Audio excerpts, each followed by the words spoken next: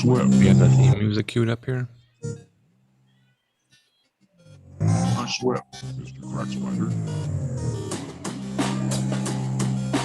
I sweat, Mr. Crack Spider. I sweat, Mr. Crack Spider. I sweat, Mr. Crack Spider. The web structure was not affected. Bug Spider, Mr. Crack Spider. I sweat, Mr. Crack Spider. The web structure was not affected.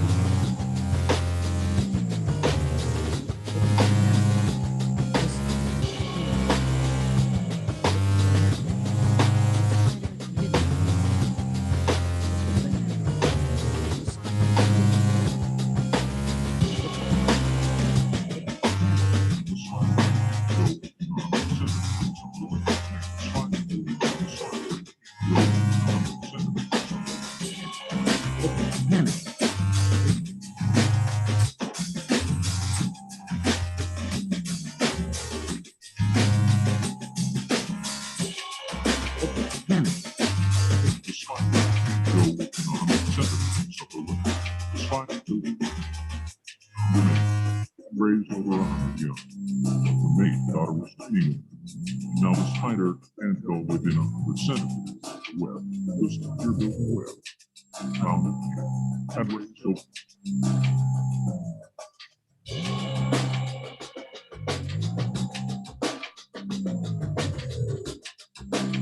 The Frank protein spider figures building fence was for success.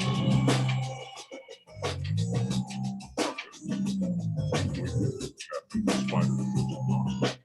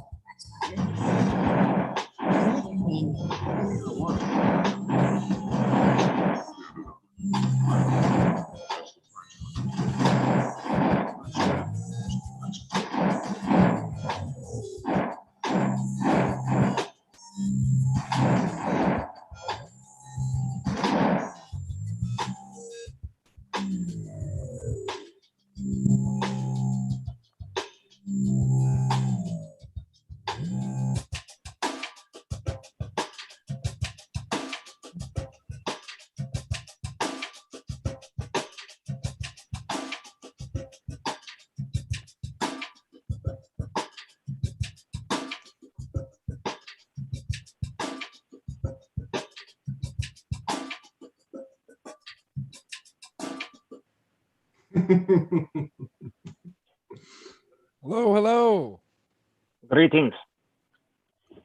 Greetings, everyone. We're live. What's your mug say, Gordon? It's blurry. Oh, you're muted, bro. You're muted. It's blurry, Barry. This is chai tea out of my Guernica coffee mug. Oh, it's funny. I just bought a book about Guernica. Did you really? Yeah. About the John?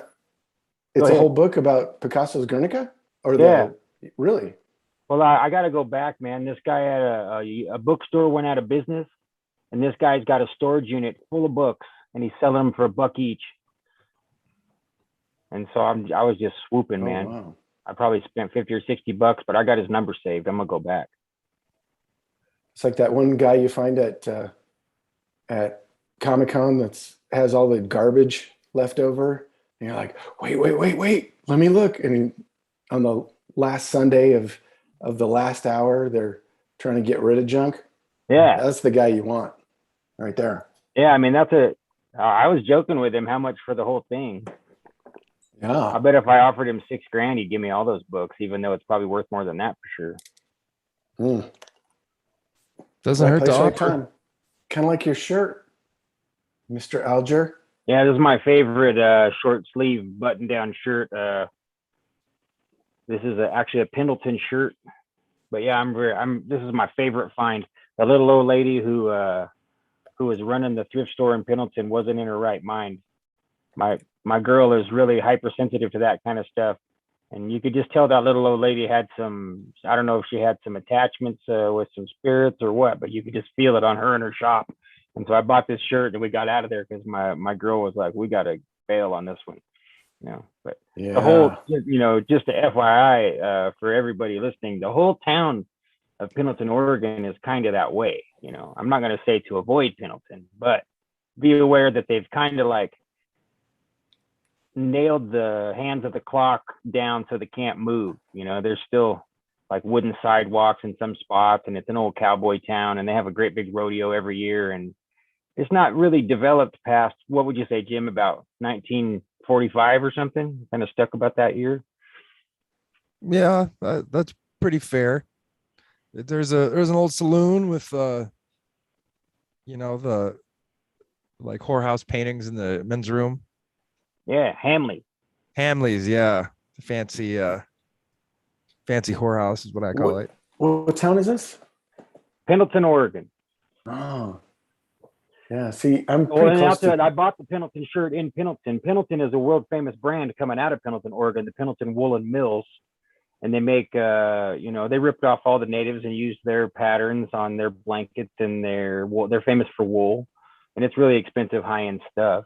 So I always look for it used because I usually not interested to give somebody $120 for a flannel shirt.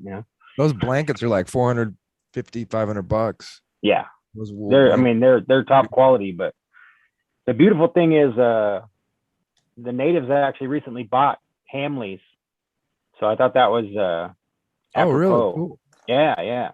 The tribe bought the cowboy whiskey. It's like Hamley's was like a big ranch cow. So it's a restaurant and a bar downtown, but Hamley's is like they're ranchers. They're like cowboys, real cowboys. And the local tribe was able to buy the whole thing back from them. So that's badass. Another thing about Pendleton is it's the town where there's a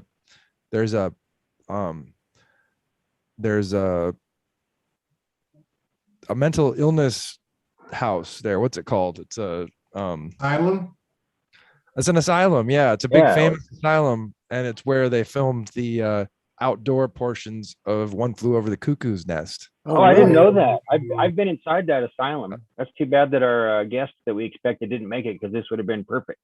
Yeah, this would have been right up his alley. I used to have to fix wheelchairs up there, Jim. Oh yeah. They'd have to buzz you in at the gate, and they'd always tell you that don't worry, these guys aren't bad, nobody's too terrible, but they were all still criminally insane and locked in there. And so it always gave you that little bit of hyper awareness of your surroundings when you're locked in with the people in the asylum, and you got it. Okay. So in honor of Jim's hat and Sean's shirt, only the Pendleton man shall pass. Pendleton man. Pendleton man. Only the Pendleton man. The Pendleton man kneels before God.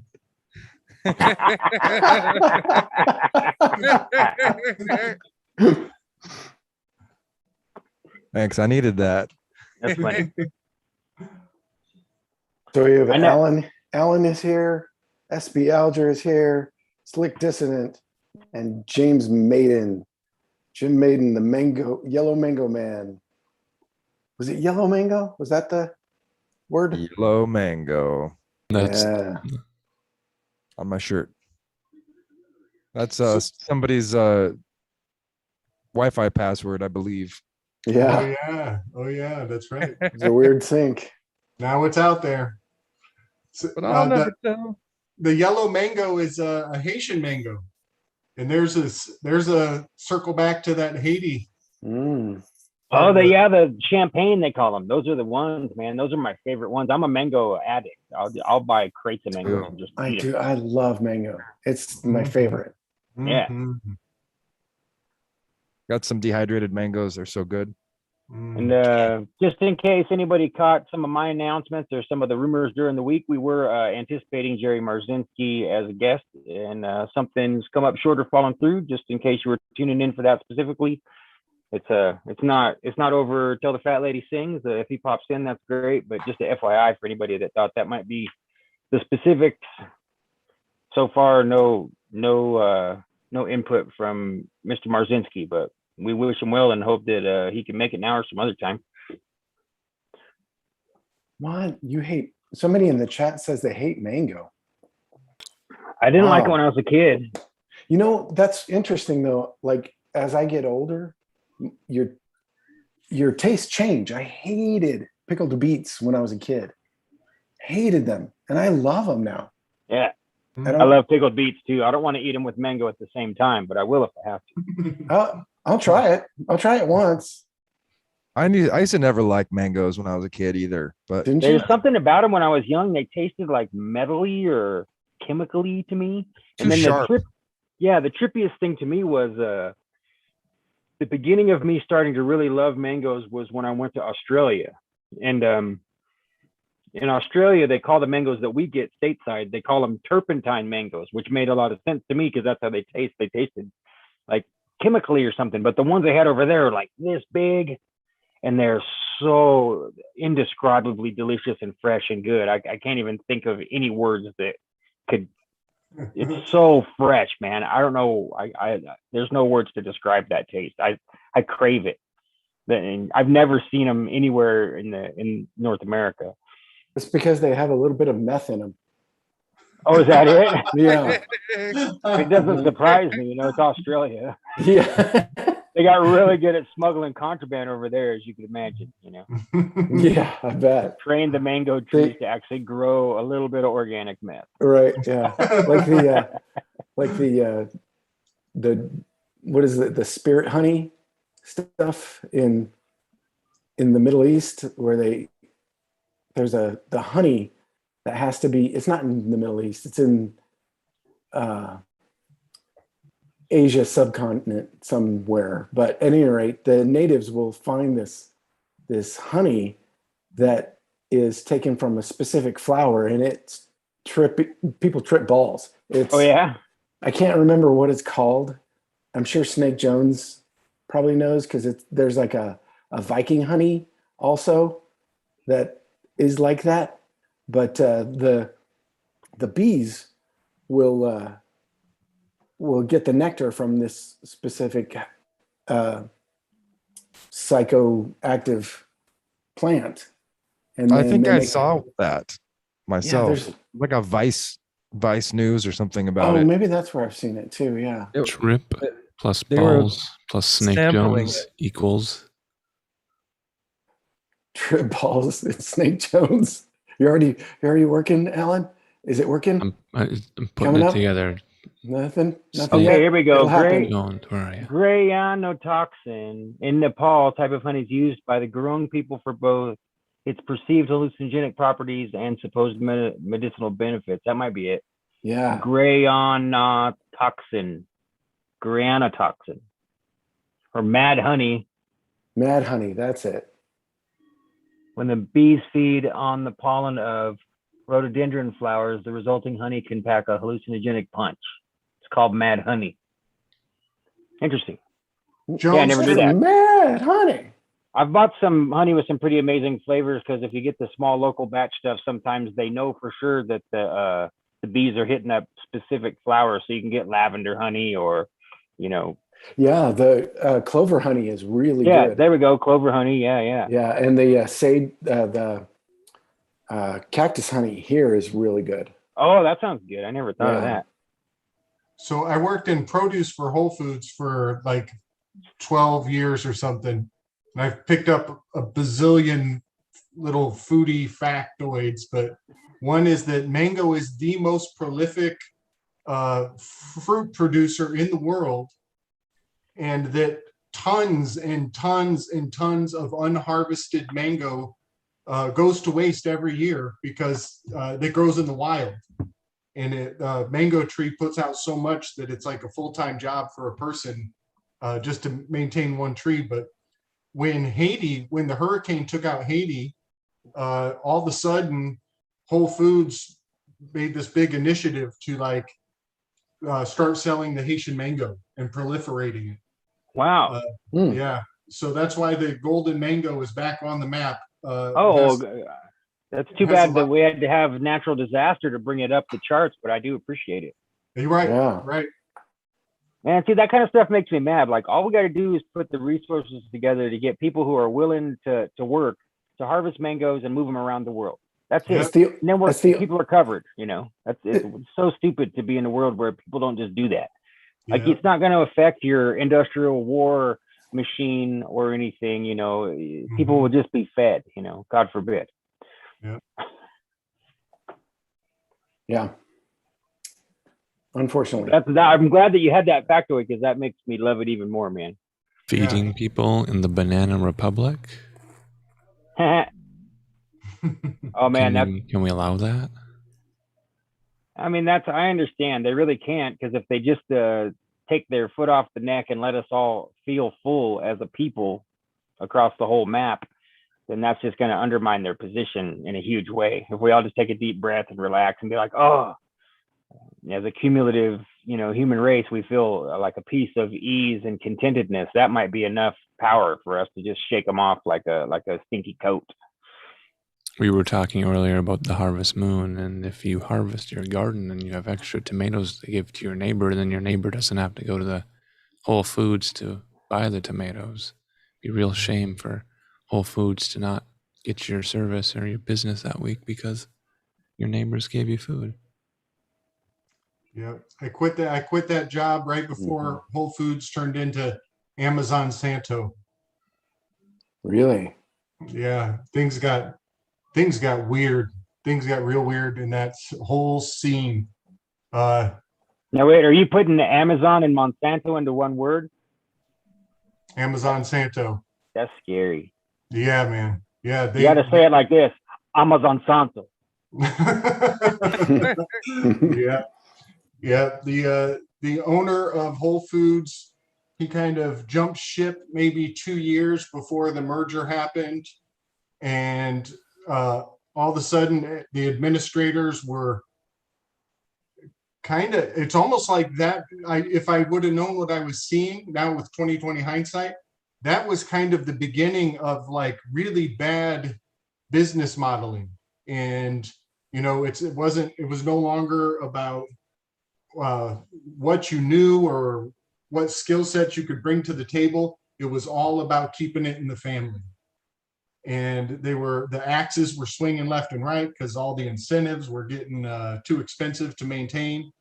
And they started firing people and consolidating and bottlenecking a lot of the information in a real weird way. In the Whole Foods that I worked at, I found out after I quit that a lot of the people who were getting jobs that maybe shouldn't have gotten the jobs, they all went to the same mega church. Oh, Yeah. really? That's really interesting. Yeah, man. It's I don't want to put anybody on blast, but things were not righteous. How long ago was that? 5 years ago, maybe 6 years ago. Yeah, this and this mega church was weird too. I don't know much about it, but all I know is that they had these bumper stickers and I was seeing them everywhere, and it was a big club and I was not in it. Wow. Yeah. That's creepy. Yeah. That's good to be able to duck out when you feel it, though, because it Yeah. sucks to get stuck with people that you don't really want to be with. Yeah, That's exactly right. sure Yeah. does. Yeah. Amazon Santo. Yeah, I dropped I dropped a link. I Googled it in quotes, all one word, to see what came up, and I dropped the link to the video that came up in the Weaving Spiders chat on Telegram. I please don't anybody put it on the screen. It's so violently weird. It's not like anything. It's just words. Somebody like made a really glitched out advertising, overdone, like completely overbearing advertisement. I turned it off immediately. Like, it was too much for me, but I just had to know. Emily in the chat said Monsamazon. Nice. Monsamazon. Monsamazon. You could say Monsamazon, Amazon Santo. Amazon Santo. Nice. Yeah. Lehman You know- said Amazonto. This is what happens when you don't show up, Jerry. We go right over Niagara Falls into full-blown word association and This fishing is for what we saints. do. What are you, new here?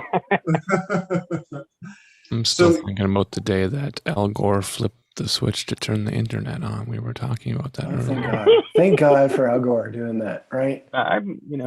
Everybody just send Al Gore a little bit of love, as much as you got for him. Who disappeared on that day when Al Gore flipped the switch?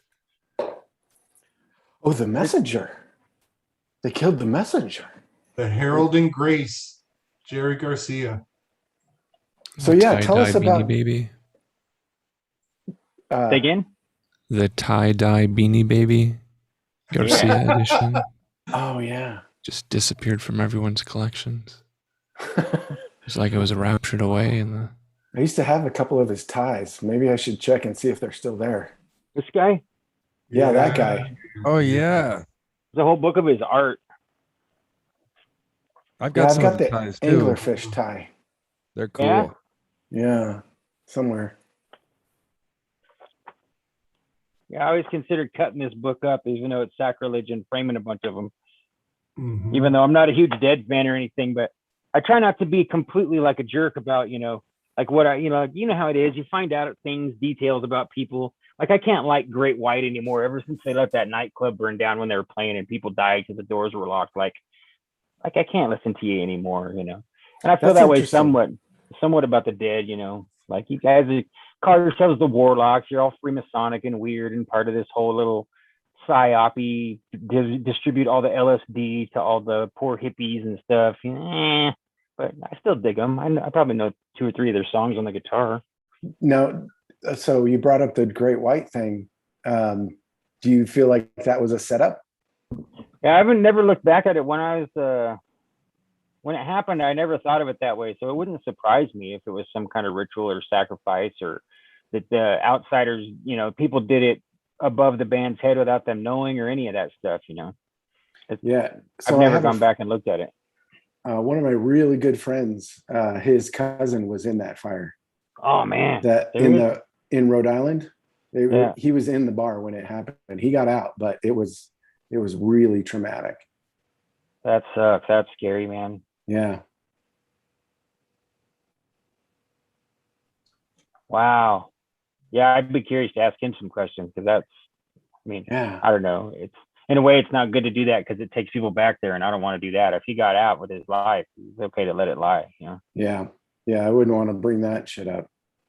If they didn't want to talk about it, Yeah, it's hard to judge. Right. Like me and Jim used to know this one soldier who was willing to talk about his time in the war, and boy, oh boy, maybe it's better if those guys don't talk. yeah. Some things you just don't want to bring back up. Yeah. You feel really bad for laughing too. He tells some stories that were so horrible, and he's telling them in a lighthearted way, so you laugh, but it's just like, dang. Yeah. It's rough. Yeah, I always thought, who signed off on using pyrotechnics in a small club with a low ceiling? Like, I never understood, We've all been in those clubs, man. If they use pyrotechnics, so the DPC, Downtown Performance Center, it was the punk club in Tucson, burnt down because of essentially that kind of thing. But it wasn't that kind of thing. It was an idiot band called Crash Worship that was swinging pantyhose on their head with flaming balls at the end. But it lit the place on fire, and it was gone. Yeah. But I always kind of wonder if that was kind of a insurance thing too. I don't know. Yeah, I could see that. I mean, you could make a smart plan to bring your club down during a live performance and then still kind of squeak by the insurance guys. It'd be hard to argue with them. So a little synchromysticism on that word club. Clubs are the suit of fire. Interesting. I didn't know that. Cool. So every time we say club, like Hellfire Club, you're saying fire, fire, fire. No kidding. Wow. Interesting. Yeah, I mean- that's a good point. Yep, I just did a little video. I was shouting out the RX Picture Show and kind of picking up where you guys left off on the Mickey Mouse, and the sign of the ears and the Yeah, the silhouette three of balls. Mickey Mouse, Yeah. and that being a seal of castration.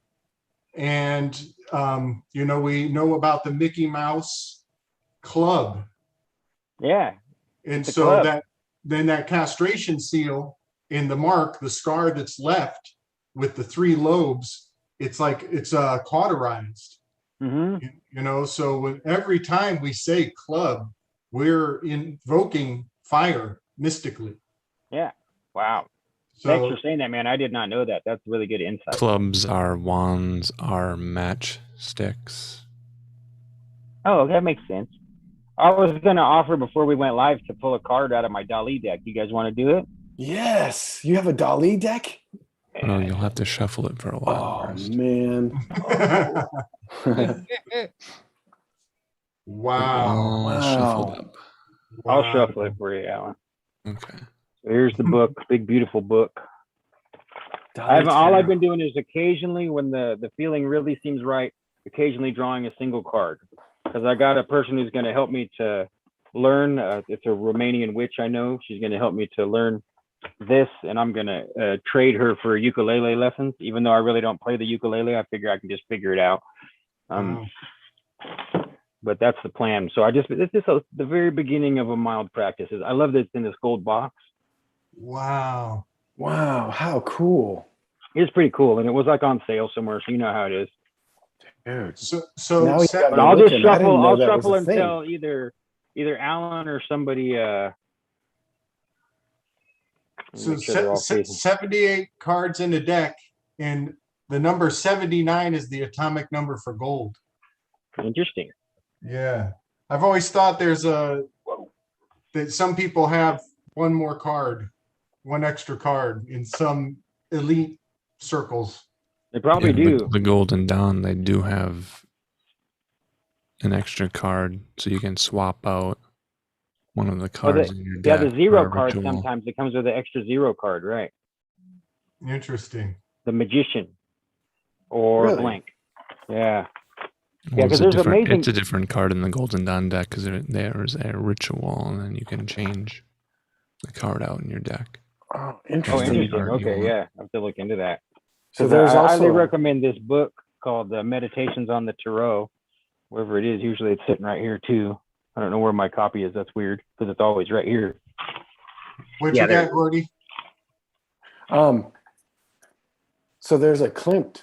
Oh shoot, the stupid blur thing. Klimt, the artist Klimt, Yeah. Gustav Klimt. Gustav Klimt.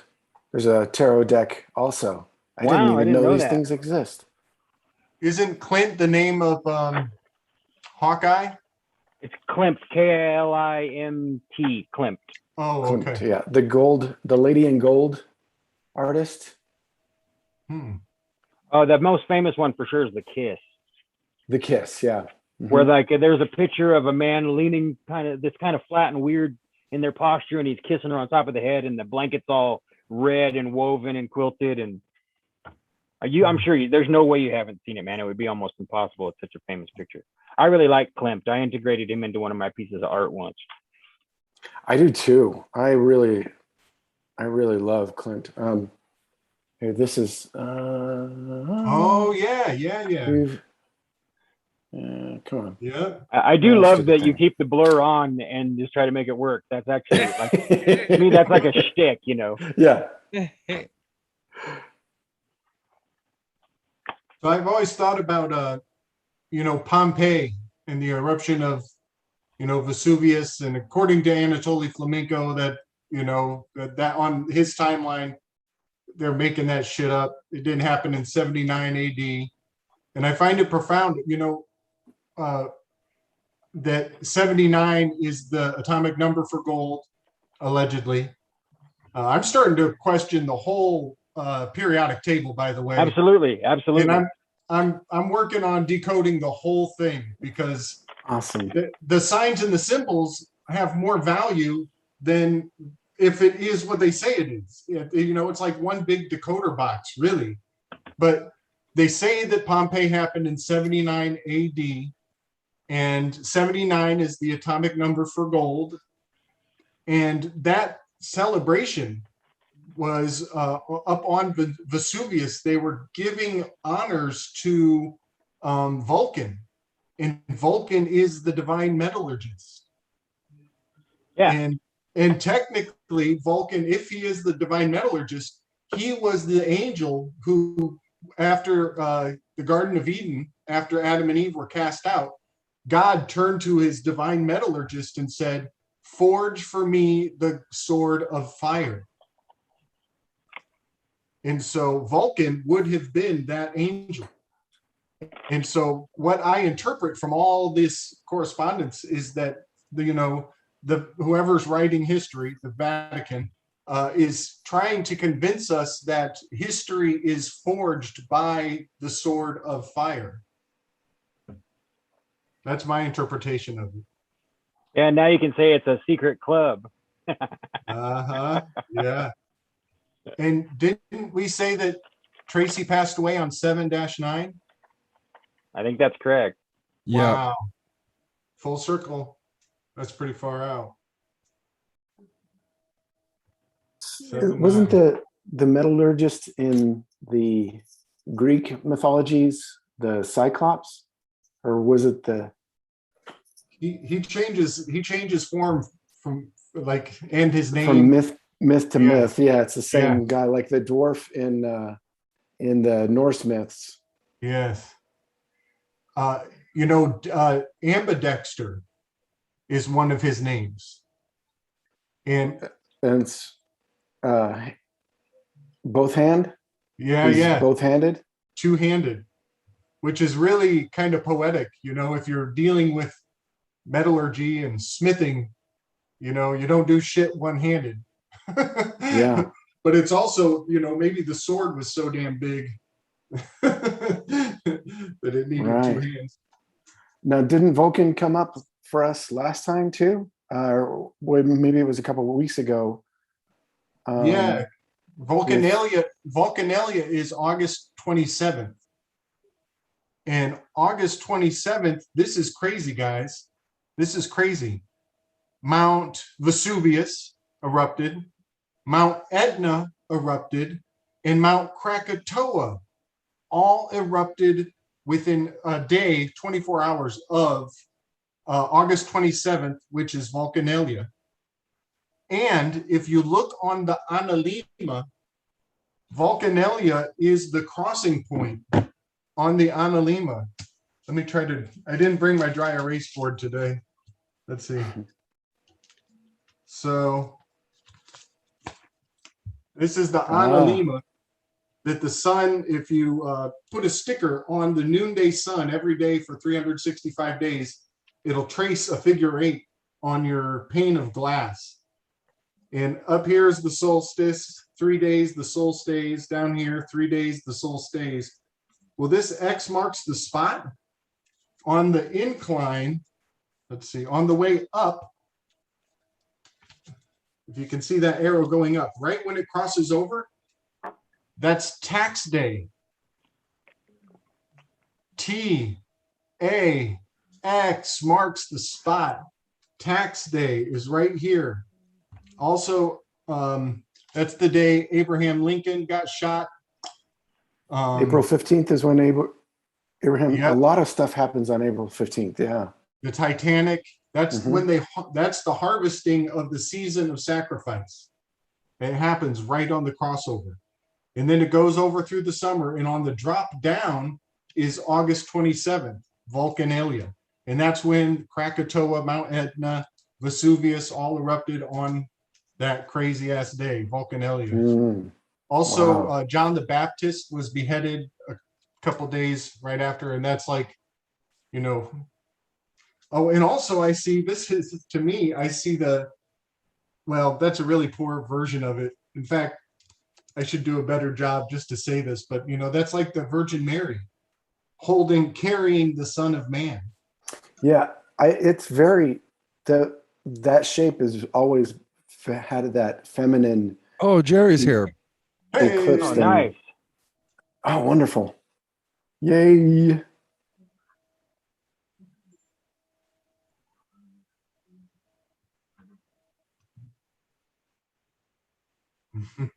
Welcome, Dr. Marzinsky. If you can hear me. Sorry, Yeah, we'll figure You this guys out. still there? we're here, are. Jerry. Yes, we Thanks. are. Glad Oh, to see you. man. Boy, sorry about that. Oh, don't Jeez. sweat it. Yeah, don't sweat it. We're super casual here. Yeah. Oh man, I feel awful. Hold on, let me close these doors. No. Sure. Take your time. Woohoo! Yay. Awesome. Yeah. Very cool. The difference between my library and Jerry's is he probably wrote all that stuff. I look like hell, but You'll have to Oh, repeat we it all for do. Jerry. You think he Oh, comes man. back and he thinks we're laughing at him? No, we're. Oh no, we're not. I made a joke, Jerry. Jerry, I'm the one that emailed you. I really appreciate you coming. Jim's really the lead of the show, but we have a round table here all the time, and I've been popping in, and it's a long story. But I made a joke when you stepped away that the difference between my library and yours is that you probably wrote all that stuff behind you. well, yeah, matter of fact, I did. Those are all case records. I've got a bunch of case records that I've only started doing stuff with. Yeah. Actual word to word where you're talking to the guy and investigating the voices and they're telling you what these things are saying. Right. Which was one of the agreements I had with them when I started working at the state prison. Should we tell a little bit about Dr. Marzinsky here? Yeah. Do you want me to read that? I can read that short Just in resume case that you anybody sent. doesn't know. Well, Yeah, just in case. The first thing is I'm not a doctor. I bailed out of that before they completely brainwashed me. 2 years and I hit the ejection seat. Oh, Nice, congratulations. I mean, and if you want to just give people a quick overview of who you are and where you're coming from, Jerry, or I can read the thing. It doesn't matter. I prefer you just tell them. But if you want me to read that little thing, I could do that. Well, too, if I had it, I'd read it. Go ahead and read it. Okay, let me find it real quick. It won't take me. We any should time. introduce ourselves to you real quick. Oh, My okay. name's Jim. How's Hi. it going? My name's Gabe. It's great to meet you, Jerry. I'm a huge fan. Well, thank you. I'm Gordon. I'm a big fan too, sir. Wow. Yeah, I'm a fan too. I'm Alan Marcus. Hey, Nice to Alan. meet you, Jerry. All Jerry, right, are and, you in Tucson? Yeah, I'm in Tucson. Oh, wow. I'm in Tucson. I'm in Vail. Oh, yeah. I got Yeah. a good friend moved to Vail. Was just Yeah. there the other day. Wow. Yeah, I saw your something about Pima College on your thing, and I'm like, what? Is he here? I taught abnormal psych there. Ah, It okay. was a blast. What I told the students, I said, you guys take care of what's in the book, and I'll tell you what's real. Right. Because I'd spent all that time in the prison and in this, state hospital stuff. So it was cool. They took care of the book part, and I took care of the part like, okay, you want to know what this really is like? Well, I'll tell you. I give them some stories about it. It was a great class. Everybody loved it. I got a teaching award for it. Yeah. Awesome. Well, here, let me read this just in case anyone's unfamiliar with Jerry Marzinsky. A brief resume, it says here, and Jerry sent this to me a couple days ago. Jerry Marzinsky, BA, MED. Jerry is a retired licensed psychotherapist with over 35 years of experience working with and studying the thought processes and the voices of psychotic and criminally insane patients in some of the most volatile psychiatric institutions in the nation. He was awarded the state of Arizona's Meritorious Service Award while working in the psychology department of a large state prison. He was also awarded the Pima College's Apple Award for the teaching of abnormal psychology. Jerry has held the position of Second Lieutenant Arizona Civil Air Patrol and is a licensed commercial pilot, a certified scuba diver, and a long-distance motorcycle rider. He also served as an assistant scoutmaster. His formal academic training comprises a BA in psychology from Temple University, a master's degree in counseling from the University of Georgia, and 2 years of study in a PhD psychology program. He's the co-author of An Amazing Journey into the Psychotic Mind, Breaking the Spell of the Ivory Tower, which I have right here. This is what it looks like, folks. We highly recommend that you go and buy this book. I haven't read it yet, but I've listened to a whole bunch of to Jerry's interviews. I've followed him around the internet for a while now. I know the time's going to be right to sit down and read this thing, and I really appreciate you coming tonight. Welcome. Thank you. Well, good to be here. Sorry I got tangled up and arrived late. Not a problem. We sometimes show up sometimes. That's how we work here. So Oh, that's good. we appreciate it. But I really want to hear the stories, because I personally have spent 5 days in a behavioral health center for suicidal ideation, and I met a lot of really interesting people. It's not boring. No, it is never boring. There was two guys who thought they were the devil. I think one was Satan and the other one was devil, and they would correct you. But you could see when they were talking to somebody, when they were hearing somebody else, or kind of talking to somebody in their head, or wherever that is. Those things aren't hallucinations, like psychiatrists tell me that they ain't. Believe me, they ain't. I buy it, man. You feel something. In fact, Sean and I were just talking about that, getting that feeling, that using that intuition in those situations, because you got to be careful. It wasn't just intuition. I mean, the way I was raised, my dad was a rageaholic, and the only way I could fight back against him when I was little, and I couldn't fight back physically, was I would just push him to the brink, just to the hairy edge of exploding, and then I would vanish, get the hell out of it, left him with that load. So, I'd take the physical knocking around, but he'd take the psychological, stuff. So if I pushed it too far, the repercussions were bad, were really bad, so it's like this crazy games that I played, and the times I lost, the consequences were pretty bad. Wow. So, that was invaluable when it came to working with psychotics. It was invaluable. I developed like a sixth sense of how far can I push this guy before he blows. So in most cases, I was, while I was working in the ERs, and when it was critical to get as much information as you could, as quick as you could, that was an invaluable asset. Being able to push him to the brink of and get everything you needed, and then back out of there. And there was only once where I pushed this guy too far, and I knew I was pushing him too far, but I had an intern with me she was like la, fresh out of school, didn't know anything about mental illness. We were in the mental hospital at the time. She was following me around. So I started, I didn't know how raw this guy was. He was an Apache they brought down from northern Arizona because they couldn't control him. His anger was just, the second Apache I met like that. So he was not only psychotic, he was alcoholic and withdrawing from the stuff. And I pushed him just a little bit too far, man. He picked up this sofa chair and he threw it at me like it was a basketball and just flipped the top of my head. And thank heaven he didn't continue the attack. But that's the only time that I pushed it too far. Wow. Yeah, So I'm going to say something for the audience, just because we're all so familiar. I'd say the main thing to know is that Jerry comes at the idea, especially of schizophrenia, but any of these things that they call mental illness, from a very different angle, not from the chemical imbalance angle, not from the hallucinations angle.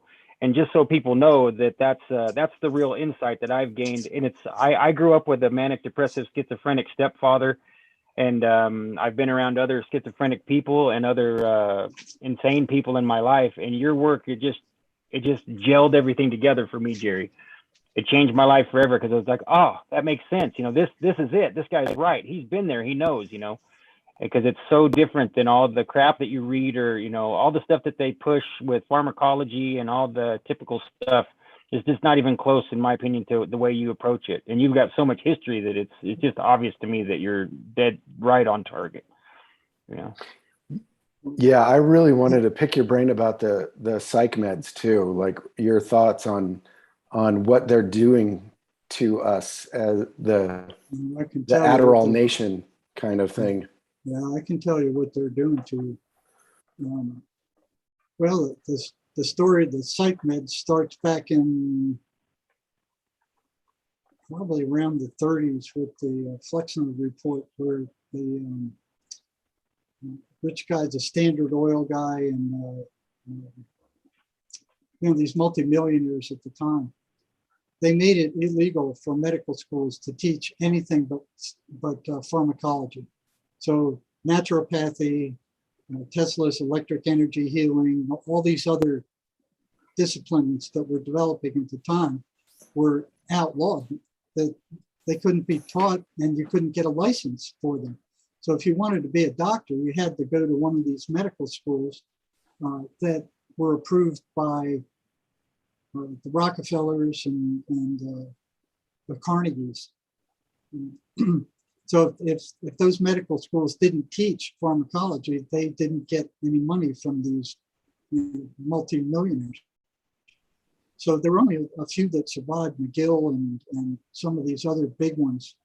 And the others had to go in step after that.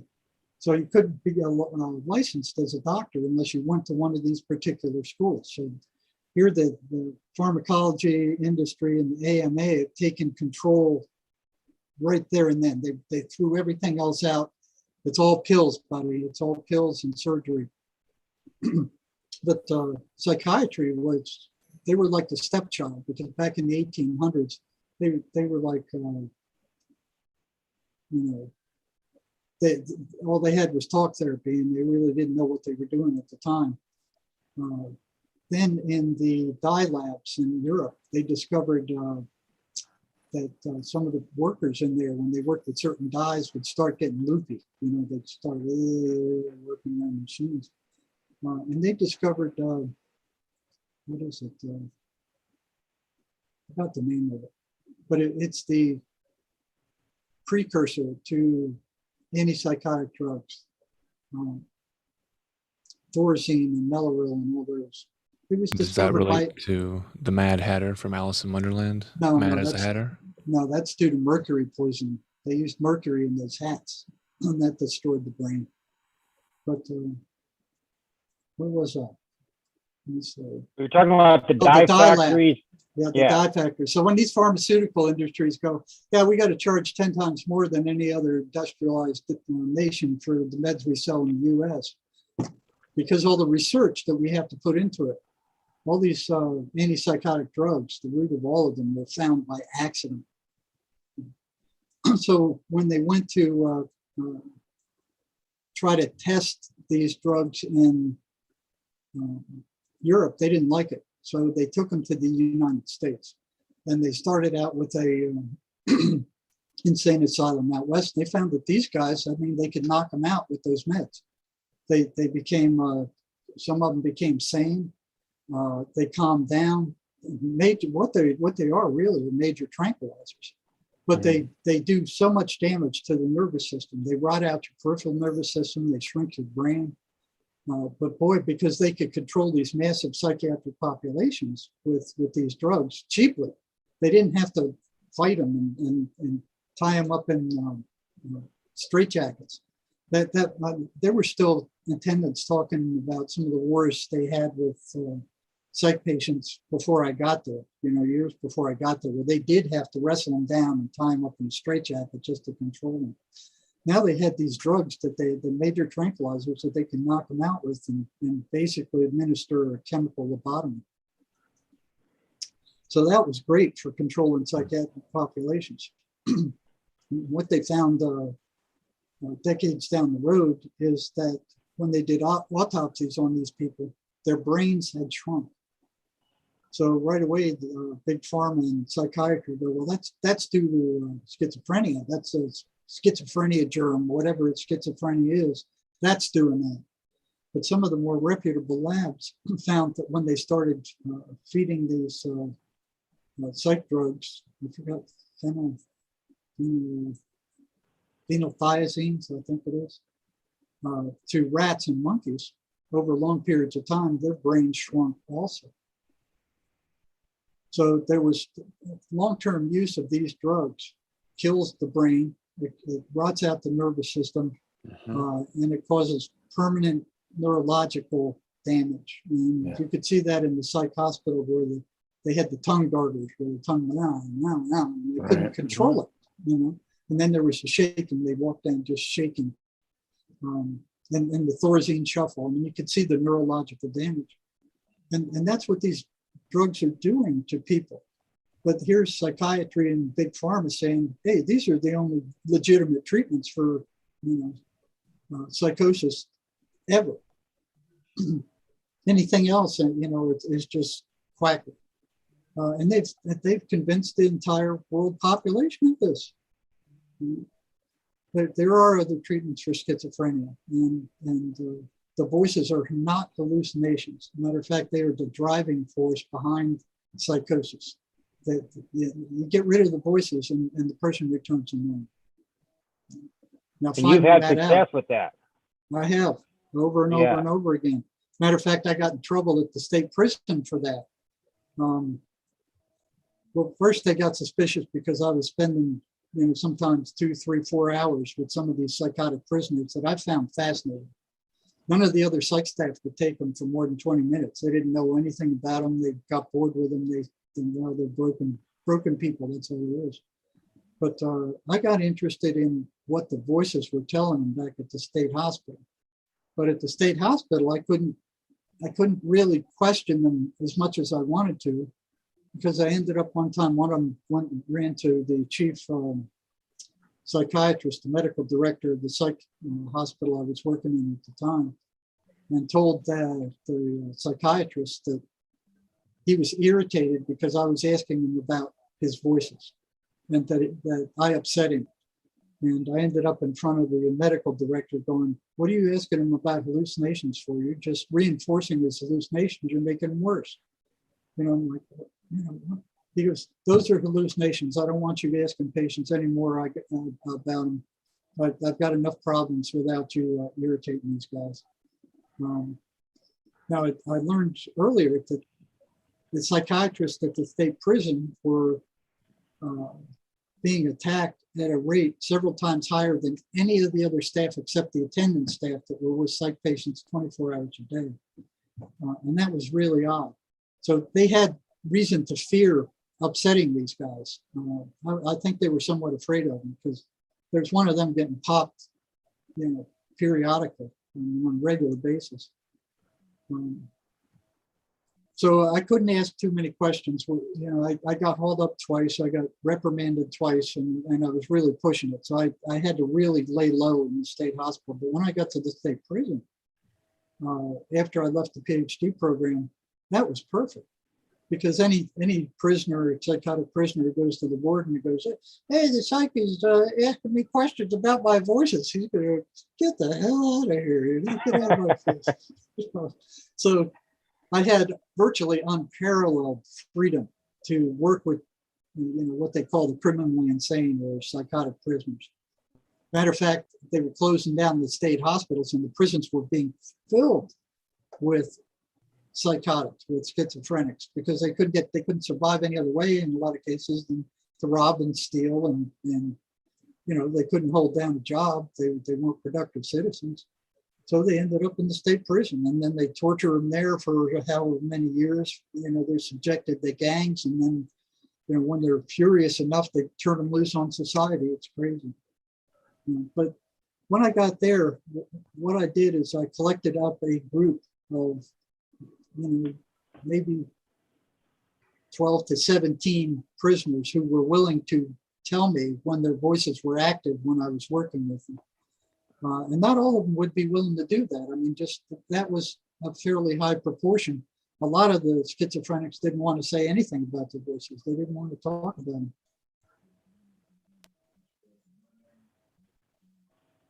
But we had this deal between, huh?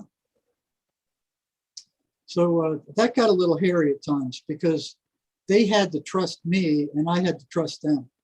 So if one of them came in one day and he goes, hey, one of these guards disrespected me, and the voices are telling me to assault him, to hit him, stab him, whatever, to get him back. That got to be like walking on razor's edge. And it was a good thing I was an adrenaline junkie. I mean, I thrived on this kind of stuff. But where that put me was like, if this guy did attack that guard and stab the guard, and they found out I knew about it and didn't turn him in to security, there's no doubt I'd be fired. On the other hand, if I did turn him in, then the word would spread to the other 17 guys I had that don't tell him anything. He'll turn me into security, and there's my sore spot. If they don't trust you enough to talk to you about this stuff, so that would make it pretty boring in there. So I called that guy in every day for a week or so until I was confident that he was bubbled down enough. But that would occur every once in a while. But other than that, here's these conversations between the guy and the voices, and the voices coming out and telling him, hey, he's a jerk, he's crazy, he's stupid, don't listen to him, he's going to turn you into the warden. But it was always through the patient. And it was always the voices that were driving them to do these crazy, stupid things. It was the voices that got them into prison in the first place. It was the voices that got them in trouble with other prisoners on the yard. It was the voices that got them in trouble for stealing stuff. I mean, whatever these things were, they were driving their behavior, and they were driving their behavior well before they got to prison. And then when I looked at the stuff they were telling them, it was all negative stuff. So they would tell me what the voices were saying when the voices appeared. And they ran patterns. They ran very specific patterns. I had a list of them here in this file somewhere. But there were probably, by the time I got them looking at, there probably 25, 30 patterns that they ran over and over again, predictable, stable patterns. Now, hallucinations don't run patterns. It got to the point where I could almost predict, and I did predict what they were going to say under certain circumstances. But back at the state hospital, years earlier, I noticed that they didn't like the patients going to see the chaplain or go to any of the ice cream social stuff. And then I had patients tell me that when they read the Bible, the voices started screaming and howling at them. They didn't like it. They didn't go to church because they didn't trust the preacher. But I found that a number of them did try to go to church, and that broke up into three categories. If the voices were weak, they could go to, the voices would scream until they got to church, and then they'd shut up. If the voices were moderate, the voices would try to convince them not to go to church all the way to the church, and then when they got into church, they'd start mocking the preacher and saying bad stuff and interfering with him, the patient listening to the preacher. And the last one, where the voices were so strong, they just drove him out of the church. They just got up and they ran. So why would a hallucination be anti-religious? Why would a hallucination not consistently react like that to a preacher or to the Bible? And the patients told me that when they tried to read the Bible, the voices got louder, interfered with their reading, their concentration. So I was suspecting, even while I was back in the state hospital, that these things were not hallucinations, but I didn't know what they were. I thought they were some fragment of the patient's subconscious. I didn't want to think they were entities. I didn't want to think they were demons. I didn't want to think that they were separate. It took me some 20 years to break down my denial system, even though well past the point of where I had more than adequate evidence that these things weren't part of these people's subconscious minds. What it took was some of the prisoners I was working with, the ones who would tell me what the voices were saying. All of a sudden, virtually all of them started reporting in and saying, you're pissing off the voices. You know, they're really getting mad with you. They're really getting angry at you. And I'm thinking, like, a hallucination's getting angry at me. You know, and these guys didn't even know each other. They were coming in at different times. You know, it was a big prison unit. And they were all saying the same thing. The voices were really getting pissed at you. Now, what I was doing prior to that was that when I saw that they ran these repeatable patterns, I went, well, how do I affect these things? How do you get at something that you can't see, you can't hear, you can't measure? All you can see is the results and the reflection of the behavior that whatever it is causing in these patients. So the only thing I had to work with, it was like, working with these mechanical things that go into, atomic radiation places or something. You're putting input into some kind of system you don't understand.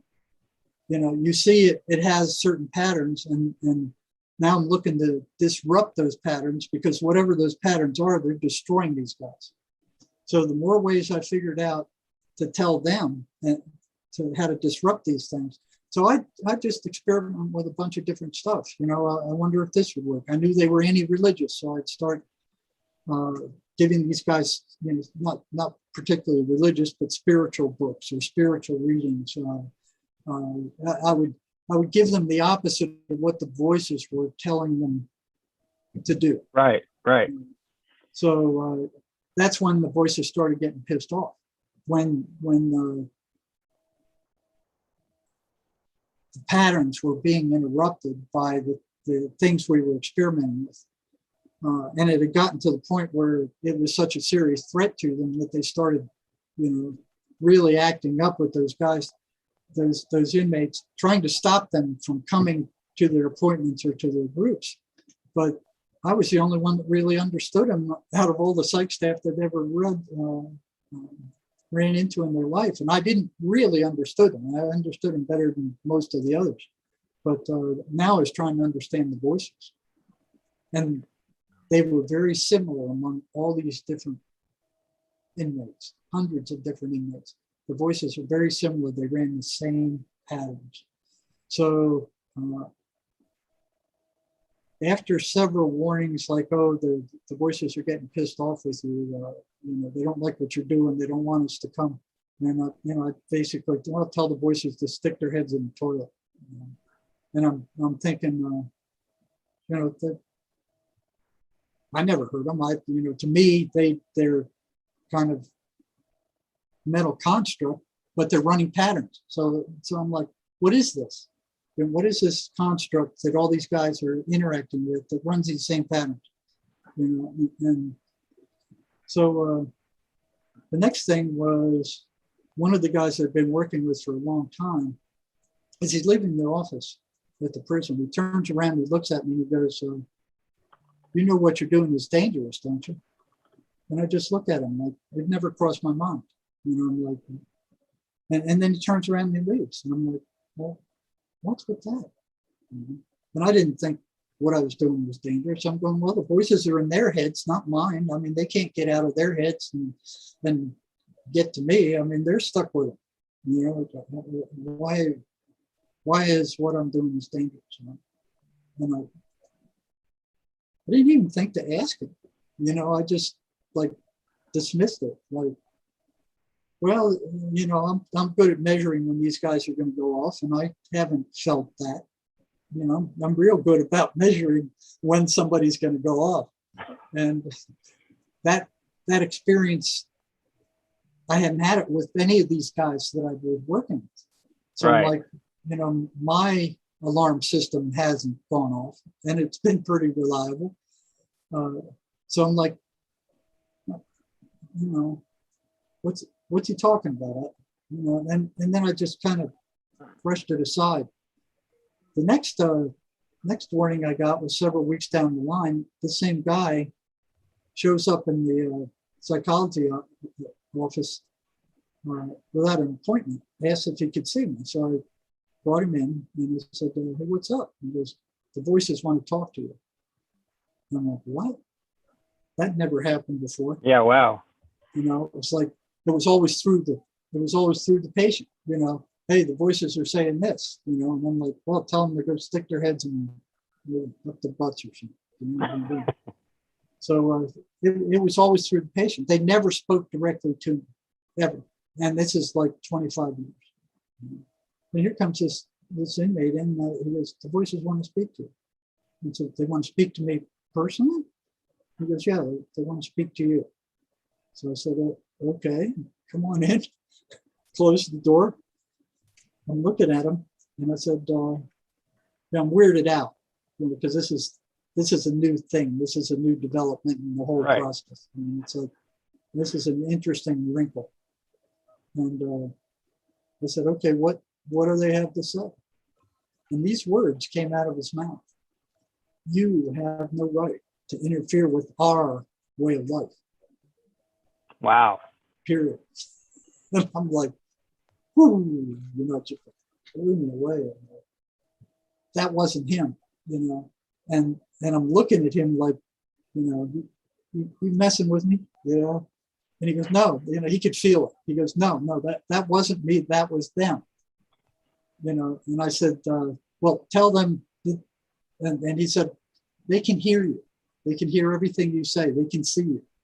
And I'm like, they're looking at me through his eyes, and they're listening to me through his ears. See, that was another revelation. I wasn't sure whether they were heard our conversations outside of the patient, or whether they were actually using the patient's physical mechanism to hear. Well, that was an affirmation that they were using his body, his senses. You know, Yeah. they were in there with him. So that was like a 1-2 punch. It was like bam, bam, and I'm just sitting there like, oh, you know, it's like, oh. That's when my denial system collapsed totally. I mean, it just fell. It was ragged. It was shot to hell. It was in pieces. But it was still struggling to stay up. And that, when he left, man, it just completely collapsed. And it's like, okay, if it's not their subconscious, then what the hell is this thing? What are they? What is going on? And what am I doing? And where am I going? And what are the rules? It's like, you know, so I just canceled all my appointments for the rest of that day and just stared out the window like what is it, that Twilight Zone? You know, like Yeah, I'll bet. You know, it was at that point that I knew they were real, that they weren't hallucinations, and that they were no good. I mean, they're rotten, they're evil, they're rotten things. They're very nasty. They're very ugly things. Jerry, did you ever get any of the names?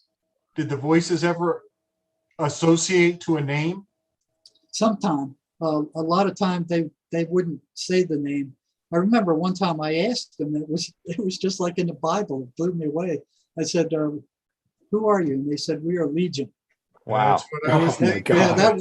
that was like thinking. that like blew, you know, because that's the same thing the Bible said, you know. And I'm like, whoa, you know. And then there were other things like, the engineer, or whatever they were trying to play, whatever the voice was trying to play. But a lot of times they didn't have a name, or they didn't want to give a name. They certainly didn't want to give a name. Now, so my wife has worked at a level 1 psych unit, and there are schizophrenics who do not have bad voices. They have good voices, correct? Well, there's a continuum. But there are some who hear good voices, but you got to watch out because the bad ones usually start off by playing the good ones.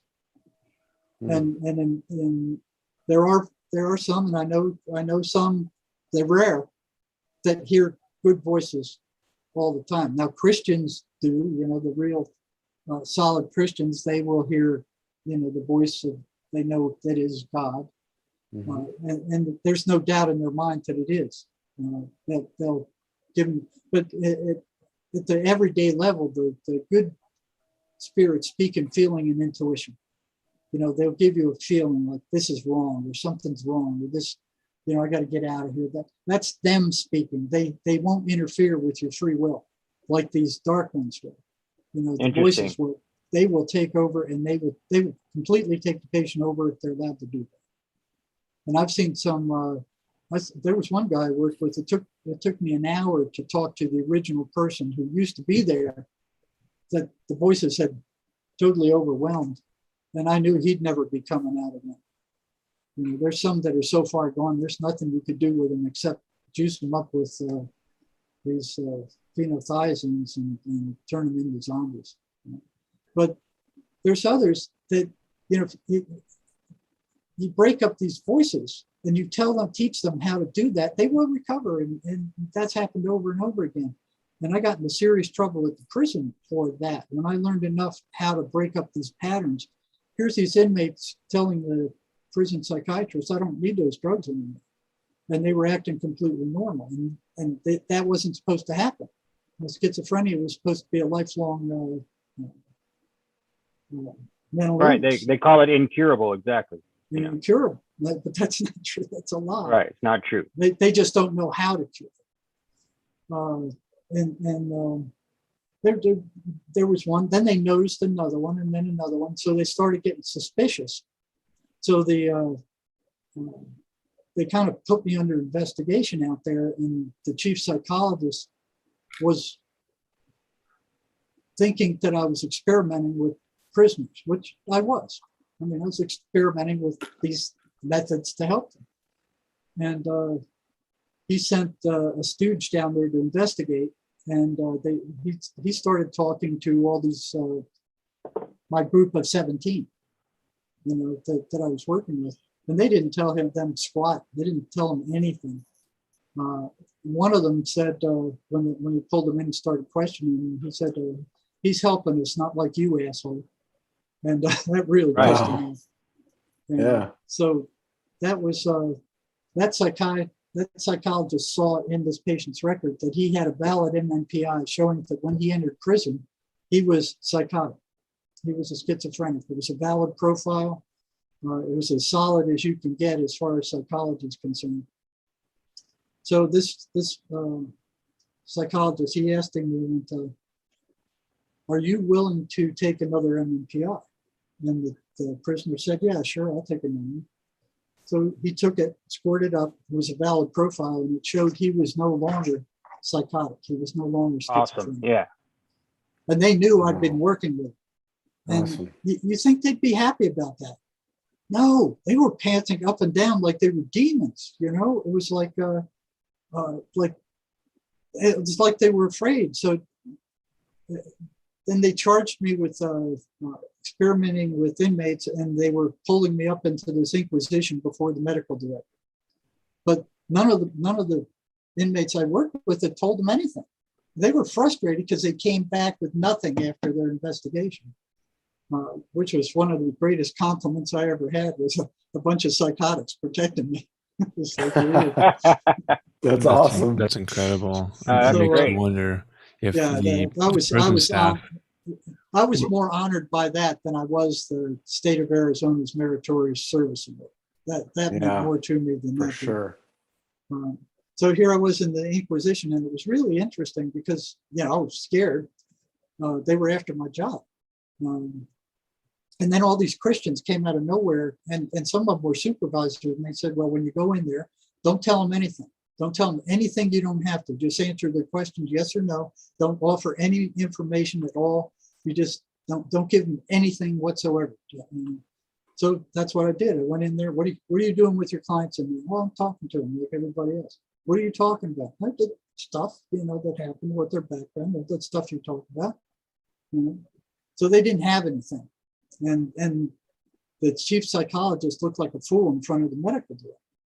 So the chief psychologist was telling me, well, there's prisoners going off their meds over on his unit, and that something he's doing something. He's doing something he's not supposed to do. Basically, he didn't have anything. But the medical director at that time, he's a good guy.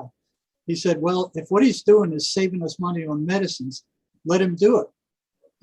And then he turned to me and he said, on the other half, he's your boss. You better do what he tells you or you're going to get fired. So it was like I'd been shot at and just barely missed. But the chief psychologist was furious. He was absolutely furious. He was going to get me. Right, So, made an enemy at that point. Oh yeah, I knew my time was short after that, and even when they continued to recover, they weren't happy about that. They were upset. They were actually upset, and I'm like, what's going on with these people? What these guys have got their lives back. They don't have to give them those toxic medications anymore. They're feeling better than they ever had.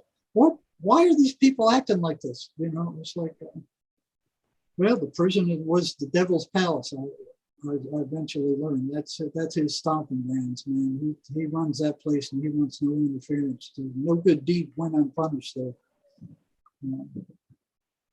But learned a lot there. Learned a lot. You can't interfere with these patterns. You can teach your patients how to interfere with the patterns on their own, and then they know what to do.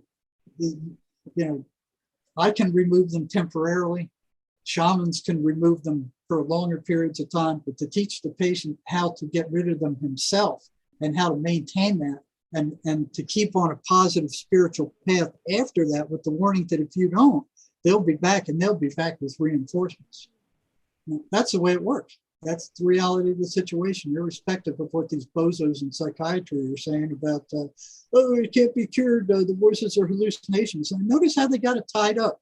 You got to go through, before you can even have access to this population, you got to go through 6 years of college, at least 4 years of psych or social work, and then another 2 of counseling or psychology, just to get access.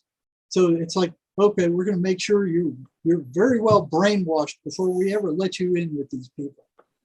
So you go in there and you believe. I believed when I went in there that the voices were hallucinations. That that's what I've been told, and I've also been taught that the only way to treat them was with these medicines, and there was nothing else to do. But what was also curious was when I was at the state hospital, nobody was curious about what the voices were telling these people. Nobody. It was like I was in this land of brainwashed zombies that weren't even curious about what these guys were going through. It's like nobody was asking them questions about what the voices were saying. And I asked all the staff, what do you think they were? Oh, they're hallucinations. That almost all of them said that. That's what they believed. So they thought they had the answer, and they proceeded along those lines. I wanted to know what the voices were telling them, and it probably took a year before I learned enough to be able to talk to them, because if they sense that you believe they're hallucinations, you're done. They're not going to tell you anything. It's right. Like, because they know this guy's whacked out. They don't trust psychologists and psychiatrists as far as they can throw them for the most part. Because they feel the perception of being thought to be insane or to be lesser than. And of course, if someone doesn't think you're a man like they're a man, you don't want to talk to them. And that's you hit it right on the head, because they don't even treat them as human. They know that these medicines they're giving them are toxic. At least the ones that are halfway aware. They know that these medicines are toxic. They know they don't cure anything. They know that all they do is treat symptoms. It's like putting a bandage on a festering sore. They know that. Their suicide rate is equal with that of schizophrenics, which is very interesting. Yeah. There's a very little difference, 3 to 5 times that of the general population. And psychiatrist suicide rate is right up there with their psychotic patients. It's like two ends of the it's like they're tied together somehow, you know. It's weird. Well, it makes sense. How so? Well, I'd say it makes sense because the people who aren't taking the path that you're talking about taking are either willfully in denial or ignorant, or they're even worse, they're intentionally practicing what's against truthfulness and goodness. And so then they have a miserable, pressed down life. You know, they're not on the path. If you don't keep your feet on the path, all kinds of evidence comes your way to wake up, you know. Well, I tell you, they're not very spiritual people. I mean, Right. all the schooling, the 8 years of college I had was just as spiritually dry as the Sahara Desert. I mean, I had to read Carlos Castaneda and some of those guys just to feed my soul enough to keep going. And that, I mean, it was like, and then after 2 years of that, it's like I couldn't take it anymore. It's what they don't know what they're talking about. They say, "Oh, this is psychopathology," and then I felt like they were taking my mind and warping it into something that wasn't me and didn't fit reality. And I'm like, no, I can't do this. You know, it's like, ultimately, it's almost like they were projecting, you know, like their denial of the reality of it, on some level, they had to know that they were leading people to a dead end. Well, I think psychiatrists more than psychologists, because a lot of times psychologists, they'll talk and take time to listen to the guy, you know, and they can, it's talk therapy. So they can help out that, but not psychiatrists. So you walk into a psychiatrist's office, you know, probably a great percentage, I'd say 85 to 90%, you're going to come out on some kind of drug. They're going to have spent at the most half hour talking to you. And in that half hour, they're going to give you a diagnosis, which will damn you for the rest of their life. But every single one of those diagnoses are made up. There's not one that has any kind of lab work that they can prove. No lab work, no blood work, no saliva test, no EEG, there's no scientific test to validate any of the, 297, I think it was at last count. Almost 300 diagnoses that they made up. They make them up and they vote on them at these conventions they have. And from what I heard, it's like a tobacco auction. Here's all these psychiatrists in there, and they go, "Okay, we're going to have Joe Blow present the evidence for a new disorder. This is and these are the symptoms, and how many of you have seen this?" And they go, "I have. We all vote another psychiatric symptom into existence. Yeah. And can we charge it on the insurance form?" So, well, I think we might be able to. You know, so that DSM-4 is just to charge insurance companies to make it look like they're treating some kind of valid diagnosis. All these things exist on a spectrum. All of us have the same symptoms as schizophrenics from time to time. Yeah. Here. Great point. That reminds me, Jerry, I forgot to tell these guys until just now that you sent me that documentary. I just dropped the link into the YouTube chat. It was about an hour and a half long, and it really just does an excellent job of breaking down exactly what Jerry was just describing. It talks about the origin of the pharmaceutical industry combined with the changeover in doctoring and how it came from the Rockefellers, and talks about how they established the DSM books, which is the diagnostic manual that they use, and all that stuff. And so it's well worth watching. I recommend people watch it, and it'll really give you insight. I knew a lot of that stuff because I read Murder by Injection by Eustace Mullins many years ago, but it's still very worth watching, you know. Hey, Jerry, some folks in the chat were wanting to know more about the patterns and similarities that some of the yeah. They're running. I mean, they're exact. It's a one-to-one correlation between what the schizophrenic voices are telling psychotic patients and what the mainstream media is broadcasting all over the world right now. I got to find that list. It's here somewhere. Hold on. Wow. Awesome. That sounds priceless. That's crazy. I just made the first crazy joke. Well, you see if this isn't. Matter of fact, I have some transcripts of some of the prisoners I worked with. And I can read through those later, maybe. And let's see, where's this thing start? That would be great. Yeah, we're here for the duration. As long as you're willing to stay and you feel like you want to move forward, we're glad to keep the line open, because this is to me, this is like some of the most important work that we can get out into the world, is people to learn about the difference between everything they've ever been told versus what you've lived your life demonstrating to be true. And also, if you feel the need to use the restroom or anything, Wait, you know Hey, what just I let got? us know if you need a break. Just say so. I mean, we'll all step away time to time. It's a long show, so. You know what I need to Muted. do is I just ran all the way here. So let me go get let me get a glass Sure. of water, and I'll be back in just a minute. Awesome. Thank you. You want to Man. watch a little bit of the documentary? You can share screen it if you want. I dropped the link in here. Let me see if I open it up, what happens here. Let's see. That might be a flag. If we run that one, we might get a red flag. Oh, Yeah, that's true, man. We might not want to do that. That's I'm glad you said that, Alan, because You it wanna is on keep it's on screen it's on the open website and Odyssey, It's on Odyssey, yeah. and you know, I assume the people that are publishing it probably really want to get it out there, but just the same, it's not worth the risk for you to get a strike on your channel, I think, Jim. But like I said, I mean, it's broken down in a really kind of pop science typical modern production way, and it's really pretty good that they did it. You know, it's like a man and a woman dialoguing, asking questions and giving answers, and really just undermining all of the years of propaganda of the medical and psychiatric industry, and just dropping truth bomb after truth bomb about the origin of drugs. You know, really, it's just that the Rockefellers figured out that you could make pharmaceuticals out of petroleum, you know, and so they shook everyone out of regular, you know, what probably would have been house to house doctoring with herbal remedies and other typical old fashioned remedies. And like Jerry said, they just made it so that they absolutely had to be diagnosing and prescribing drugs. Otherwise, they weren't supported.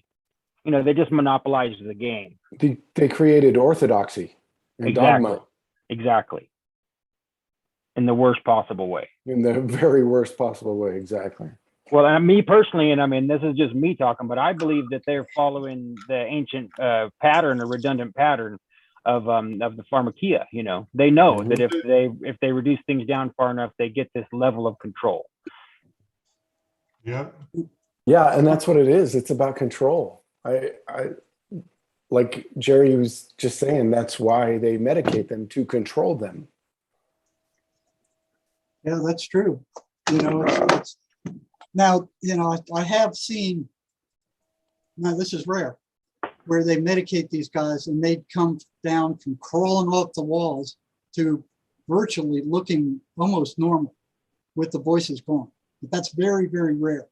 If they stop taking the meds, the voices would come back. In most cases, the voices don't go away, even on the meds, they're just not as strong. And the patient is turned into a zombie, you know, so they're like, they're just like emotionally numb. These are very strong drugs. These are some of the most dangerous drugs used in medicine today. And the neurological damage is permanent. It's permanent. And they're giving this to kids. They're giving it to kids. You know, they're pushing it on younger and younger people. This is it makes me sick. That was the most shocking thing about the documentary, is them talking about the strategies they were developing to medicate children at a younger age, and even talking about medicating infants, talking about being able to diagnose an infant as bipolar or other things, and giving these drugs to children that were under the age of 3. It was just insane. I couldn't believe that. I didn't know that part. I didn't know they were moving it. It doesn't surprise me, but you should see what they were doing with the Nazis in World War II. They were in charge of deciding who was an inferior human beings and who weren't, who was going to go to the concentration camps and who wasn't. Right. I mean, these people, you know, they most of them know how much damage these drugs cause. Now, you know, when you're being diagnosed schizophrenic, they're telling you your brain is broken permanently. You know, oh, you got this mental disorder that is due to a chemical imbalance in your brain. That's been disproven. It's never been proven. It was brought into existence by I think it was Eli Lilly back in the 60s when they came out with Prozac. They didn't know what this stuff was doing, so they made up this. Oh, our medicines work because you got a chemical imbalance. So they jumped on that with the pharmaceutical industry. Yeah, everybody's got a chemical imbalance, and we got the pills that'll bring them back into balance. So they sold that to the population, that the schizophrenics had a chemical imbalance in their brain and it was genetic, and that there was nothing that could be done about it except give them these toxic medications. They convinced the entire planet of this, knowing that these medications were toxic. Now, the ones in the public sector, it didn't matter to them. What they would do is they just give these meds to these people in the mental hospitals, in the mental health centers, in the state hospitals. They just keep feeding them to them just to keep them suppressed. And then when they started showing neurological symptoms of neurological damage, they would then whip out Cogentin or some other medication to mask those symptoms. And then that would allow this neurological disease to progress where the patient isn't feeling it and not bothering anybody. And that's fine with them. That word Prozac, Zechariah in the Bible was cursed with silence. Before John was born, he was cursed with the inability to speak. And so when I hear Prozac, I think of a curse shutting down somebody's ability to speak. Well, I don't know. And the effectiveness a lot of times isn't that much above a placebo. Matter of fact, one of the warnings on the label is suicidal ideation. Right. Right. So they're telling you right away before you even take it. Yeah. What it's going to do to you. But, they never tell the schizophrenics what these drugs do to them. The most they will do is say, oh, it'll make you groggy and you'll get used to it. And in a week or two, it won't be as bad. And, they just prescribe these things to them. And usually they pick them up at the mental health center with, they're in the bottle. They don't give them all the side effects. And even if they gave them the side effects, most of them wouldn't read them. And the ones that would read them wouldn't know what all these words mean, ataxia, neuroleptic syndrome. They wouldn't know what that stuff meant. Those are serious neurological diseases caused by these drugs. And they're just dishing them out to people. It's damaging their brains, and now when they're giving them to kids, they're damaging the kids. It's Absolutely. It's unconscionable. Well, anyway, you were asking about the correlation between what the voices are telling schizophrenics and what the mainstream media and deep state are broadcasting all over the world right now. The number one trait is negativity. The most common trait of the schizophrenic voices is that they are consistently negative, derogatory, insulting, abusive, and destructive. Although they may seem to be positive helpers for short periods of time, they invariably turn on their victims once they gain their trust and begin attacking and telling them awful things about themselves and others. So, negativity. And look at what the mainstream media is saying. Oh, you're all going to die, man. Look at 50 million people have died of coronavirus, and we have to restrict your movement, and you've got to suffocate yourself with these masks, and if you don't do what we say, you're going to lose your jobs, and you got to take dose after dose of this toxic garbage that they're feeding into people that is experimental drug, that the drug companies are making trillions of dollars off of this crap. Mm-hmm. As if they weren't rich enough already. So negativity. The voices are negative. They're always telling the person, you're no good, you're stupid, you're rotten, you're never going to amount to nothing. These people are only faking like they like you. This guy's after you, the cops are after you, listen to what we have to say or we're going to do this to you. So they're threatening too. Anti-religious. You know, the voices are consistently anti-religious. They resist their victim attending church, reading the Bible, or following other positive spiritual paths. They become volatile if the patient repeats the 23rd Psalm, the Lord's Prayer, or other positive spiritual verses. One patient told me that repeating the 23rd Psalm was like throwing, for the voices, was like throwing worms on a hot frying pan. So I found that interesting. Why would a hallucination be consistently negative? I mean, hallucinations are all over the place.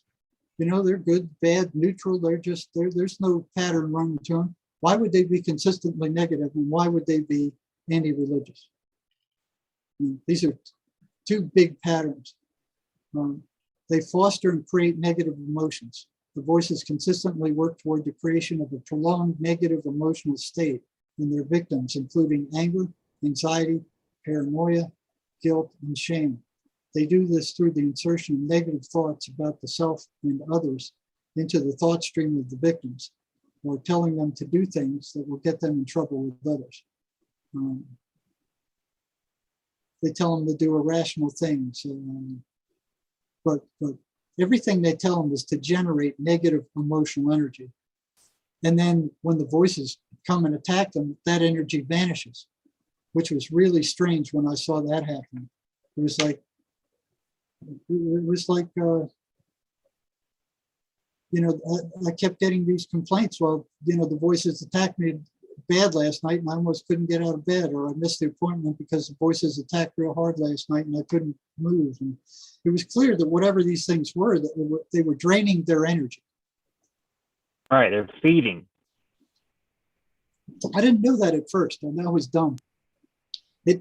I saw it was disappearing, but I did, you know, I made it this logical explanation. Oh, the voices are so horrible, because I knew they were horrible. But if somebody was listening to these things 24 hours a day, 7 days a week, year after year after year, I mean, and sometimes I'm getting very intense, extremely intense. I was thinking that that's where their energy went, is just kind of like fighting that, or having to put up with that. But that wasn't the case. One day I got called in to, I was always put over the worst and most violent units, which was okay with me. So they put me over the jail for the prison. So here's this, they called it the maximum security unit in the middle of the prison that probably held maybe 200 patients, the worst of the worst from the entire complex. And I was psyched for that unit. And in the same morning, here comes a inmate letter from a inmate in that unit saying, my roommate is psychotic as a bed bug, and he's standing over me at 3 a.m, just staring down at me, pacing the floor and talking to himself all night. And they're confined in this little, 15 by 15 room. I mean, they're squashed in there. So that guy was, his roommate was, I found out, was floridly psychotic. I mean, he wasn't on meds, and he was crazy as a bed bug. Then the captain of that unit called me, and he said, so you got to come down here and do something with these two guys, because he's complaining about the schizophrenic guy upsetting the other cellmate. So I look up what the other cellmate was in for, and why he was in the jail. And what he'd done is he snitched off one of the Aryan Brotherhood gangs, which were one of the big gangs in the prison. And he had destroyed a drug deal that they were putting on, and they were furious. They wanted that guy dead so bad that they got in trouble on purpose to get thrown into the same cell block, hoping to get a chance at him. And what they were doing is they were writing notes and throwing them under his door saying, we're here, we're waiting for you. First chance we get, you're a dead man. So here they are housed in the same unit with him, like maybe 150 feet apart between the cell blocks. And they're out there roaming around. Now, they never let them all out at once, but they had these, I don't know, I saw it, but I could hardly believe it. what they would do is they tie some piece of paper onto a piece of string, and they'd squash it down, and it was, they called it a fish something or other. And then they'd throw it under their door, and it would go all the way across the prison floor. And then when they pulled it out, it would kind of like get stuck on the door, break, and leave the message in there. And then they'd pull the string back in. And all this happened within a period of about 2 seconds. Yeah. You know, I've never seen anything like it in my life. I was standing in the control room for the cell block, and I see this. I'm like, whoa! You know, I said, what was that? And they said, oh, that's their fish line or whatever they call it. I used to go visit a known murderer who was married to my aunt, and he described a very similar system at the Walla Walla Penitentiary. So I know exactly what you're talking. He told me we went and sat in the visiting room with him. You know, he was the same thing. You know, white supremacist, biker gang type guy, and he described almost identical system. They called it fishing, even the same word. So yeah. I've never seen anything like it in my life. I mean, it was absolutely amazing. Oh, And Jerry, you've made that metaphor before. You've said that it's sometimes as though the spirits are fishing. Yeah, they do. You know, they do. They do with all of us. And if one thing doesn't work, they'll bait the hook and throw something else at you. But what they do have is access to your entire mind. Yeah. You know, they can go in there and they can pull up memories that the guy had forgotten, 15, 20 years ago, then rub it in his face. And hey, remember when you did this, buddy? Wasn't that disgusting? Yeah. But, humans are the only ones that beat themselves over the head, or it appears that they beat themselves over the head. It's not them beating themselves over the head. It's these things beating them over the head. What's so tricky about them is, and I found this out by, there was one day I prayed. I said, I want to experience what these things sound like. I don't know if you guys heard that story. Have you heard that story? No, please go ahead. Wow. So you prayed to understand what they were going through. Well, I prayed to understand what the voices were like, what they sounded like, what it was like to hear them, because I'd never heard voices, not like they were, not like the psychotics were telling me they were hearing them. Right. So, I was working at the state hospital, and I'd come home. I lived on a lake. Back then, Milledgeville was in the middle of nowhere. It was just absolutely in the middle of nowhere. So it was the biggest psychiatric hospital in the world, but it was in the middle of central Georgia, and the nearest city was 30 miles away. The nearest big town was 30 miles away. So it was in the middle of nowhere. But living on a lake was consolation. So I'd come home from work at night, and working with schizophrenics was very frustrating, because here's all these pieces of the puzzle, and I didn't have a big picture. It's like, okay, here's another piece. Where's it go? So I have all these loose pieces, laying around, and I need more pieces, and I couldn't get them, and I didn't know how to get them. But it would help if I knew what these voices sounded like in my own head. Now, by that time, I was a certified scuba diver. I took both skin diving and scuba diving at Temple University. And that was a semester of each, and they weren't easy on us. The final exam for the skin diving courses, you had to throw your mask and your snorkel and fins and into this 30-foot deep diving well. And then you had to go down there with one breath of air, put all that stuff on, and come up through the window and show that you had all that stuff on, your mask was clear. I picked one of the bigger masks because I liked the view, but I wasn't thinking about that I needed lung power to fill it. So I only could empty it halfway and still have enough air to reach the surface. So I got a B instead of an A. But I was like a fish in the water. So I would get home from work, and I'd wait until it was just about dark, when all the motorboats were off the lake, and I could go swim, and the water was warm and smooth. And I hit a stride. I swam long distances at that time. And I hit a stride where I'd balance, the amount of air that I was using with how much physical strength I was putting out, and it was like just balancing that. It was like a meditation kind of thing. And I just fell into that, and it just kept going. And then I started feeling tired, and I go, well, I wonder where I am. So I come up and it's getting dark and I'm way out in the middle of the lake and I'm tired. And,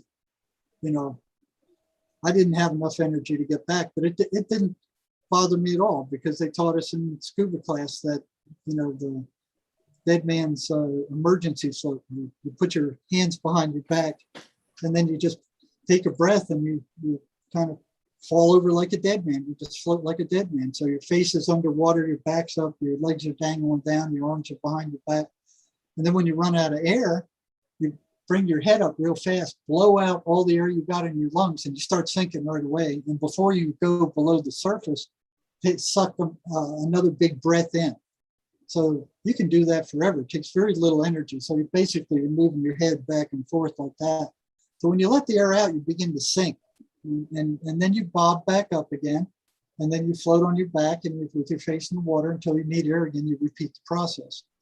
And then one of these where I began sinking, here comes this, I hit what they call the crush depth. So first it told me I was going to drown. So I'm sinking, and here comes this voice in my head said, "You're heading for the bottom. You're going to drown." And I'm like, "Where'd that come from?" That wasn't me. It wasn't anything I'd say to myself. I wasn't worried about it. I wasn't the least worried about it, but I was sinking. And I'd pop back up again, take another breath, and here comes this thing again. It goes. Well, you're too far. You're too far from the shore to make it back. You're too tired. That was true. And it goes. And it's getting late, and the lights are going off on the shore. And that was true. And then it goes. And you can't see the shore. You might get disoriented, and it might take you all night to get back. Wouldn't take me all night to get back. I mean, but I'd lose my bearings. If you can't see the shore, it's like that makes things a little difficult. And then it goes, then you're going to drown. And I'm like, where the hell did that come from? So I went back into dead man's float because I had to get the energy back to rest up to get to swim back to shore. So I did have to rest up. So as I'm sinking, here's this thing comes again, and it goes, see, you're sinking, you're going to drown. So what I did is I let air out on purpose. So I'm sinking, and then instead of bobbling back up, I went, screw this thing. And I just started sinking faster. So I had to clear my ears because the pressure was in. Then you hit what they call the crush depth. So your lungs get squashed by the water pressure, and you're no longer buoyant. So you sink slowly for a while, and then you hit that crush depth, and you sink real fast because you're no longer buoyant. You're now got negative buoyancy. Wow. Total negative buoyancy. But I've experienced that a million times before. But because this thing was talking to me, it freaked me out when all of a sudden I started sinking real fast. So I headed back to the surface. And when I got to the surface, it goes, well, you're far from the shore. It's running this yes set again. And it's a psychological yes set that salesmen use, And what it is, it's like, you give them 4 questions, yes, yes, yes, yes. And then, do you want to buy this thing? Right. So instead of wanting to buy this thing was sticking it and you're going to drown. And I'm like, that's so foreign to me. I mean, it was picking on the very worst person it could pick on. It was trying to convince them that they were going to drown. I mean, that was the worst subject. So here it comes. It runs through the list again. And it says, and you're panicking. You came up real fast. You're panicking. I'm like, panicking hell. I knew what it was before I even broke the surface. So I needed more air again. So I did it again, come up. I'm sinking again. I let the air out and I go past the crush depth and I keep sinking, balancing the pressure in my ears. And then I feel this cold something coming up my legs real fast. I mean, you could just feel it. It was like just coldness, blah, blah, blah, blah, coming all the way up my legs. And I'm like, boom, shot to the surface because this was getting real weird at this point. Oh, yeah. And even before I got to the surface, I knew what it was. That was a thermoform, which is a layer of cold water that sinks from the surface and usually sits on the bottom and rests there because it's heavier than the warmer water above. So even before I got to the surface, I knew what it was. It came up for air anyway. And here the thing again and yapping in my head, oh, you're panicking. Yeah, look, you came up from the surface real fast now, and you're far from the shore, and you're panicking, and you're tired, and you're done, and you're going to drown. And I'm like, what the hell is this thing? You know, and it didn't even. I didn't even associate what I prayed for a week or two ahead with this. You know, Right, but right. but I knew it wasn't me, and I'm like, what is this? You know, what the hell is this? So I was going to spite it. I mean, I wasn't going to, whatever it was, I was going to throw back in its face whatever was thrown at me. So here I go down again, let the air out and sink real fast, go through the thermocline. But what was weird is this thermocline wasn't all the way on the bottom. It was still floating about maybe 10 feet above the bottom. So I went through it, you know, and that was weird because every other thermocline I ever went through sat on the bottom. I never encountered one that was floating above the bottom. But I knew what it was. I went through it, and then all of a sudden I started feeling something crawling up my foot and ankle. And, you know, I don't even know how deep I was down, 25 feet, maybe 30 feet, I don't know. But I felt that, you know, thing, some ookies crawling up my leg, and I'm like, shot for the surface again. You know, by the time I got there, even before I got there, I realized what it was. It was the muck at the bottom of the lake. But I didn't think the lake had muck, because as far out as I could get from where I lived, it was rock. So I thought the whole bottom was rock. I didn't know there was muck out there. But, you know, I realized what it was, got to the top. This thing started in again. Oh, look, you're panicking. You're going to, you know, you're going to drown. And, you know, and then it goes, and you're going to get hit by this motorboat. You know, what motorboat? I didn't hear any motorboat. And I look off in the distance, and there's this motorboat coming in. And it's coming right at you, it says. And I'm looking, and I'll be damned if there isn't a motorboat coming right in my direction. I could see the green and white light on it. And, you know, I'm like, oh, okay, well, I dealt with that before. I mean, I've had to dive under boats that were getting too close and hug the bottom, so it's nothing I hadn't done before. I wasn't worried about it, but I stayed up to keep an eye on it. And here's this thing going, they can't see you. They can't see you. They're going to hit you, and they're going to grind you to pieces. You're just going to be a piece of hamburger meat out here. And I'm like, what the hell is this thing? You know, because it wasn't me, you know, and I'm watching this motorboat go by, and it came by 15, 20 feet away. And sure enough, they didn't see me. And I'm watching as it passed, and I'm, you know, breathing in. I'm going, oh, wow, that was close. And I wasn't paying attention to the wake. So I go to turn around. I have my mouth open and taking in air, and this weight just goes over my entire head while I'm taking a mouthful of air. Then I started coughing and spitting up water, and like, here it comes. You're drowning. You're on your way down. You're going to die. You're going to drown. And I'm like, what the hell is this thing? You know, so it's like, you're going to drown. You're going to drown. And I'm like, okay. So, you know, headed back down to the bottom again after I rested up, head back down the bottom again. My feet stuck in the mud.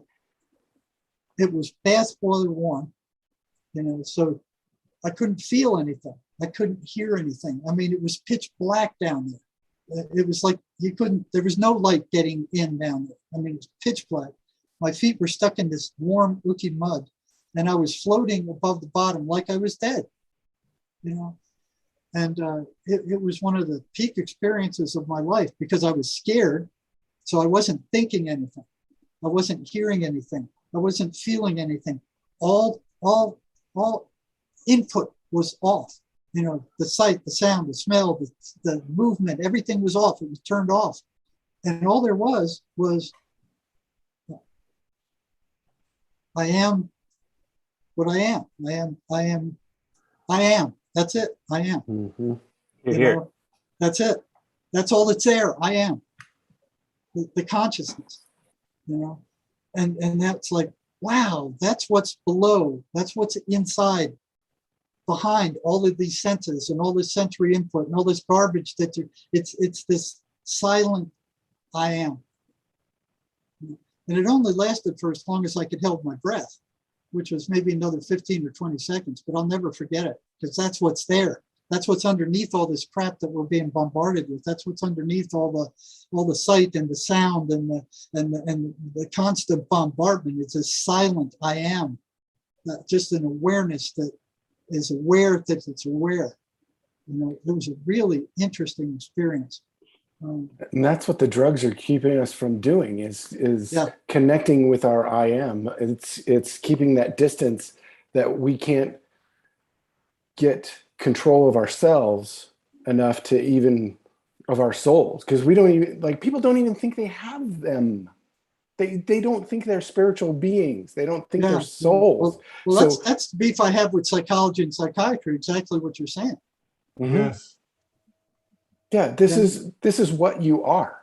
Exactly. Denying what you are, and that's what the Yes. medications are getting you to deny, to get that separation, to keep you weak so that something else can control. That's my Yes. this is what I keep coming back to over and over again with these meds, because I was on 22 when I got off of them, and not all psych meds, but What were you on?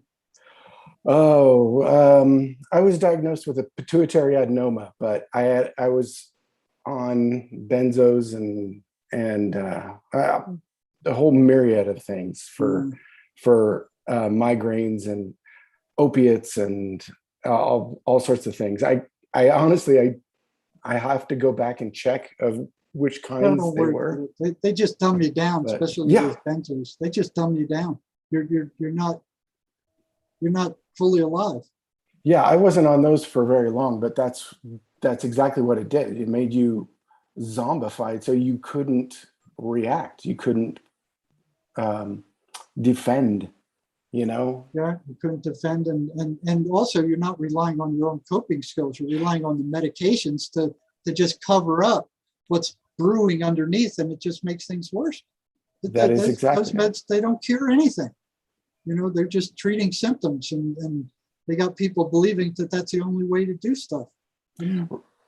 Right. So when I got off of everything, my wife, brilliant genius woman that she is, I'm trying to rebuild my brain, because I am, I knew I was a smart guy when I was younger, but I felt stupid for years. I'm like, I couldn't get out of my own, I couldn't grab a coherent thought for years. Like it just, it'd be there and then it'd be gone, and they'd be there and they'd be gone. And that's how I just felt numbed here. Like my brain it just wasn't working.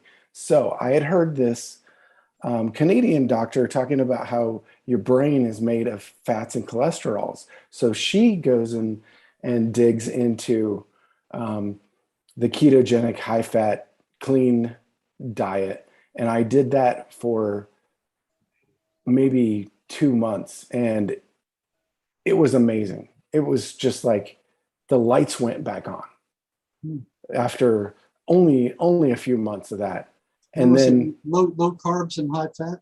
Yes, low carbs and high fats. Now I've more balanced it out now, but to get that brain capacity back, it still hasn't come. I still have like weird tics and shit, I think, that are still there, but it's made a huge, and I couldn't recommend it more for anybody, to get off of your medications, do whatever you have to do that. I mean, obviously I'm no doctor. I'm not telling somebody to go off their psych meds because I'm going to be sued or something. No, but you don't want to go off of those psych meds all at once. That's the last thing you want to do, is go off them all at once. No. It's very dangerous. What I'm saying is that a process. This was a process of a long time, and some of those was the hardest one was Klonopin. Yep. They had me on that for a long time, because I was having seizures at night. Go figure. I have a thing in my brain that's giving me seizures. So that's one of the things that cover up the effects of the other drugs. But that's the one that they use that all the time with the psych drugs. Yep. Benzodiazepines are one of the worst drugs on the face of the planet. I want to really encourage you two guys to get together in person, since you're right there, because Gordy's got stories that we can't dive deep into Gordy's stories and continue to let you sorry, I don't mean no, I don't mean that. I just really, because you're both there, to me that's like a little point of light on the map, because you guys can really have a lot of insight for each other. There's a lot you guys could talk about. Yeah, I will The send private you my, conversation's not like a live broadcast. It's not, you know. Do you guys want to get back onto the patterns? yes, Well, yeah, I mean, please. I'm sorry. I didn't want mean to thank interrupt. you for telling us that story of praying for an experience of the voices, and then giving us this mystical account of your experience in the middle of a dark lake where you actually found the essence of I am. I can't thank you enough, man. Yeah. That'll never leave me. Well, I might go clip that out of this recording and just play it back to myself sometimes. Well, yeah, you That- know what the result was when I told one of the psychologists in the PhD program that story? I was labeled schizoaffective. Yeah. Yeah. I was Uh-huh, furious. of course. I was absolutely Of furious. course. I was like, these people don't know their butts from a hole in the ground. What the hell am I doing here? You know? Alan, drop that quote on Jerry. Yeah, the quote from Joseph Campbell in the book Psychology of the Future, he says, "The psychotic drowns in the same waters in which the mystic swims with delight." And as you're telling us the story, swimming down to the mucky muck, and the voices you heard down there just fit perfectly with that quote. Have you heard that quote before? And No, but I can relate to it. I'll bet. I can relate to it. It's a spectrum, you know, and this so, is another Mr. reality. Marzinsky, are you a mystic? Mystic. I guess you could label me a mystic or a shaman because I'm not working in the same areas with the patients I'm working with. I'm not working in the same areas as psychologists and psychiatrists are. This is a totally different reality that these, and you know, it's really interesting to work with schizophrenics who have, you know, they contact me through the website and arrange to work with them, and you know, some of them are recovering so quickly. You know, they're working so hard and they're recovering so quickly, and it's so rewarding to be able to talk to them, and I know more than they do about their voices, and explain these things. Okay, this is what you have to do when they do this, and when they do this, this is how you counter it, and they're learning how to do it themselves, and they're freeing themselves because nobody else can do it for them. Even if they get a shaman or an exorcist to throw these things out, if they don't learn how to do this themselves and change their own frequency to a higher frequency and get on a positive spiritual path and stay there, they're shot, they're gone. You know, and that's what happens with the exorcists. They a lot of times they'll get rid of these things and the person doesn't change. You know, that now the room is empty and they come back. You know, if they don't increase their frequency and begin to start moving on a positive spiritual path, which is like a you know, it's like tear gas to these voices. They're going to come back. Once you teach them, it's like you teach a fisher, a guy to fish. He can take care of himself. You teach a guy how to get rid of these voices on their own, and this is free. You don't have to pay psychiatry millions and millions of dollars. You know what they're making between psychiatry and big pharma a year? $235 billion. So here's psychiatry invents all these fake, you know, diagnoses, and here's the demons and big pharma come up behind them. And, oh, we got a drug for this if you have these symptoms, and everybody's got these symptoms. You know, you can go through that DSM and you'll have symptoms of every single one of those things because we're all part of the human race and we're all on the same normal curve. You got, you know, the 2 and 10%ers there, but most people are in the middle to one degree or another. Right. And they've turned virtually everything into a mental illness. It's ridiculous what they've turned everything, That's right. virtually everything into a mental illness. And now they're selling drugs to dumb the whole top planet down. It's nuts. It's crazy. Yeah.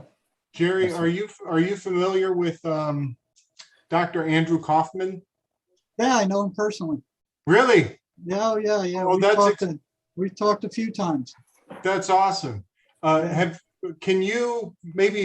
you ever communicated with him on his success with medicinal turpentine? Yeah. He says he's getting good success with it. You know, it's got to be the real pure stuff on a there's a whole list of things. What he said was interesting was that if there's physical parasites, there's also mental parasites. Yeah, Now, buddy. I Yeah. don't know how to prove that, but I found it a very interesting concept. Yeah, that's something that that's awesome that you guys are in communication. That makes me incredibly happy. Yeah, have you ever heard of using absinthe? Acid? Absinthe. Oh, the old- absinthe? Absinthe. Yeah, that's a real strong form of alcohol. Yeah. Yeah, why would you want to use that shit? I've heard that it has this. I've heard that it has the same effect with parasites. Oh, I don't know. I know it is strong. I had it once. I've heard of it for a long time. But you know, it was rendered illegal for 100 years. Really? And only recently they've brought it back under certain regulations. But I'm quite sure that there's a lot to be discovered. Excuse me if I'm yelling. I'm sure there's a lot to be discovered between turpentine, medicinal turpentine, and proliferating that, because that was actually the only cure that slaves were allowed to have. Wow. That was all they were allowed to have. Wow. And then around 100 years ago, absinthe, there was a big debacle in Europe. Somebody was drunk and killed their family, and they made it all about the absinthe. And then it became illegal for 100 years. So that's something. That's the same thing with Tesla's violet ray. Yeah, please tell us more about that. The violet ray, violet, not violent, violet. Violet. Yeah. I've got two of them here. You can get them from the Edgar Cayce Foundation. Oh, okay. Where you can. They were outlawed at the same time that they outlawed naturopathy and everything else. Back in the 30s. Doctors were using them all the time.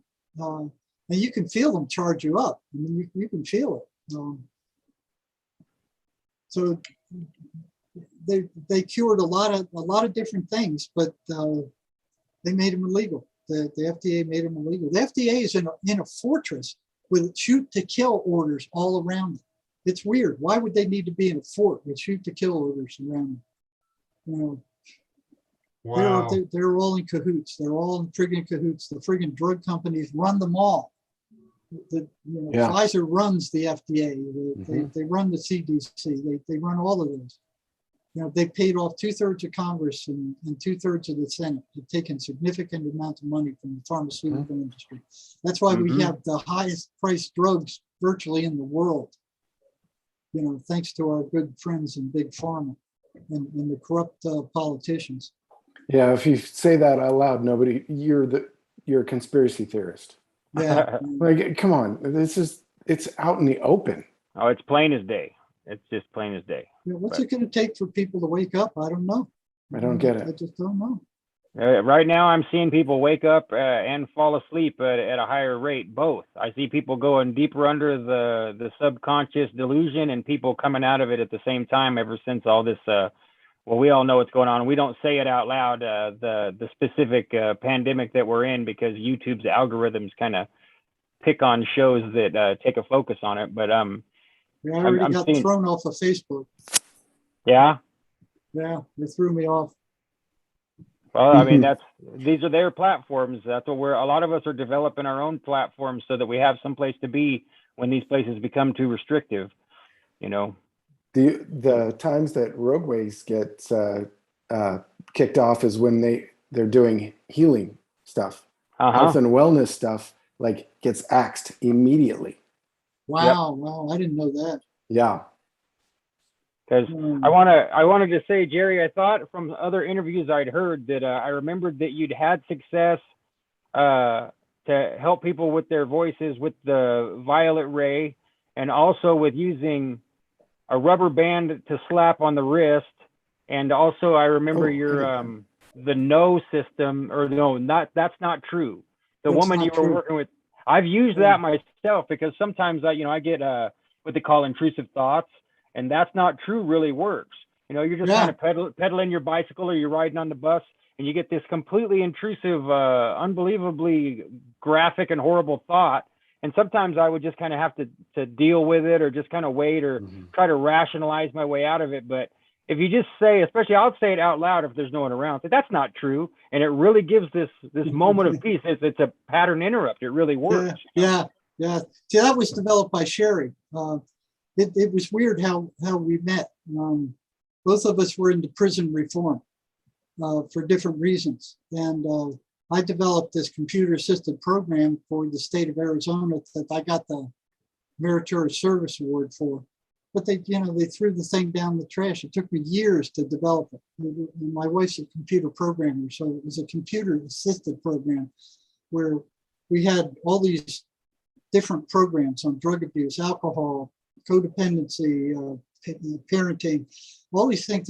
We'd print out our own booklets. We'd hand them out to the inmate. They'd bring them back the next week for a test, and the computer, they'd sit down on an old IBM computer, and it would administer a test to them. It would then score it, and it would data bank it. So it took no staff time to administer the test, score it, and data bank it. So Right.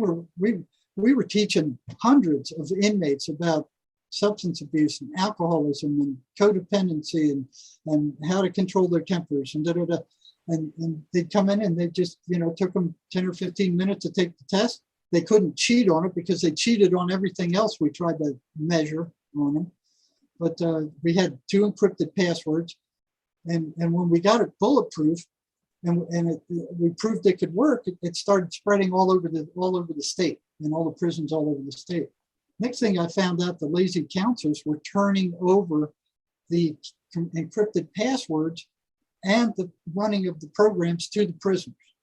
And of course, they were stealing the answers and they were selling them to other prisoners for store. Right. I can get cokes and da. So they turned it into one of the biggest corruption systems there was. And the prison didn't care because they're so friggin' corrupt that as long as they were getting these numbers and it appeared like they were actually doing something, that's all they cared about. They didn't care whether it was valid or not. So since I developed it, I went up to the head in Phoenix, the head of substance abuse up there, and I said, listen, this is happening in a whole number of units. It's got to be stopped. You turned one of the best programs you've ever had into one of the biggest reinforcers of psychopathic behavior that you could have in a prison system. And you're rewarding these people for it on top of it, and it's like, you got to stop it. And this woman, who was the head of that division, said, no, you don't tell us what to do. We tell you what to do. I said, no, not in this case. This software is patented in my wife's name. You don't own it. You didn't create it. I didn't create it. I'm not a programmer. You either run these programs the way they're supposed to run or you shut them down. You know what she did? She shut them down. Thousands and thousands of inmates could have been helped. She threw it all out the window. And then I stopped supporting the rest. Yeah. Wow. That's what I got the Meritorious Service Award for. Wow. No, Wow. I mean, it's sad but true. People they really struggle with being genuinely responsible for things. Like you said, the counselors just get lazy and they leave the gate wide open. When really do you still have the code? Does your wife still have the code? Oh, it was on old IBMs. Yeah, it's still around somewhere, but I don't even think it run on modern day computers.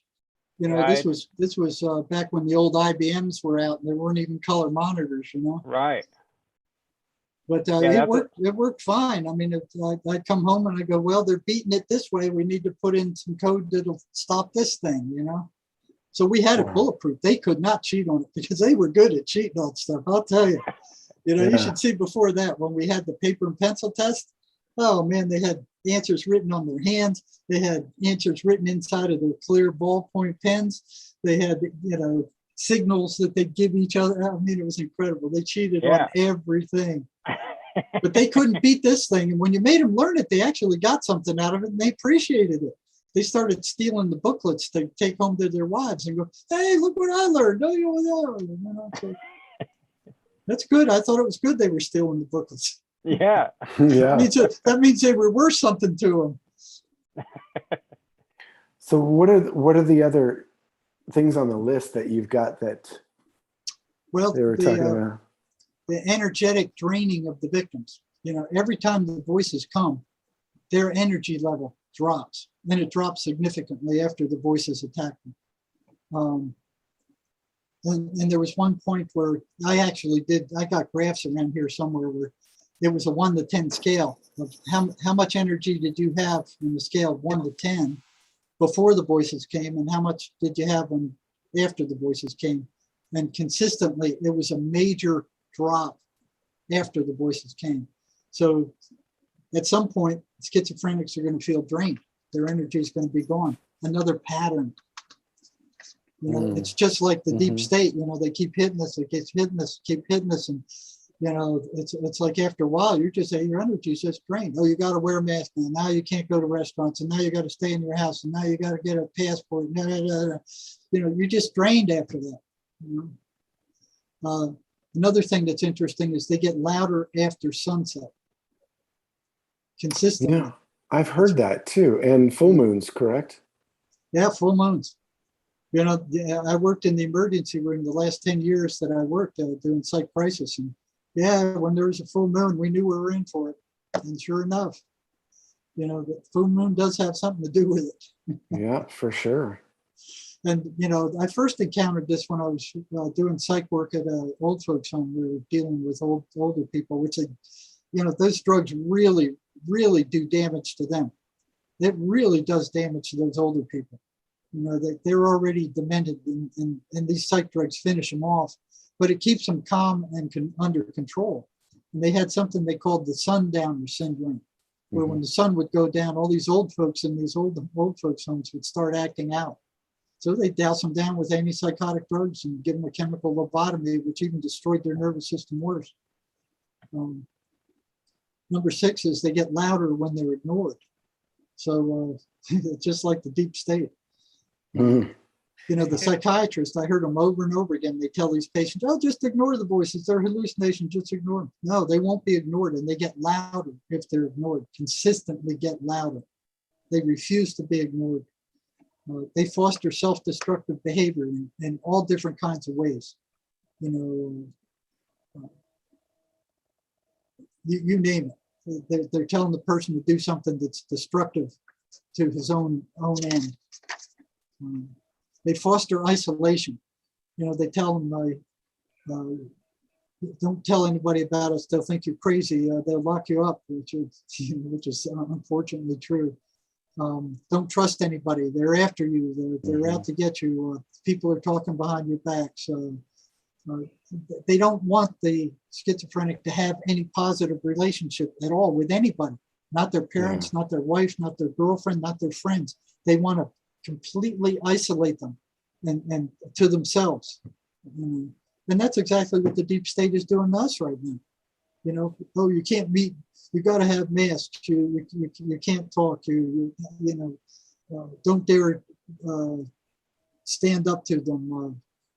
You know, you can't go to church. You can't. You know, they're turning us against one another. They're fostering isolation among us, and that's exactly what the voices do to schizophrenics. They demand the attention of their victims. You know, you can't ignore them. They demand your attention, and that's what the mainstream media is doing too. I mean, you turn on the television, you turn on the radio. Hey, COVID, you're going to die from COVID. Millions are dying from COVID. You're going to die from COVID too. And you got to put that mask on, and you better hide yourself, and don't be out in the public, and don't. No. Oh, it's a very good parallel. It's true. Yeah, it's 1-to-1. We're being treated like we're all schizophrenics hearing voices.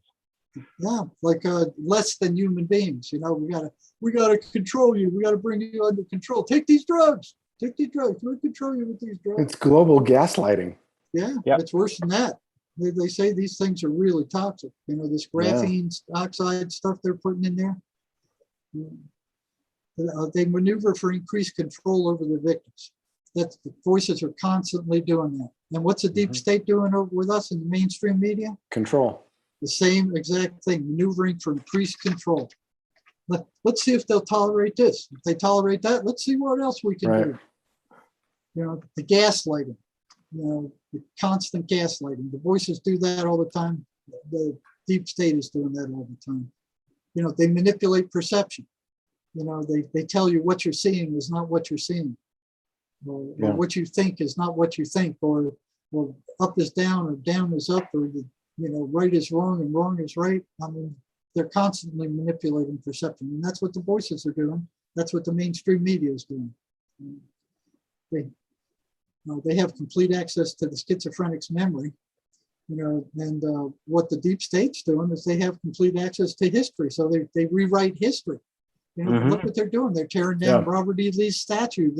They're changing the meaning of the history. They banned the Confederate flags. They're tearing down statues in the national parks.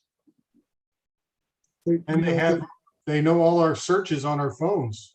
Yeah. They know what we're saying right now if they wanted to. Absolutely. Bunch of buzzards. They demand the victim not tell others about their presence. It reminds me of friggin' Hillary Clinton. They don't tell anybody. We murdered 37 people this, you know, so far. Don't tell anybody. So they demand the victim not tell people about their voices. And they go, you tell people that you hear voices talking to you, they're going to lock you up, and they're going to take you to the psychiatrist, and they're going to drug you, and you're going to be locked up. And I'll be damned if that doesn't happen. Yeah. Yep, sure does. Now, you know, what was interesting, and a lot of them would react to being stung on the wrist by a rubber band would shut up the voices with a lot of these guys. But I ran into one or two where the voices just mocked them. You know, when they snapped the rubber band, the voices started laughing at them and going, "Oh, you think that's going to stop us? Well, have at it." You know? So it's weird that it affects some of the voices. It doesn't affect others. Number 16, they're consummate liars. You can't trust them to tell you the truth about anything. You can't trust that they're going to keep any bargain. You know, I've had one patient where the voices told him if he poked out his eye, they would leave forever. So he gouged out his eye, and they came back for worse than ever, saying, "You stupid jerk, you listened to us. You know, that's what you get for listening to us. See how stupid you are? Now you're deformed for the rest of your life because you listened to us." Ha ha ha ha. Wow. That's the kind of entities these things are. And they tried that with another one who didn't do it. I heard that one. So they're liars, just like the mainstream media. You can't believe anything those buzzards are telling you. Everything is colored to what they think your perception should be. The voices get louder when ignored. Same thing with the mainstream media. You ignore them, they start screaming louder. The voices consistently steer their victim away from anything that might generate joy or peace. Look at what the mainstream media are doing. You know, the voices do the same thing. The short circuiting of reason. You know, the voices short circuits the patient's reason. You know, like he believes everybody's out to kill him. There's people chasing him. The government's shining satellite beams down on him, reading his mind, all that kind of stuff. You know, their reason is pretty well shot. And look at these fools on mainstream media. You know, what they're broadcasting. I mean, just totally friggin' unreasonable. Demanding that the entire population take an experimental medication that the drug companies are not responsible for. You know, no matter how many people die from it, the drug companies aren't responsible. That's right. It's in the That's waiver. right. That's right. And then they're forcing it on people. I mean, what's with the push? There's no other medication. There's no other vaccine that ever has been pushed this hard. And there's never been as many people who have died from it. You know, back in the chicken pox or any of those other vaccines, if 10 or 15 people died, they'd take it off the market. Look at you, now you got thousands dying and they're still pushing it. Remember when 47,000 people have died from that stuff worldwide so far. Remember when coercion was illegal? Collagen? Coercion. Oh, coercion. You know, like it used to be a bad thing. Now it's almost like a virtue. It's the rule number 1 of the Nuremberg Code. Yeah. It's in there. Like same thing. Rule number 5 is that if there's a potential for death, that the caretakers have to take it first. Well, that'd be good. That'd be good. Yeah. You know, Yeah. it's good that a lot of these hospital staff are resigning. You know, Yes. but they're bringing in, you know, people from other countries to work there too. I mean, it's incredible what they're doing, forcing these people, and the army and the armed forces. You know, who's to tell whether these people are going to live another 3 years with that stuff in them? Yep. You know, just a quick side note, not to bring the vibe down or anything, but somebody in that we know, she woke up last week and her husband was dead in the bed, and that's horrible. It's horrible, horrible as it is, standing alone. But the worst part, just to, I mean, twist the knife, is due to their religious affiliations, they don't really do any autopsy. And they, you know, they put him in the ground right away. It's a priority to get him in the ground. So there's no looking back. And Well, that's they built in. just blame it on coronavirus or whatever and pass it off. They were pretty good about watching out for one another. It's sad but true. It's true. That I've they really seen- watch each other's back in all of these hierarchical bureaucracies. Every one I've ever seen, there's a tacit agreement of dishonesty, coercion, and deflection, and ganging up together and making up stories and all that stuff. You know. Yeah. Yeah, that's really true. Unfortunately, I've seen them protect each other. Really, they do a good job. Yeah. Mm. Now, Jerry, I have a question, because I remember you described some of the successful cases as like having, now correct me if I'm wrong, because it's been a while since I listened to a lot of your interviews, but it was like you had communicated with the voices and convinced them to go back into the light, and then they would go away. Is that right? Yeah, that was interesting. Yeah, that was really interesting. Really? Let me see, 'Cause I I had one last found thought. other people saying the same thing, and it made me think of you, because I heard you say it first, Yeah, I was and then I've heard experimenting. other, yeah. Yeah, I was experimenting with that. But one last thought on the what these guys are doing with these vaccines.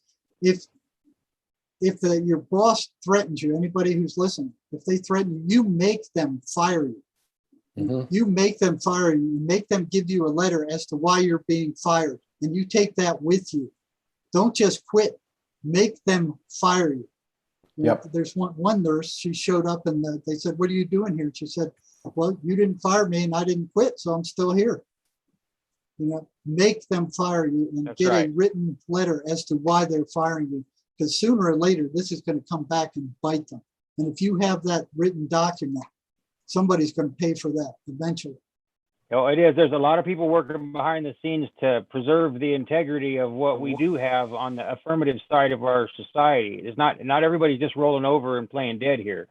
And there's a lot of people that are working to just try to be honest, upright, and true. A lot. I know a lot of people that are they're just dumb. That's why I said a lot of people are waking up at the same time a lot of people are going deeper to sleep. There's a lot of people I know that would have never considered any of these angles or approaches, but now they're on fire. You know, they're like, hey, this isn't right. They're waking up, you know, to the fact that there's a push.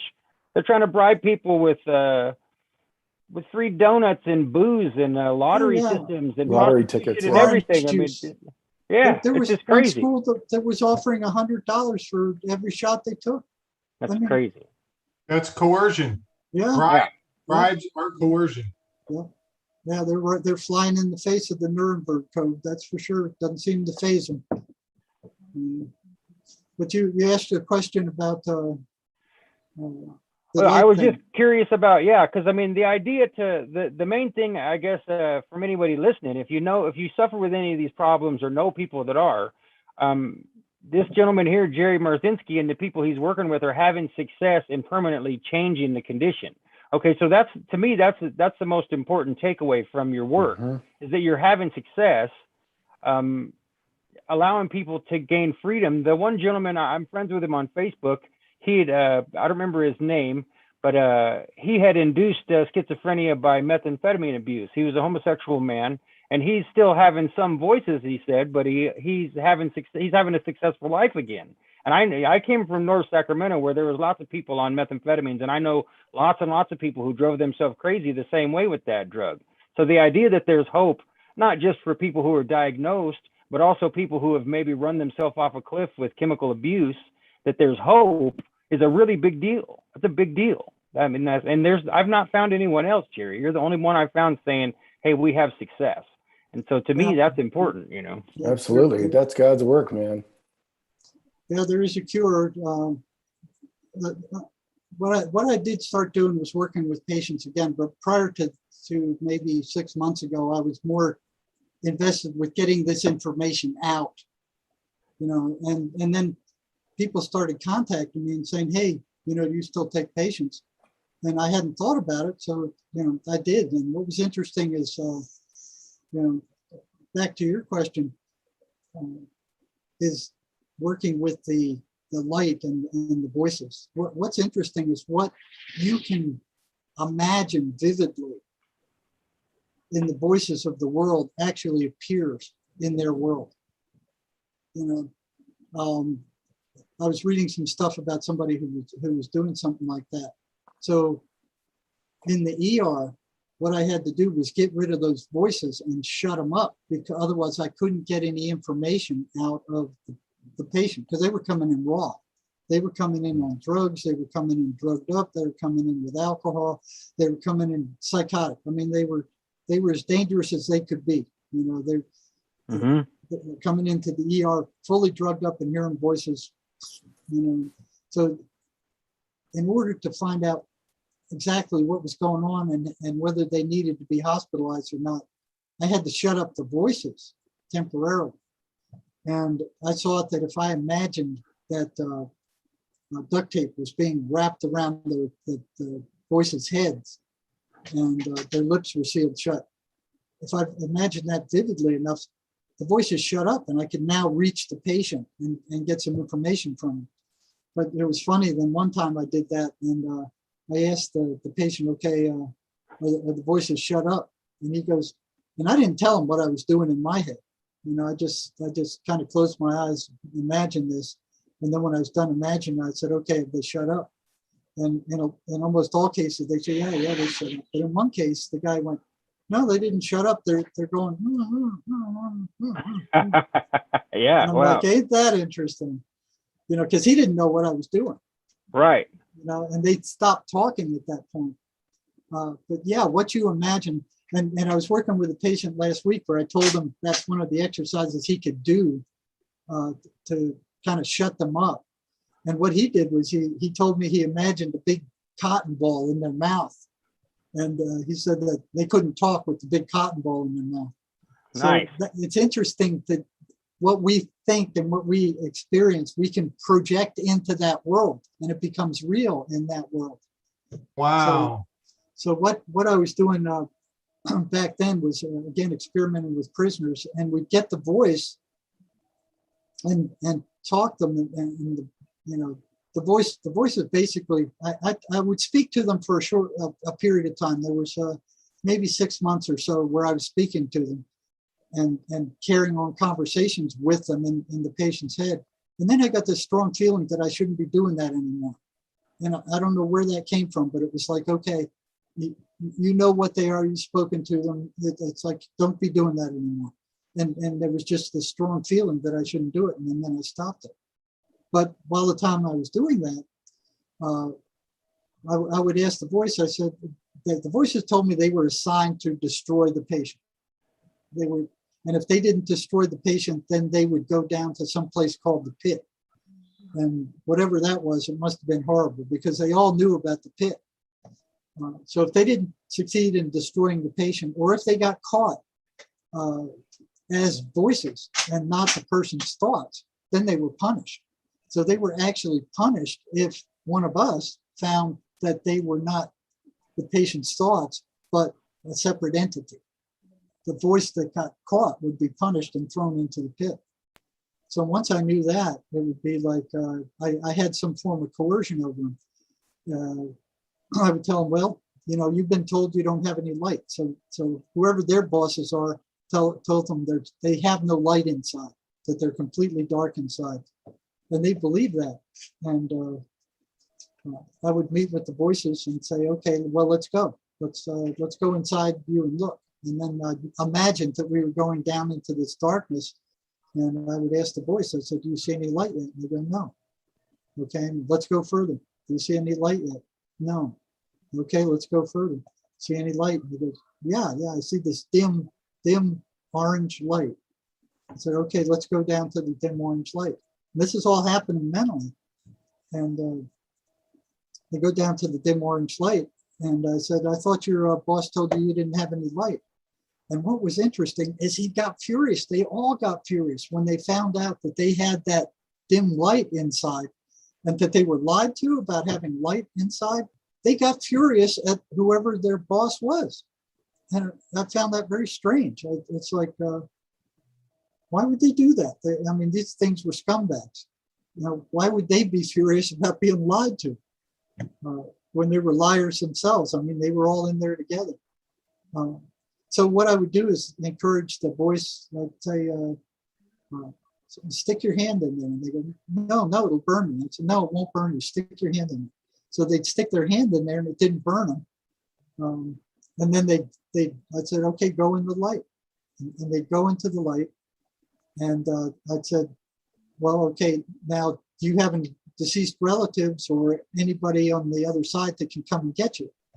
And they go, yeah, I have like Aunt Joey or something. And so, okay, call Aunt Joey. Do you trust Aunt Joey? And they go, yeah, I trust Aunt Joey. Okay, call Aunt Joey. She'll be coming to pick you up. And lo and behold, the guy calls Aunt Joey and Aunt Joey shows up. And I said, go with Aunt Joey. And they're like, well, I don't know. And I said, you know what's going to happen? You go back there. I caught you. You told me you broke their rules. They're going to kick your butt if you go back there. You better go with your Aunt Joey because I discovered you. I know what you are, and that's against their rules, and they're going to punish you for that. Do you want to do that, or you want to go with Aunt Joey? And they'd go with Aunt Joey, and that voice would be gone. Amazing. Permanently. That particular voice would be gone. Now, I remember there was one we were working through the weaker voices to start with, and then we hit a stronger one. And that one wouldn't have anything to do with anything. I mean, we got rid of all the weak ones, and I thought this guy was done. I thought he was cured. And then all of a sudden, here comes this other voice that wasn't there before coming in and furious. And I asked the patient, I said, where'd that one come from? He said, well, that's their boss. I said, their boss? And whatever it was furious. I mean, it was furious. It didn't want anything to do with light. It didn't want anything with going anywhere. You know, it was pissed off that these other ones were gone. So I found that interesting. What else? There was something else interesting in that. Yeah, you got to the manager. Well, the manager would have nothing to do with me. Right. No, he wouldn't talk to you either.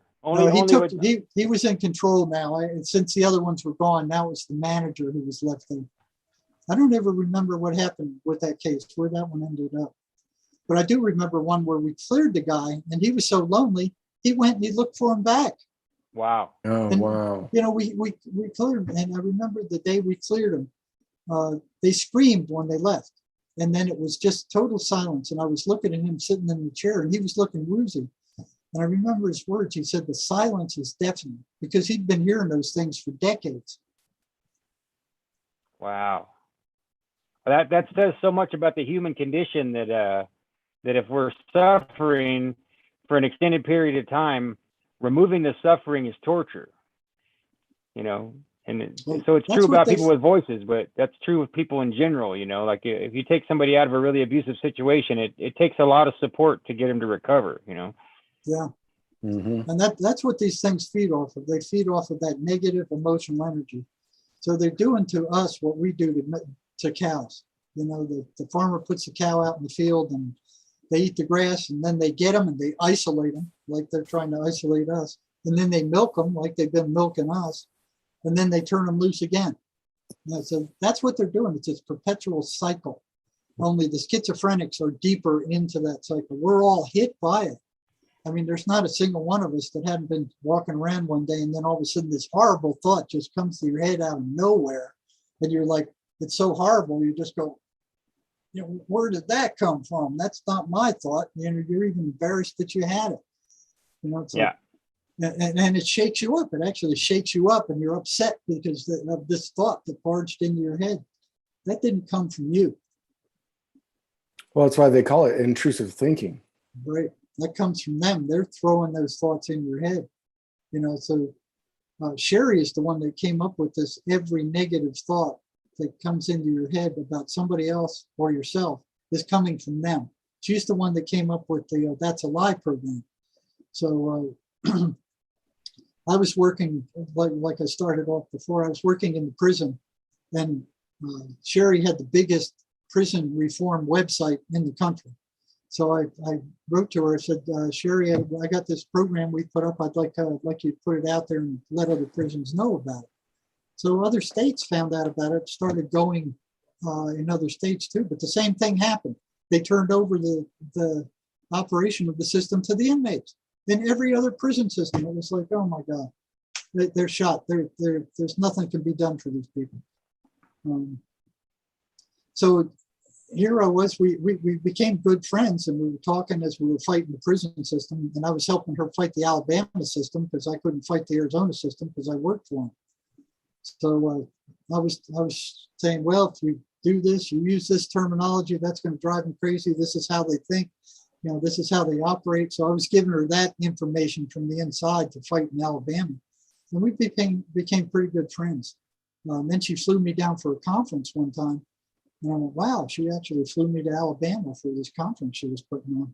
So we talked. And then some 10 years after I met her, maybe longer, I was telling her about a patient I was working with at the prison who was hearing voices. And I was going, I can't figure this out. This is, weird thing is going on. And And she goes, oh, I know all about that. I said, well, what do you mean you know all about that? She's one of the most spiritual people I've ever known. And she's very smart, and she's an engineer.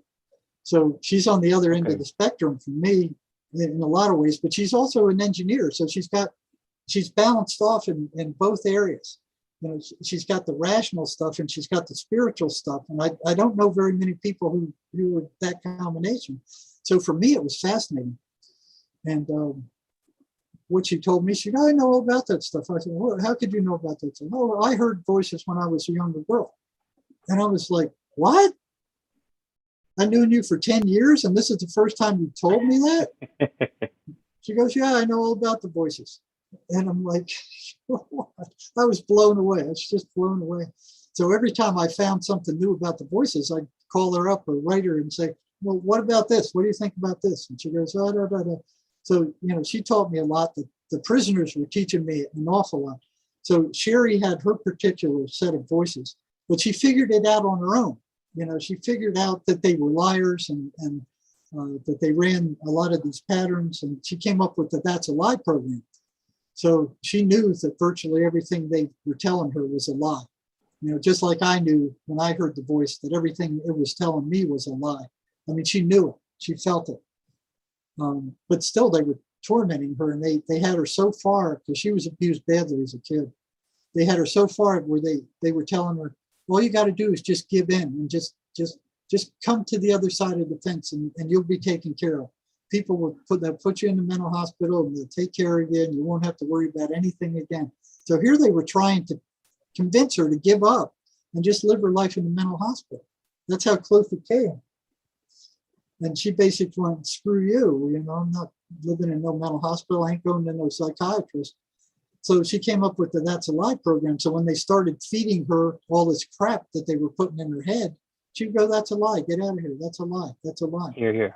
So as soon as she told me that, I knew it was true, because I knew that the voices were lying to these patients.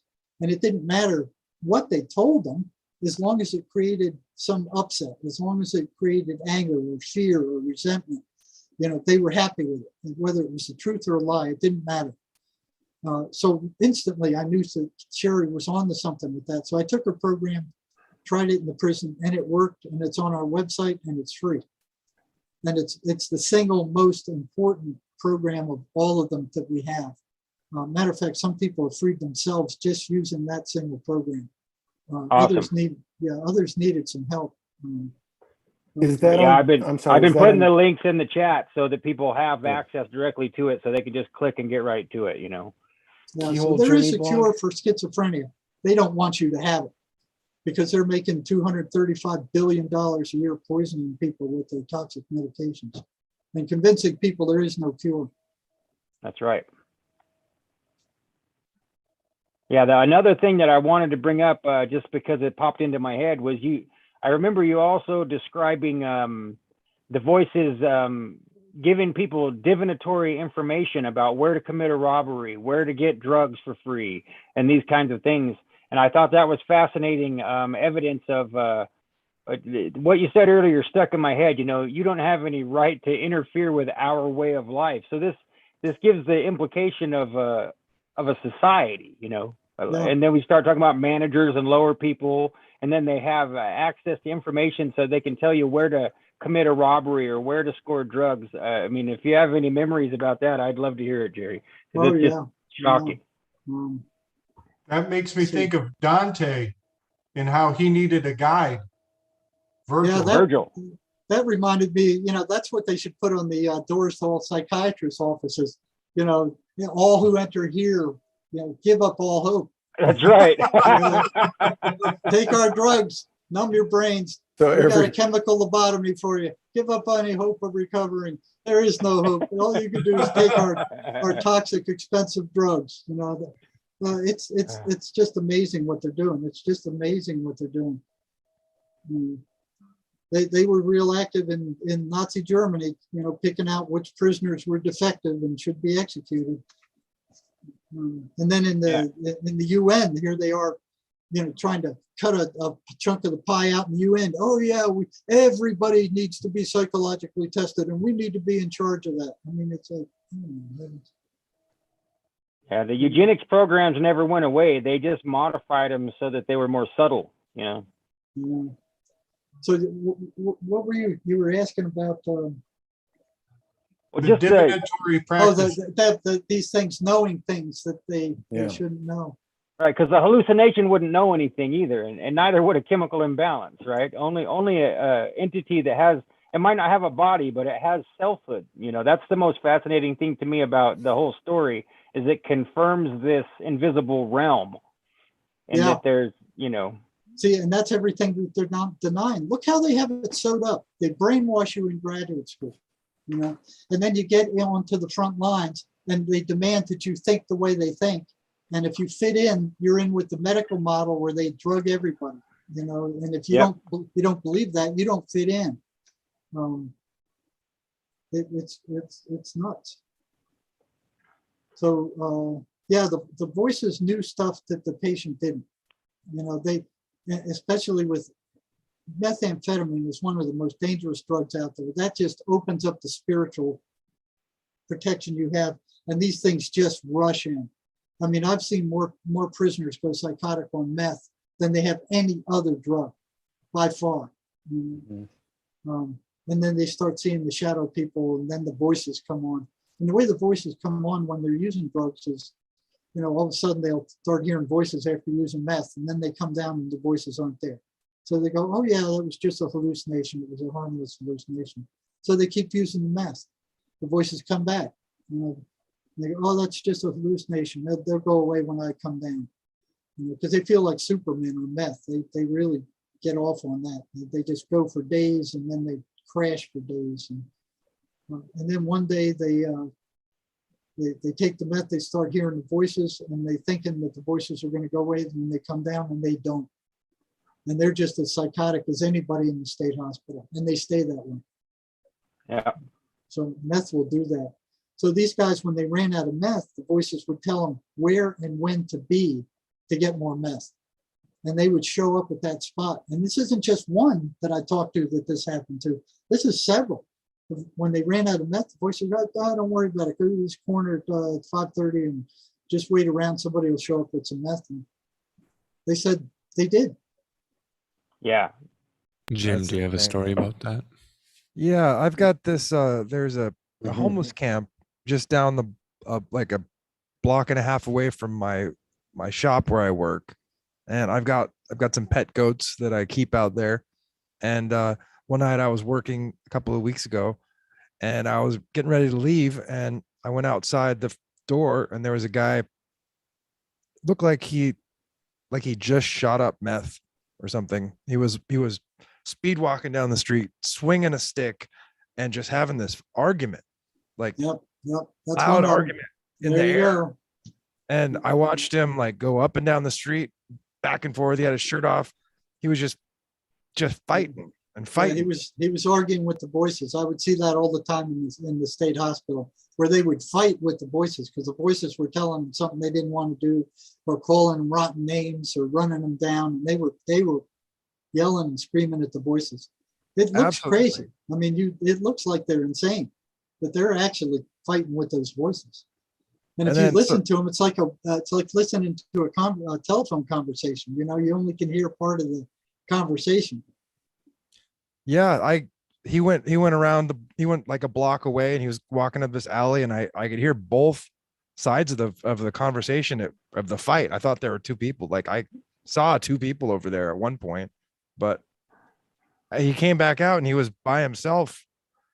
And I eventually called the police because I didn't want him to mess with my goats. And he disappeared like the cops were there in like 5 minutes, and he disappeared like a minute before the cops came. He was just gone. Yeah. He must have gotten some good advice. Yeah. Yeah, Yeah, he got a about heads that. up. Probably got a heads up. Well, I've heard several stories where the voices gave him heads up. There's one guy that I was working with, where he was doing pretty good at robbing houses. The voices would tell him which houses to rob, when to go in, and not exactly where the loot was, but in the general area. And he was doing that, and they would tell him when the people in the house were up, when to get out, when the cops were coming, that kind of stuff. He was doing real well. And then I said, well, you know, you're doing that well. How come you're in prison? And he said, well, I went and robbed the house. They told me not to. You know, I was getting a little bit too uppity, and they caught me. But he was saying on the other ones, he talked about one robbery where the voices told him how to get in, generally where the loot was, and then they told him that the people who were living there, the guy was up and he was looking for him to get out. So he jumped out the window and he started running down this alley to the left. And they told him, no, don't come down that alley. The cops are coming up that alley. Run up this other alley up there and then get into this big trash bin and hide in the trash bin. So he did that. He went and he hid in the trash bin.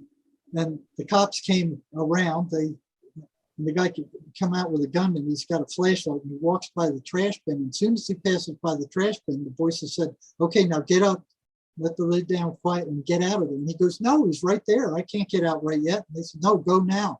So he did. And, you know, cop kept walking and he got away, but he left all the loot in the trash bin. So when he got back to the apartment, you know, the voices are going, good job, good job. And he's going, not so good a job. I left all the loot in the trash bin. And they said, don't worry about it. You know, you can go out and get it out of there later. You know? So that's what he did. He got it out of the trash bin. But yeah, they would tell him where it is, when to be there. They tell him stuff that they shouldn't have known. They can do that. That reminds me of Morpheus giving Neo instructions when the agents are about to come in. Yeah, interesting. And he tells him to duck now. And then he tells him to go in the other cubicle. And he just happens to go in all the right places to not be seen. Yeah. Because he can read the code in advance. He can see all the angles nobody else can see. That's profound. Yeah. Well, they only do it for the dark, though. They only do it for the, you know, the prisoners thought it was great. You know, they got all this money, they got all these drugs, they're living the life of Riley. And here they have this dark force helping them out, robbing people. You know, it's like they're in hog heaven. They have all the drugs they want, all the women they want. You know, that's for them. That's like the cremo, and that eventually it'll destroy them. You know, and that's what these things do. They I don't know why this case popped into my head. There was one guy told me there's this bar in Tucson. It's like a strip bar that everybody knows about because it's in the shape of a big old boat, like a big old sailboat. I was just gonna ask if it's the boat. Yeah, it's the boat. so he was going in there, and here's the voices. He's looking for a woman to take home with him, and here's the voices wanted him to take this one woman. So they're her. No, I don't know about her. Yeah, get her. So it turns out that she liked being strangled while she was having sex, and he almost killed her. I mean, he strangled her to the point where she was unconscious, and it scared him. It scared him to death. He thought he'd killed her, and he was telling me this story, and the voices chose that one. So I'm like, how weird.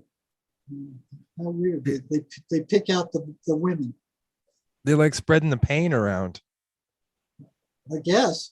Or I mean, he almost killed her. She was unconscious. He was scared to death after that.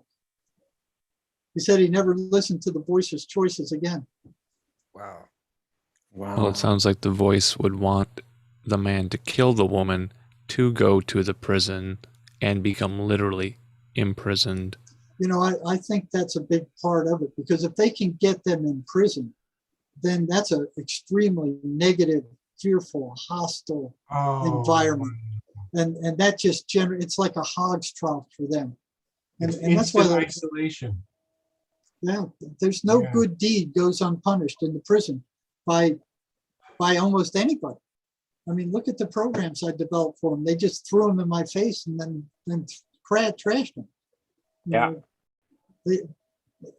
They bring these psychotics in there. They stir them up. They subject them to abuse and terror and stabbings and beatings and ramp them up. And then when their sentence runs out, they throw them out the front door with $50 and said, "Okay, you're free. You're on your own. Leave." Yeah, and the trauma, the lifetime trauma of being in prison. I don't know of anybody that's actually done time that hasn't come out a very, very different person. Yeah. Some come out better. Most come out worse. Yeah. It hardens you. It hardens you. You have to, even after I got out and retired from the prison, I wouldn't go into a restaurant without my back being to a wall. That lasted for years before I broke that. Finally, if I could sit somewhere without my back being to a wall. Yeah, that PTSD thing, speaking of diagnoses, but there are symptoms, and that's one of them. You could see it. Yeah, it was. I did. I went through a form of PTSD when I got out. I didn't trust anybody. Mm-hmm. It was like, there. It took a while. There was one incident where some lady I didn't know, she had an advanced position in the line, and somehow we were in the line getting tickets, and she said, "Oh, I'll go get you those tickets, and I'll get them for myself. I'm ahead of you," or something like that. And I didn't trust her. Then it turned out that she went and she got the tickets, paid for them anyway of her own funds, and brought them back to me. And I'm like, wow, I didn't know people did that. It was like, then it just kind of popped my bubble. It's like, hey man, you're warped.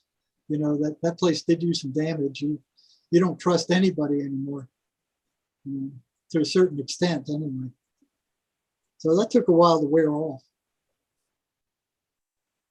Yeah. Has anybody else ever seen there's a condition, I don't remember the name of it, but where people who were having seizures, they did an experiment and they divided their left and their right brain surgically. Yeah.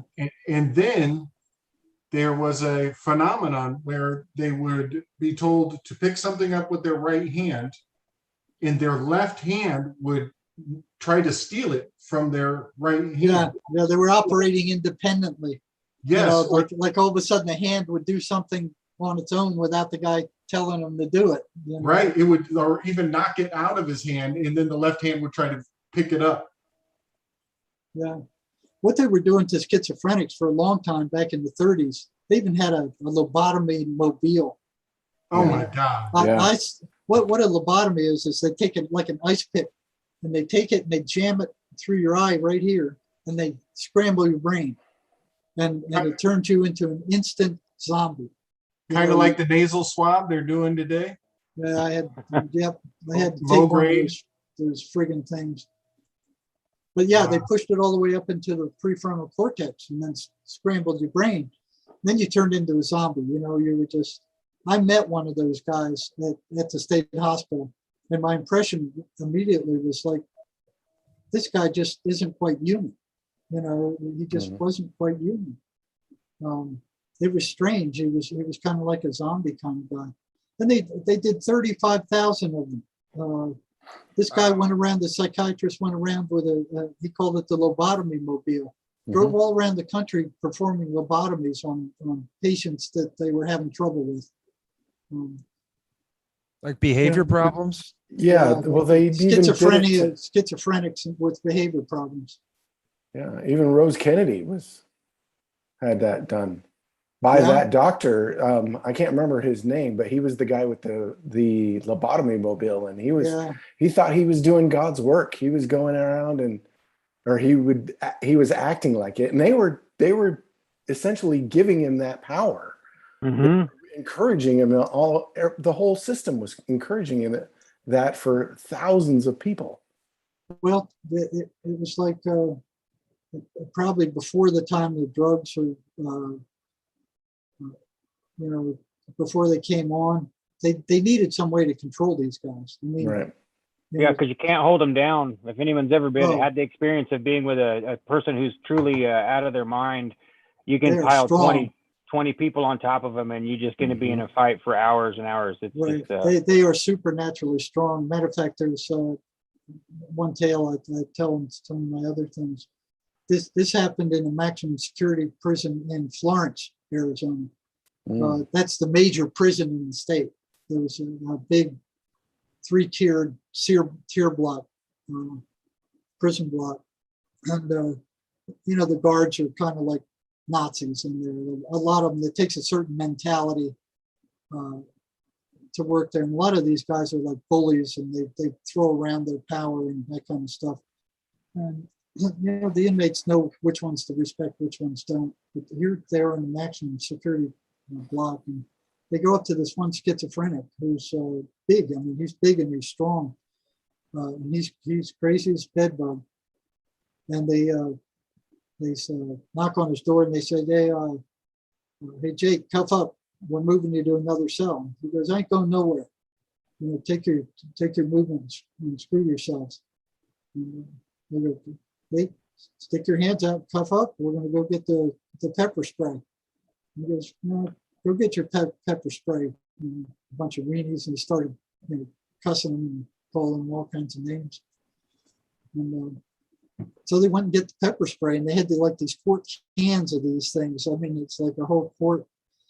And they open up the hatch, and he gets his blanket and he puts it over his head, and they just drench the whole cell with that stuff. I don't know if any of you have had an experience with that, but it's worse than getting jalapeno pepper in your eyes by 1,000,000 times. I mean, your skin burns, your eyes burn, you're just burning up with that stuff. I mean, it's just like the hottest pepper you've ever had. It's sprayed all over you. And it was all over the cells, and the guards got it on themselves, and it was all over the prisoner, and they just filled the cell with it. It was so full of it that they were suffering from it themselves. So they said, okay, you ready to cuff up yet? And he goes, no, screw you. I'm not cuffing up with a bunch of weenies. And they started cussing him again. They said, well, we're going to go get the stun guns. Yeah, go get your goddamn stun guns and stick them up your butt. You want me to come out of here, you come in and get me. None of them were going to go do that at that point. So they went and got the stun guns. They got 2 of them. And what was it? It had like a little arrow on there, and then there was a little thin wire that would transfer 50,000 volts through that wire. And that was enough to knock down the biggest inmates, man. It would just, bam, they'd be down. Not this guy. They shot him with one, and he just stood there and shivered, and when he stopped shivering and the gun was discharged, he started cussing him. He was pissed. Wow. So they went and got another one, and they shot him with that one, and they were taking turns. One was discharging and the other was charging, and this guy was just standing there quivering. And then when they stopped, they would start cussing and ranting at him.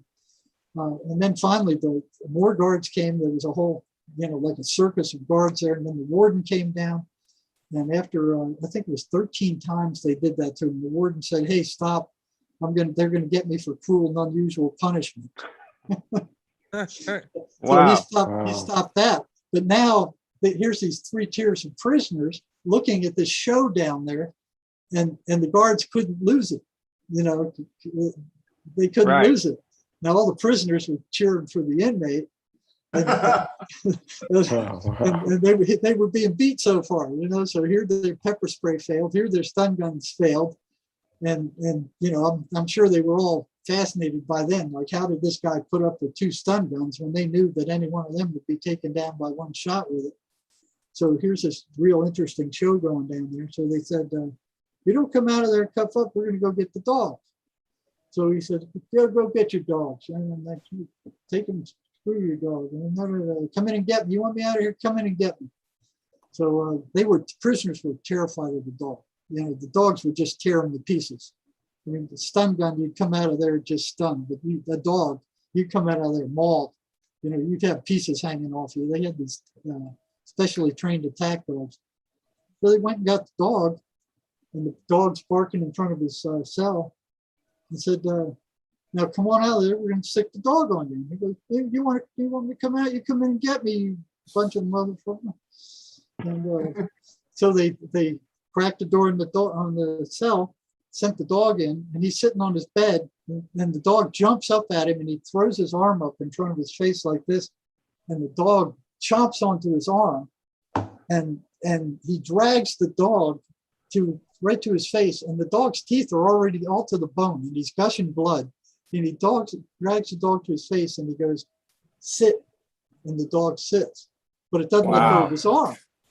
And the dog's clamped on his arm, and it's sitting, and he's gushing blood. The dog's got a vice grip on his arm, not letting go, and he starts petting the dog and going, "Good puppy, good puppy." And the dog carrier's out there going, "What the hell is going on in there?" So the dog carrier and a couple of guards grabbed the dog, and they had him on a leash, and they dragged the dog out of the cell, and the dog's clamped onto the guy's arm, and they dragged him out to the cell block, and then they beat the crap out of him in front of the cell block to kind of show who's in charge. But they get supernaturally strong when they get angry. I've seen that over and over again. I've seen like 100-pound inmate bounce 2 big guards around the inside of a cell like popcorn. And there was one on another prison unit who was stark naked, and they were trying to catch him. He was running all over the prison yard. He was just so quick and agile, they could not catch him. It was like the Keystone Cops. Yeah, wow. Wow. Yeah, I've seen some shit. Yeah, I would say so. You have, man. And those the electroshock therapy things. Some of the most horrible stuff I ever saw. Here's the psychiatrist, what they did at the state hospital. I don't know how many bolts they put through those guys' heads, but they'd come out of there and they would just be dazed for a week or so. And there were 3,000 of those going on every year at Central State Hospital for a while. So there's one day a friend of mine called me up who worked on another psych unit. He goes, "Hey, they're demonstrating a ECT over here in about a half an hour. Come on over and you can see it." So I ran over there. And here's this group of students around this gurney, and the psychiatrist, he was a Cuban psychiatrist, I guess, with this little square box with dials on it and knobs and plugged into an outlet, and there's all these wires running from it. And he's talking to all these medical students about this shock machine and ECT. So we just pulled up there and joined them, and they were asking him questions, and he was like showboating. He loved all the attention. So then he finally says, "Okay, bring in the patient." So here's 2 nurses come dragging this little old lady in the hospital gown. I mean, just thin little old lady. She's just pripsy, just shuffling in with these 2 big nurses on either side. And she calmly sits down, and she sits on the gurney, and they put her legs up there, and they strap her down with these big nylon straps. They 4-pointer and put a strap across her chest and a strap on her upper arms and a strap on her wrist and a strap on her knees and a strap on her ankles. And I asked the psychiatrist, well, why are they doing that? And he said, well, when we give her the shot, if we didn't have her strapped down, she'd rip a socket out or she'd go just flying all over the place. She might hurt somebody. And I'm like, well, okay. And then he gets out this big horse needle about, this big and about this long. And it looked like it held like 4 or 5 points of this milky liquid. And he sticks it in her arm. And not only did he just stick it in her arm, he stuck it in her arm and he sucked in, pushed some in, and then he sucked out blood. And then he pushed some in and he sucked out blood. And he's mixing the medicine with the blood. And I'm asking him, I'm like weirded out by that because I've never seen anybody do that. I mean, they'd usually just do the injection. They didn't mix it with the blood. And I'm like, well, what's he doing that for? But I asked him, well, what is it you're injecting into her? And it was a giant needle. And he said, that's muscle relaxer. And I said, well, what are you giving her muscle relaxer? Well, if we didn't give her muscle relaxer, when we shocked her, she would break her bones. So we have to strap her down so when she gets hit with the electricity, she doesn't break bones. And I'm like, a treatment that breaks bones? I mean, what are they doing? What's going on here? So then he gets out these paddles, and they're about, maybe 1.5 inches square with wire leads leading to him. And he starts putting this jelly on the paddles, the electrodes. And I said, well, what are you doing that for? And he goes, well, we got to do that because if we just put them on the side of her head without this jelly, the electricity would burn her skin. And I'm like, what? Yeah, he goes, yeah, that's why you have to use this jelly. So it smears the paddles with this jelly and it made a better contact. And then they wrapped them around her head. And so she's got these 2 big paddles on the side of her head with these wires running down. But she's strapped down and her head's strapped down too. Everything's strapped down. She virtually can't move. And then he goes, okay, you ready? Everybody stand away from the gurney. So everybody gets away from the gurney because it's going to, they don't want to get shocked. Then he turns this thing on and turns up the voltage. And then he hits a switch and man, she just, boom. I mean, I thought she was going to break through those restraints, and she's just shaking and quivering and putting her head around, and she's just, blah, blah, blah, blah, blah, blah, blah, blah, blah. And the straps are just holding her down, and she's just fighting the straps. And then finally, I'm like, how long is he going to do this for? And I'm like shocked. I'm just absolutely shocked. I mean, it's like I couldn't believe it. And then he switches it off, and she's dead still. And then he's rattling, running his mouth like da, da, da, and then this happened. And I'm staring at her, and she's turning cyanotic. She's turning blue. She's turning purple. And I'm going, hey, doctor, she's dying. She's dying. She's turning cyanotic. She's dying. And he like looks at her like an afterthought and goes, oh. And he goes and he gets these paddle things, that you put on your chest. And he gives her another shot with the paddle, another 2 shots with it. And she's like, boom, boom. And then her color starts coming back. And then this guy starts prattling on like nothing ever happened. And I'm like, I got a pretty strong stomach, but boy, that got me. And when that was over, I turned around and I almost fainted. I had to hold on to a pillow.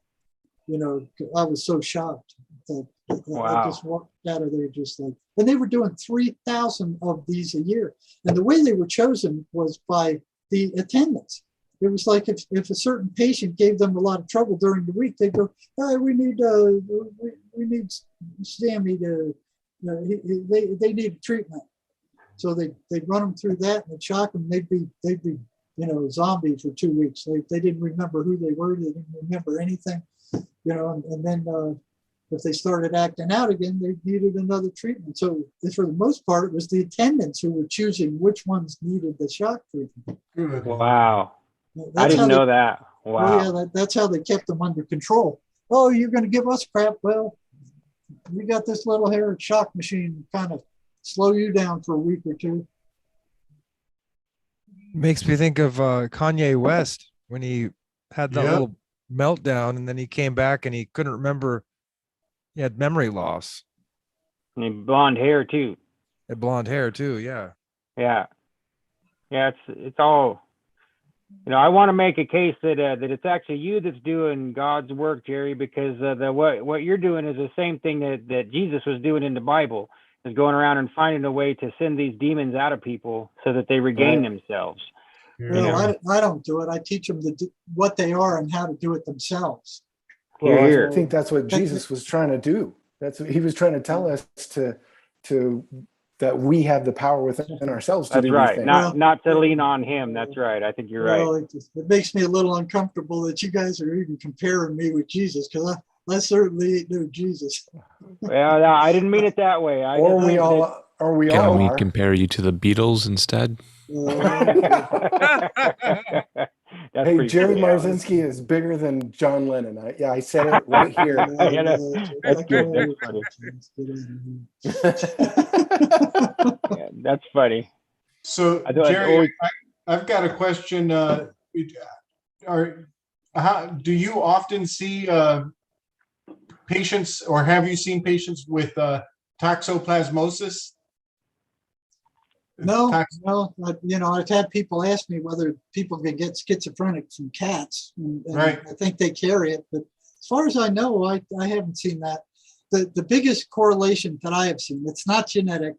There is no chemical imbalance in the brain. See, here's these guys putting up these lies. Oh, it's a chemical imbalance. They don't even know what the chemical imbalance of the brain should be. They don't even know what it is, but yet they're saying, oh yeah, it's a chemical imbalance.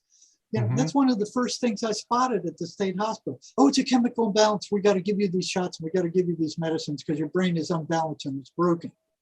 But before they did that, before they prescribed any medicine, I never saw them give any lab work. I never saw them do any tests. I never saw them, take any blood. They just would go, oh yeah, you got a chemical imbalance, and they'd go to their formulary and go, well, I think we'll start with this one. And I'm like, well, how do you know they got a chemical imbalance? Oh, well, the drug companies tell us. The drug companies tell us? Yeah, it's like letting the fox loose in the hen house. The drug companies tell. Oh yeah, the drug companies give us presentations all the time, and they got all these graphs, and they show how these are neurotransmitters. What? Here's the drug companies telling them what to do, what's happening. There is no chemical imbalance. It's been disproven. But when that started coming out, they tried to hide it. The drug companies tried to hide it, just like they tried to hide the shrinking of the brain.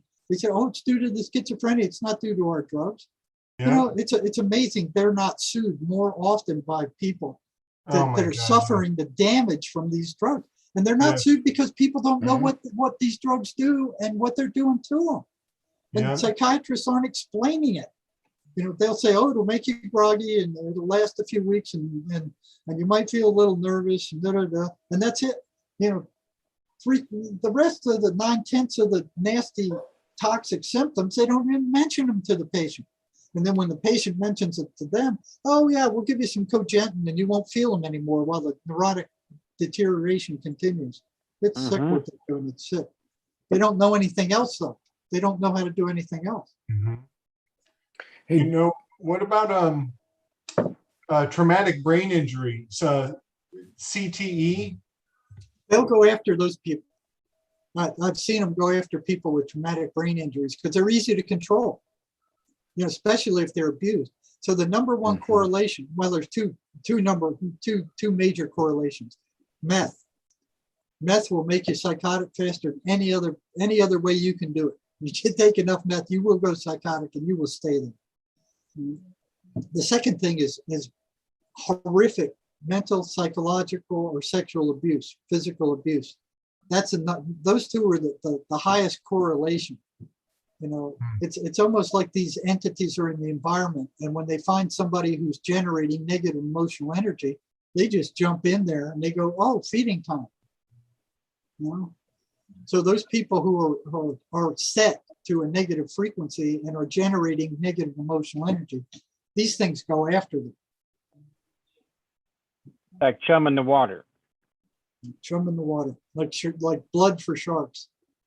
Throw blood in the water and the sharks appear.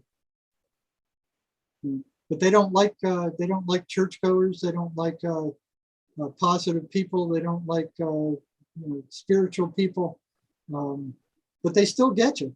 They'll still get you. They get us all. We're not the top of the food chain on this planet by a long shot. Oh yeah, for sure. Hey, And Jerry, look at this. Look at the state of the world. Look at the state of the world. It's sad but true. The state of the world. That's why so many people are waking up and so many people are sticking their head in the sand more than ever, because it's becoming preeminent and obvious that there's something that would really prefer things be a lot worse than they already are. Yeah. Just like these patterns I was telling you. They run these same patterns. They're exactly the same entity. And it's on a macroscopic scale worldwide right now. And there's a huge spiritual battle raging right now. It's massive. This is World War III, what's going on right now. And we're fighting this same enemy that has taken over the government, has taken over the medical establishment. Pharmacology has taken over virtually the world, the pharmacies and the pharmaceutical industry. But it's all coming to light. It's all coming to light. Jerry, I read an article not that long ago, maybe 6 months or a year ago, that only 30% of doctors coming out, like physicians coming out of medical school, were taking the Hippocratic Oath. Do the psychiatrists how does that work in psychiatry? Like, do they take a Hippocratic Oath? Well, if they do, they're violating it big time. They're doing a lot of damage with those drugs, and I'm not even sure they know how much damage they're doing. But the thing is, the public doesn't understand it either, so they get away with it. I don't know if you ever tried to get into a psychiatrist's office. There's people waiting in line for these drugs that they're pushing out. And you're not going to solve your own problems with masking them with these drugs. And a lot of them are addictive. Especially these antidepressants like Wellbutrin. I mean, people will start on Wellbutrin and they can't get off it because the withdrawal effects are so horrible. And so they're stuck on it for the rest of their lives. And you look at the cost of these medicines in the United States, they're in the US, they're higher than in any other industrialized nation. You go across the border, in the United States, it takes $800 to $1,000 worth of antipsychotic drugs to keep one of these guys sane for a month. You go across the border to Mexico, you can get a month's supply of Risperidol for $75 in their pharmacies. And you don't even need a prescription. Even if you're supposed to have a prescription, you can go slip them in an extra $10 or something, and they'll sell it to you. So it's the same companies that are making these things. It's just written in Spanish on them. But look at how they got it sewed up over here. In order to gain access to these antipsychotic drugs in Mexico, you go to a psychiatrist once, they diagnosed you, they prescribe the medicine for you, you take it. If it works, you don't have to go back to the psychiatrist again to get a prescription. You just go to the pharmacy and get it over the counter. Here, no, you can't. You run out of your month's supply of medicine. You got to go back to the psychiatrist, get another prescription. He charges another $150. It's another $1,000 for the medicine. Then it just goes on and on and on.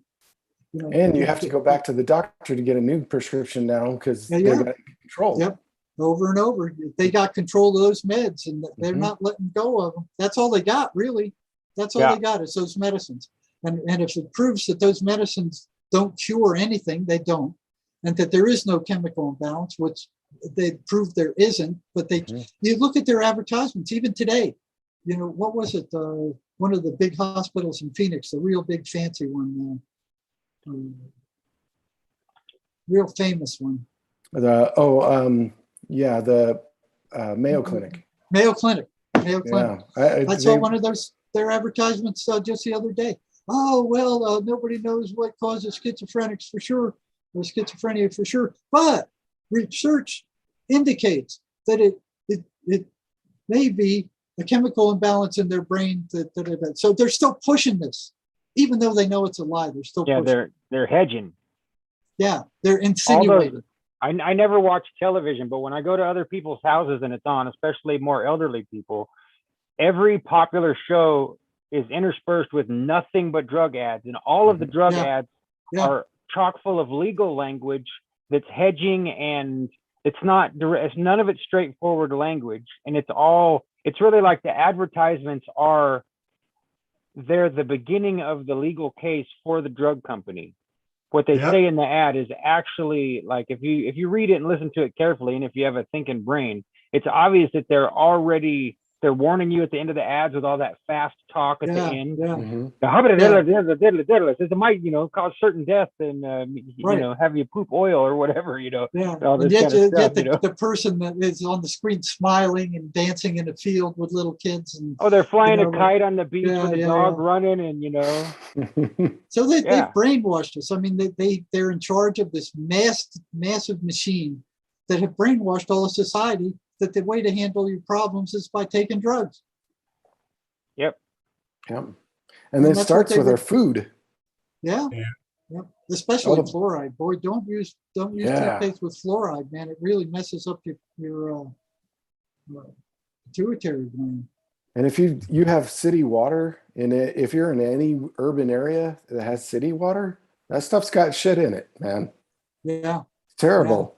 You need to have the filter that takes chlorine and fluoride Yep. out of it. Yeah, I have three big giant jugs that I fill well, I don't use as much water as I used to, but I barely even bathe in tap water, I hate, it's disgusting. Well, you have Arizona water. The stuff out of our tap smells like sulfur or chlorine. Well, we're pretty good out here. I'm at the base of the mountain, away from all that industrial stuff downtown. So our wells here are pretty clean. Oh, good. And yet they put fluoride in the water, so I have, a big reverse osmosis system that pulls it back out of me. But they do. They're putting fluoride in the water. Do not use fluoride toothpaste. Mm-hmm. Zinc toothpaste. I found this stuff that's zinc that is really good. I'll post something on it later, but it's zinc and baking soda essentially, and it's fantastic. Tastes like chai tea too. It's fun. Interesting. But yeah, that stuff's poison, and every single piece of pre-made food, it has so many chemicals in it that you don't even know what that's doing to you. Yeah, you got to grow your own and try to. Yeah, that's true. That's really true. To get into gardening is really important, because people don't realize that all these foods aren't really foods anymore. They're so well refined and they're full of sugar. Every item you look at, if you look in the ingredients, it's all sugar. Yeah. And sugar is just as addictive as cocaine. I ought to know, because I keep going back and forth between doing a good job of not eating any and then binging out on a whole box of cookies. I have the same struggle. Yeah. With that stuff, it is addictive. Sugar is for sure. Carbohydrates. Yeah, the carbs, and the carbs turn to sugars. That's why. Yeah. And that's my only real formula now is get rid of all your sugars, wheat and soy. Because people want to know, if after you've lost 90 pounds, everybody asks you, what they want a formula. They're like, oh, is it, I heard you do keto, so give me your formula. I'm like, just stop eating sugar. Stop eating wheat.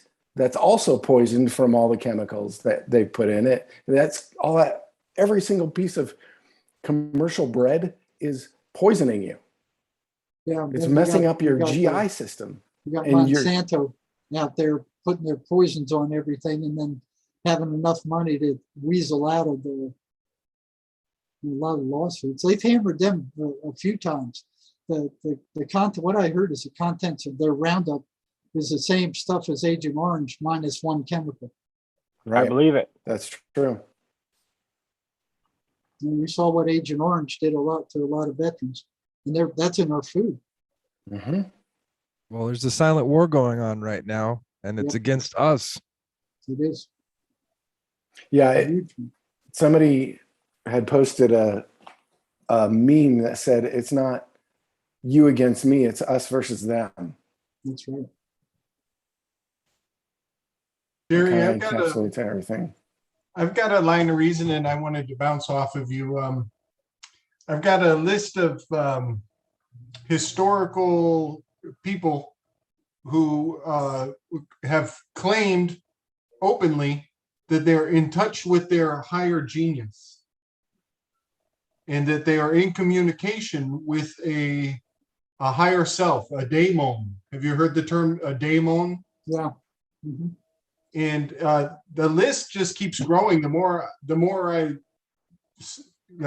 tune into this, the more fascinating it is to me that there's like this potentially beneficial relationship for iconic historical figures to be in touch with their daemon. What do you think about that in terms of like? Tesla was in touch with these things. They were the ones who sent him a lot of the information to do what he was doing. Yes. Then you got the Law of One people with Ra. That's fascinating. If you haven't read the Law of One, and now you've got Cryon coming on YouTube, on the YouTube channels. This other entity, and these are spiritual entities. They're speaking kind of the same stuff the Bible is, minus the fear God. You trespass against God, you're going to get fried up. You're going to burn in hell. Yeah.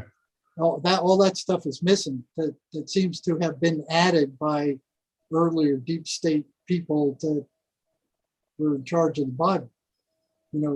They always add that fearful stuff, that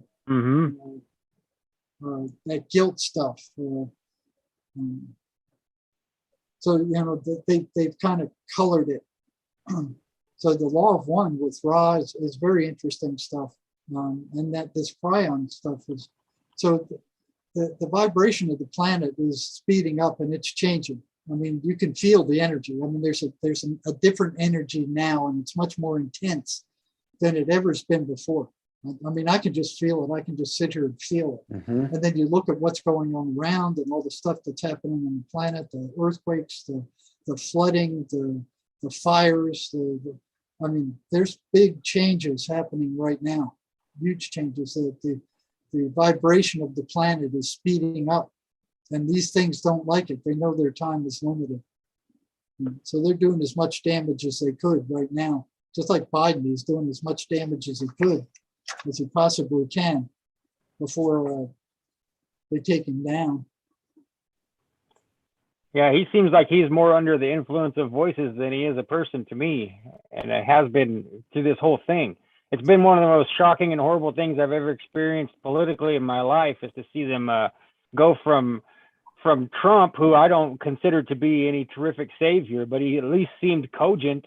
At least most of the time he seemed cogent. And then they bring in what looks to me, I used to work in the Alzheimer's ward, and I don't really see a lot of difference between Biden and a lot of my former patients.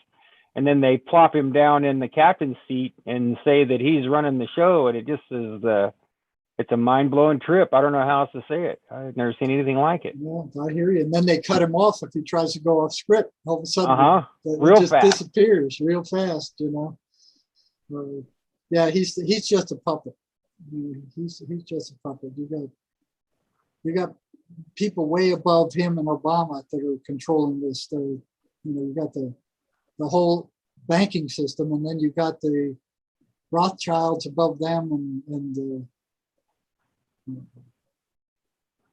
Oh yeah, we know that's where we're all from, the full blown world of conspiracy and studying esotericism, and that's usually if we don't have a guest, we all sit here and just kind of have a round table of thought correlation and just trading secrets and things that we found. That's the. Yeah. Then you got the reptilians above them. That's right.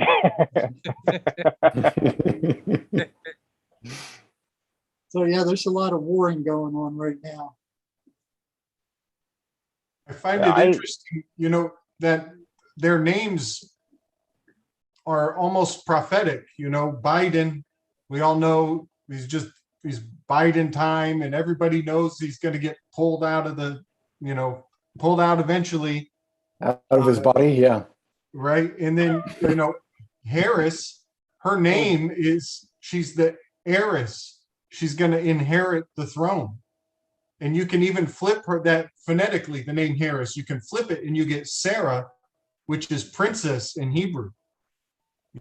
So, I mean, we all joke about it, but it is whispered in their title that that dynamic shift is on the horizon.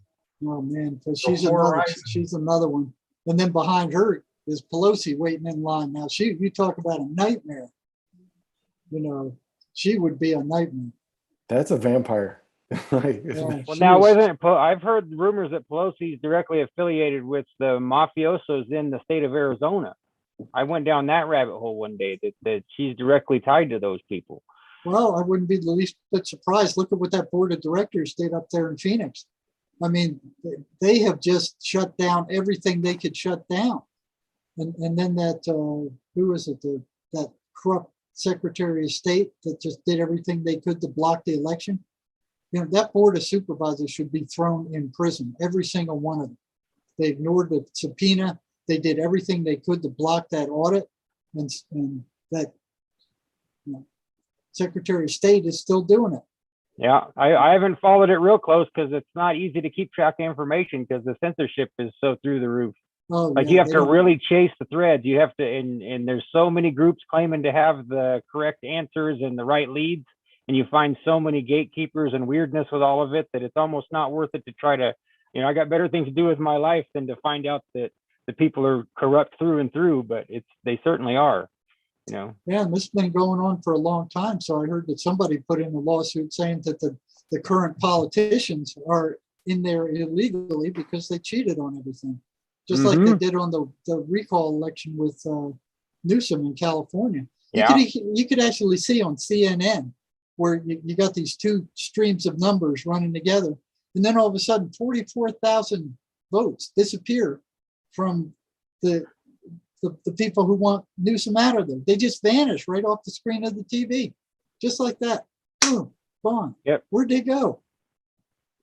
Interesting. That's an interesting number too. 44,000. SOS, Secretary of State, son of Sam, 44 killer. Oh, is that so? That's weird. The word killer is gematrologically 44. Really? Oh yeah. Wow. Yeah, Wow. this is what we do here, Jerry. Yeah. Usually that's what we're doing. Word association to a level that most people couldn't wrap their head around at all. I mean, so if you're ever bored, just click on one of the old episodes and check it out. I've got a weird little synchronicity. Who listens to this stuff? How big is your audience? Not big. Well, I mean, I've seen the audience jump up to at least. You guys have had almost 100 people on here live, haven't you?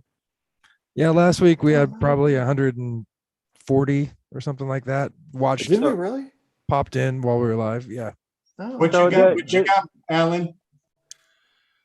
Yeah, this goes back a few weeks when we were first talking about Jerry and trying to can we get him? Can we get Jerry? Is he gonna have time for us? And I was looking at the cover of the book, An Amazing Journey into the Psychotic Mind, Breaking the Spell of the Ivory Tower. Now, who's the author of that book? It's Jerry Marzinsky, and here's the book. Jerry Marzinsky and Sherry Sweeney. No. She'll kill you. Sweeney? Yeah, Sweeney. Sweeney, okay. Yes, Sherry Yeah, Sweeney. that book wouldn't have been done without her. I mean, she was. I basically wrote most of it, but she's the one who did the latter part with the scientific stuff. And then she did that, and boy, she was invaluable with the editing and correcting me and trying to figure out how to say things. And I mean, she just it wouldn't have appeared in the shape it's in for sure without her help. I mean, it might not have appeared at all. Yeah, these names are important to the story, which is kind of like a recovered memory almost. And I was looking at the cover of the book, and I was trying to imagine if I were the artist, or if I had a conceptual idea for to create a book cover. And then I was remembering that when I was in like 4th grade in elementary school, I had drawn a book cover for a class assignment. It was like we'd read a book, and then the assignment was to draw a book cover for it, and just immerse ourselves in the arts. And I remember that my book cover was selected to be permanently put on the book that I read. I got the book from the school library, the media center, and they wanted to select some of the artwork to create like a paperback cover and then wrap it and then like permanently install it on that book into the library. And I was trying to remember the name of the book, and I was looking at your book cover and the name Jerry, and I was finally got, okay, yeah. The author of the book I read was called Jerry Spinelli. The title of his book was called Maniac McGee. So I was putting maniac together with psychotic. And then the Jerry Sherry connection is, well, the author of the book that I made the cover for is Jerry, and the librarian of the school library, her name, Sherry. So then it's like, that's incredible. Wow. Like I was, all the memory just brushed back together, and I was like, it's the Jerry Sherry connection, my childhood with Maniac Psychotic, and it's just, that's incredible. Yeah, Jerry was the first one I could really talk to about this crazy stuff, you know, because I couldn't go to my boss and go, hey man, the voices in Joe Blow's head just threatened me, or my office crackled with electrical sounds when this inmate got upset, this psychotic inmate got upset. Yeah, I couldn't tell anybody. I couldn't talk to anybody. The only people who understood were the psychotics themselves. I could talk to them, you know, I could. And what's strange is the voices were saying the same things here in Arizona as they were saying in Georgia, you know, 2,500 miles away. The same pattern. It's like they all went to the same school. Right. You know, it's weird. It's weird that way. It's the same thing across the entire country. They're all saying the same stuff. It's the same patterns. It's weird. It's a weird reality. It's a very dark, weird reality. And they're working off the same demonic sales script. Yeah, it's almost like they're all made from the same cookie cutter. Mm-hmm. Now there's some individual twists, but the basic stuff is all the same. Makes me think about the moon. The fact that that's they're all under the same lunar schedule, lunar cycle. And you know, I've been thinking about this too, Jerry, before having you on today. I was just pondering how the moon is always there. And the only thing that is really changing is the light that is on it. And its angles and its approach and how it comes and goes, that changes. And that's a whole nother thing. But its mass doesn't change. It's just the light on it that is different, and the angle that it's oriented to us. And but I can't help but always kind of fall back on that. It's got something to do with the mystery of the moon, you know? Well, I can guarantee it that when I was working in the ERs, we knew we were in for it on a full moon. I mean, it was regular. When that moon was full, that ER was full. Well, it was the same in the Alzheimer's unit. We knew, and usually it would start 2 days before. And by the time you got to the absolute full moon, people who were usually well behaved would be up in the middle of the night. They'd be having bladder accidents. They'd be trying to enter each other's rooms and all kinds of craziness in the Alzheimer's ward. And we all knew it. We lived every month of our work life on the night shift, anticipating the next full moon, because if you didn't, you weren't going to be ready, and they were just going to run you over with chaos. And so you had to be ready. You were thinking about the full moon coming, because otherwise, I mean, they'd wet their beds. They'd come out and like wet their pants and walk with their walkers at 3 o'clock in the morning, when usually they would sleep soundly. And my whole family's from the, you know, in these type of caregiver roles and nurses and stuff. And we all talk about it. It's everywhere. everywhere you go, the full moon has a terrific effect on people. Yeah, Jerry, I was going to ask you about like what kind of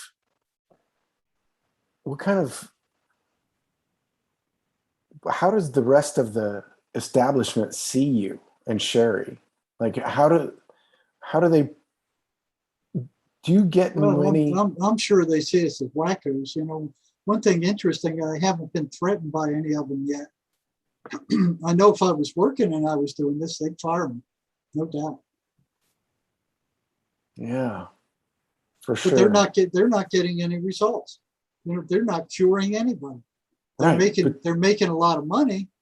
They're raising the medical costs for the entire country astronomically. They're not curing anybody. They don't even know what causes this. They don't know what to do about it. They have no cure for it, but they're making a lot of money selling those drugs. You know, and those drugs do work. If you turn these people into zombies, they're not going to cause you a lot of trouble. You know, but it's rotting out their brains. And those drugs, they are useful because, you know, the voices have to be calmed down so you can reach these people. You know, if you can't reach them, then everything that Sherry and I have seen won't work. They have to be calm enough to where you can reach them. And there's a number of patients I worked with that when they first came in, I would send them to a psychiatrist because they were too upset. They were too unstable. But they need to be off those drugs as soon as possible. It may take these drugs to reach them or to calm them down enough to where they can concentrate enough to listen to what you're saying. But as soon as they have control of themselves, to any decent degree, those drugs should be stopped because they are very toxic drugs. They're some of the worst drugs used in medicine. So did you ever work with shaman to do these kind of like freeing of these people? Have you ever done that? No, I haven't done that, but I know one. I speak to one who has, and she's taken on worse cases than I have. I met her on an interview. She's in England. Oh, okay. Interesting. We're gonna get her in on an interview soon. Matter of fact, we did one with her. Who was that with? It was either Brian Borg or Sheep Farm. One of those two. I think it was Brian Borg. It was Brian Borg. So my interview, if you go to my website and get the interview, the last interview by Brian Borg, the shaman, is on there. Great. Okay. Cool. What about shadow people, Jerry? Well, I've seen. I saw one out of the corner of my eye before. They're there. Meth addicts see them all the time, and you know, usually they're three-dimensional human-shaped shadows. They don't talk. They walk through doors. They stand at the base of the room. They just seem to scare people. I hadn't heard of them doing any physical harm to anybody. They just appear and they scare people. They stand at the base of their beds. They walk around in the bedroom. But what I found out is the patients who can see their eyes are in worse shape than the ones who just see a black blob for a head, you know, without any facial features. And if they do see the eyes are either lime green or red. Those are the only two kinds of eyes, and I wouldn't want to see any kind of creature with either one of those eyes. But those who see those eyes are in worse shape than the ones who don't. You mean they're deteriorated more, or? Yeah, they're in much worse shape. And I would use that as a clinical indicator with the meth guys who come in. You know, I'd ask them, do you see the shadow people? Yeah. Do you see their eyes? And if they saw their eyes, I knew they were astronomically worse than just somebody who didn't. Interesting. So it's like they get more tuned into a frequency where they can observe these loose sucking entities. The more their brain has been destroyed. I don't think the shadow people and the voices are the same entities. They're different entities. Yeah, I've Huh. never heard of shadow people talking, and I've talked to a lot of dope fiends, and I only, they've described lots and lots of shadow people experiences, but I don't remember ever hearing them say that they were talking. no, and they didn't talk to me for years until one day this was Christmas Eve, and it was at the county hospital, and I was working the night shift. Then it was quiet, so it was generally quiet. And in comes this meth addict who's shaking like a leaf. I mean, he just can't stop shaking. So they brought him back to the psych annex, and I picked up on him. And I asked him. He said he'd been injecting meth for 10 years, and I'm like, damn, you should have been dead 7 years ago.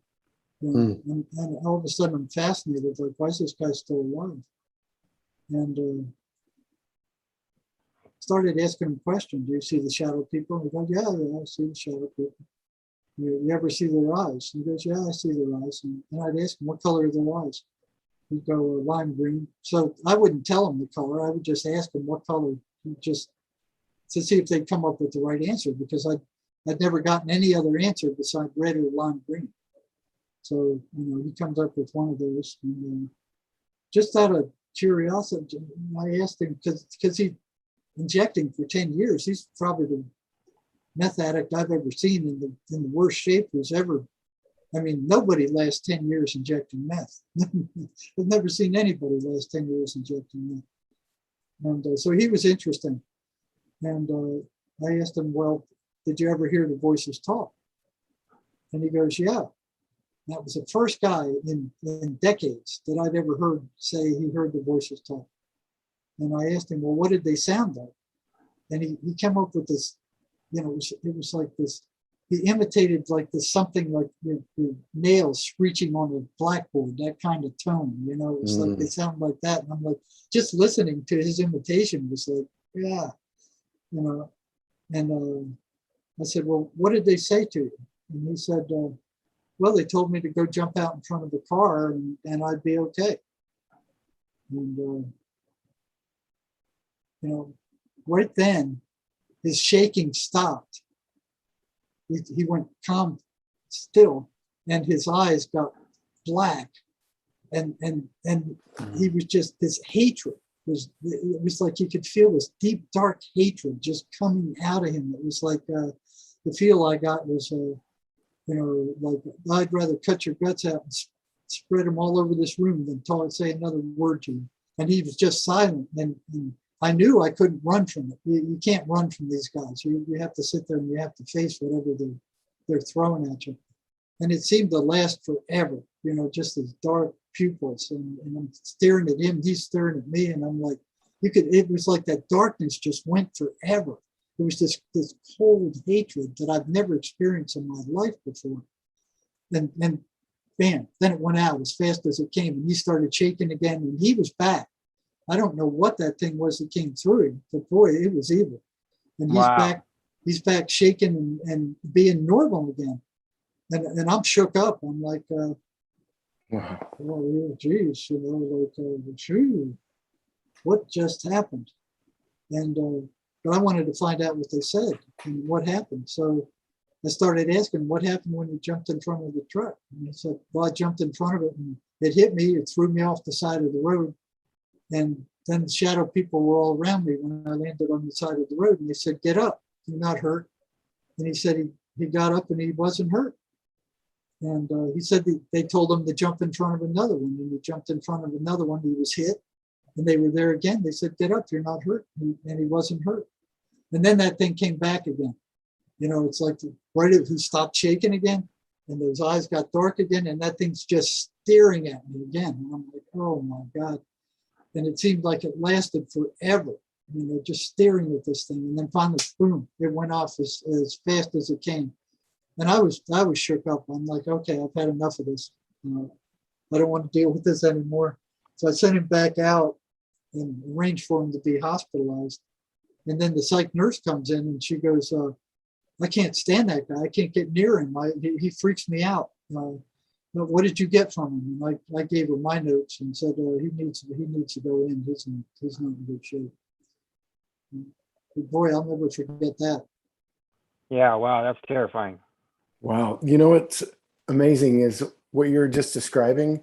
There's a music video of a group, I think it's called Uncle, and it's of a schizophrenic man walking in a tunnel that's like a very traffic heavy, like urban tunnel, and he's clearly like disheveled and maybe looks homeless, but he's arguing with something, kind of black eyes, and he's walking into traffic and he gets hit several times and just keeps getting back up and walking again and arguing with the Wow. thing and gets hit again and gets back up, like destroys other cars. The cars are being destroyed, but he's fine and he just gets back up. And Yeah, they had a film clip of twins in England that females that were being hit, and they just didn't face them at all. You know, so yeah, they have some strange powers. So do you think the shadow folks feed off of that fear? I suspect so, but I haven't had anybody say that. They do generate it. I don't know what they are. If you go to the internet, there's all kinds of stuff on the shadow people. You got pictures of them, you got drawings of them, but psychotics see them, schizophrenics see them, meth addicts see them. People who use drugs see them. They're not always three-dimensional shapes like the humanoid shape. Sometimes they're like animals or some kind of creature or just a black blob. But they're there too. I mean, there's all this spiritual stuff going on around us. And here we are, where they're trying to tell us that we're not spiritual beings and that we're just physical bodies and that's all you are. And, take these meds and it'll fix everything. I mean, no. Now, what you said about being able to manifest things into their world, if you're suffering under some kind of experience where voices are attacking you and intrusive thoughts are attacking you, the idea that you can just focus your imagination and create some kind of block or a bondage or a control over them and then it works, that's a huge takeaway for anybody that finds this information. Because like you said, if you're just imagining their mouths full of cotton or that they're being wrapped up with heavy duty black duct tape or whatever your imagination comes up to, that's just invaluable. Well, it worked for one of my clients last week. He imagined the voice full of cotton and it shut it up. Yeah. Yeah, I think that's kind of going back to my idea that we're all creators. Like, we were talking about the Philip experiment this week. Are you familiar with the Philip experiment, Jerry? I'm not sure. So it was a group in, I think it was England, where they created a backstory for a ghost. And they would have these seances and make up, not seances, but like sessions where they would call up this spirit of Philip. And they had this whole backstory and they developed this as if this person was a person and has a whole history, and they created it, and they had all these paranormal reactions because of the spirit that they called Philip, and it would even follow people, and it was like this tulpa, I guess, kind of thing, experiment, but it worked, and it was pretty well documented. They created an entity of some kind. Yeah. That's pretty weird. Yeah, and it just goes back to if we're creators and we can create something like that, why can't we create our own reality? Because essentially we are, and take control of our own lives. Well, we all create our own reality to some extent. I mean, these guys, we got to get rid of these deep state guys, man. They're just they're interfering with our potential big time. The other idea I had was if these things feed on fear, wouldn't they be full right now? No, it just makes them stronger. Yeah, I guess. Yeah, and we're just feeding the. Yeah. and then more come. I mean, it's like, yeah, the prison is full of these things. I mean, you could feel it when you walked in the door. You could just feel it. As soon as you walked through the gate, it was like, Mm-hmm. That's so kind of glad, so that's glad how- I'm out of there. that's how addiction works. They never get full. Yeah. Yeah, that's right. And it is an addiction Yeah. for sure. Yeah. Spirit possession, Yeah. it's an addiction. Yeah. Well, Jared, like, Go ahead. yeah, like you said, they had that one guy that we cleared him and he went back because he was lonely. Yep. Yeah. I saw in one of your recent videos, you mentioned you mentioned that sage was helpful. They don't like sage. Really? Awesome. They don't like sage. They don't like saltwater baths. They don't like comedy. You know, like watching America's Funniest Videos. They don't anything that gives you joy. They don't like. They want to split Yeah. you up. I use sage and I take Epsom salt baths. So there's That's that's Yeah. interesting.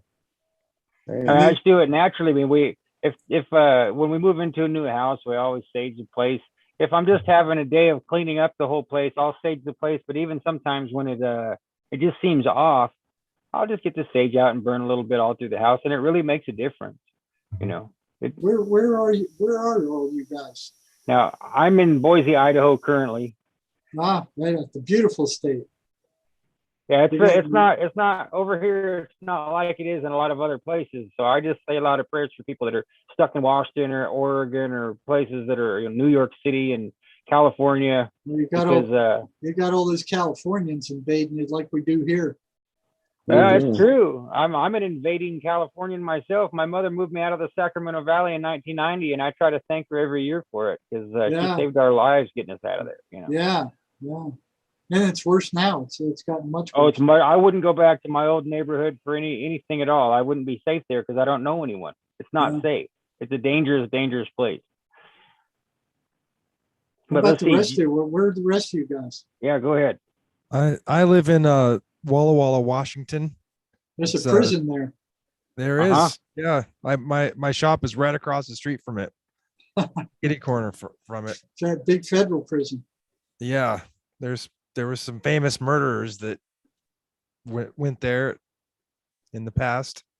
Yeah, it's probably the safest place to be in town in case anybody ever escaped. They're going to be getting as far away from that penitentiary as they Yeah, can. yeah. They don't want to hang around in the neighborhood. Yeah. It's funny. The city had an option of either getting the state university built here or the state penitentiary. Yeah, same thing here in Arizona. The university took off and the prison turned into a pit. Yeah. How about the rest of you guys? I'm up in Indiana, just not far from Notre Dame. Oh, okay. South Bend. Indiana wants me. I'm from Minnesota. The land of the grand mosquito. Yes, 10,000 plus. And deer layers. flies too, man. I tell you, I rode through there on a motorcycle and you couldn't stop because the mosquitoes weren't biting you. The deer flies were. Were you riding the Sturgis?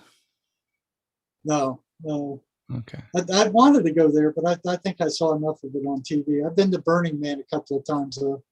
Oh yeah. Oh yeah. Oh yeah, yeah. That place is a blast. If you could deal with it, I mean the dust storms and the heat, but it's like nothing else on the planet, man. I think this Well, year you get there a are chance two to Burning you Men. get a chance to, huh?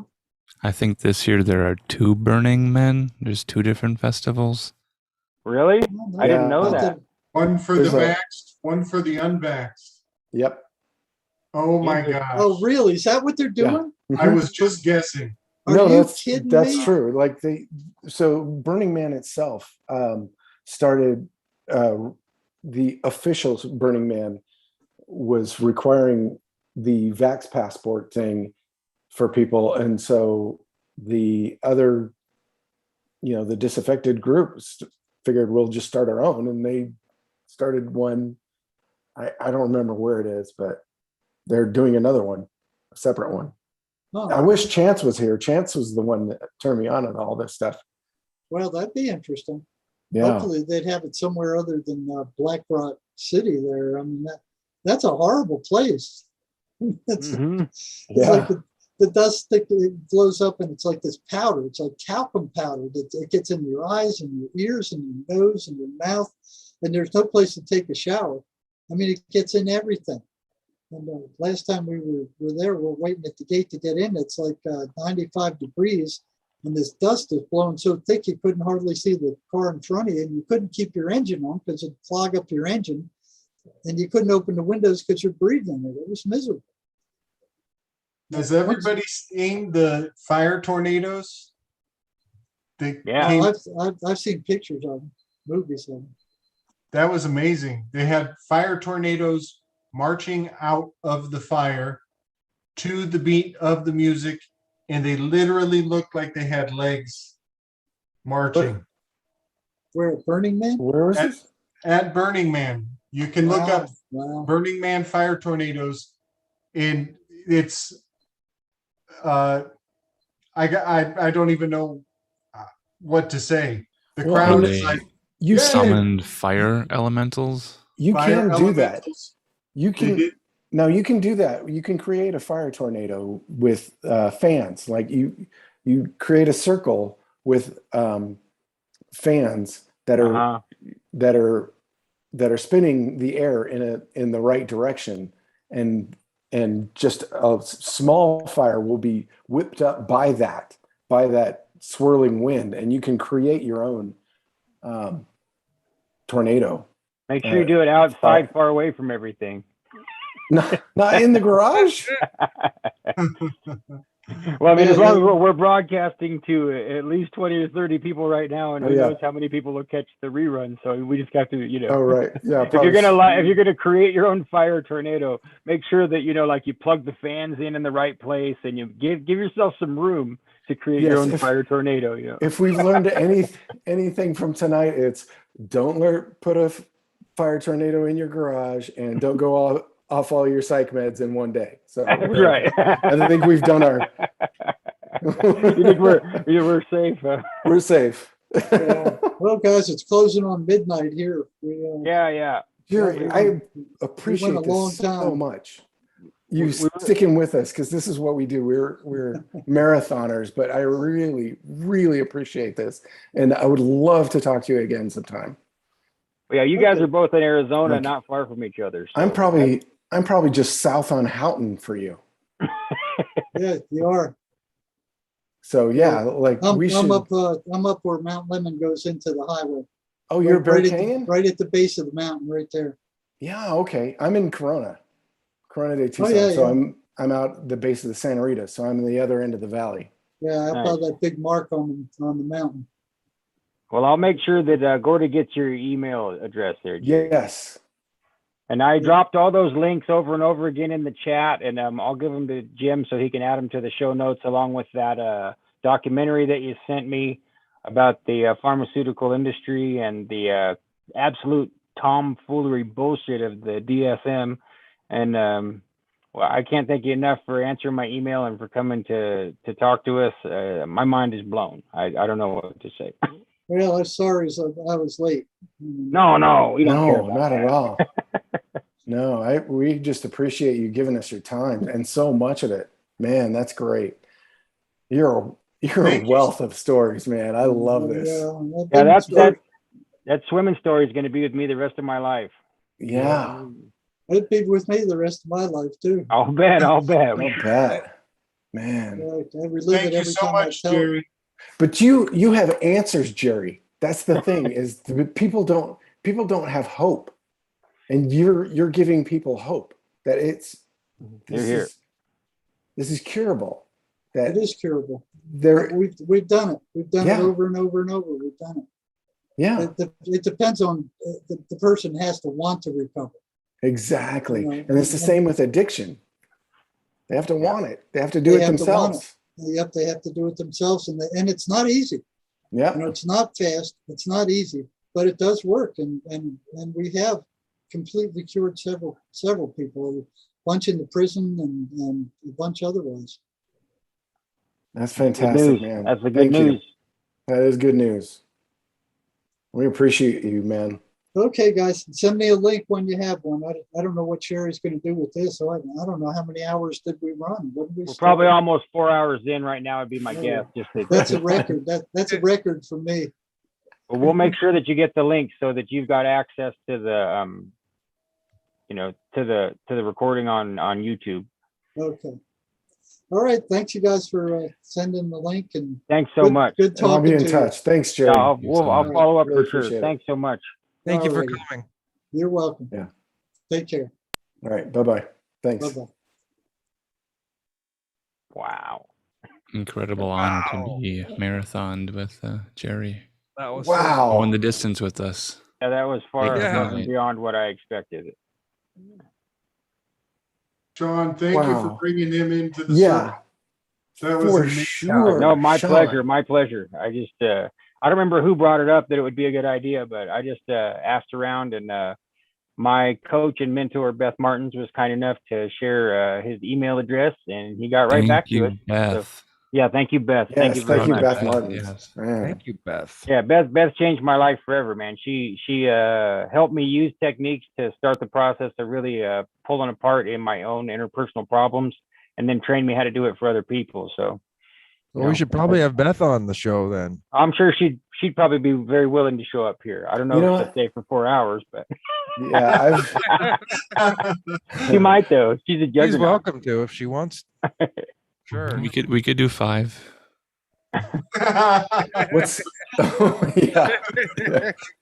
Yeah, we're roadworthy for sure.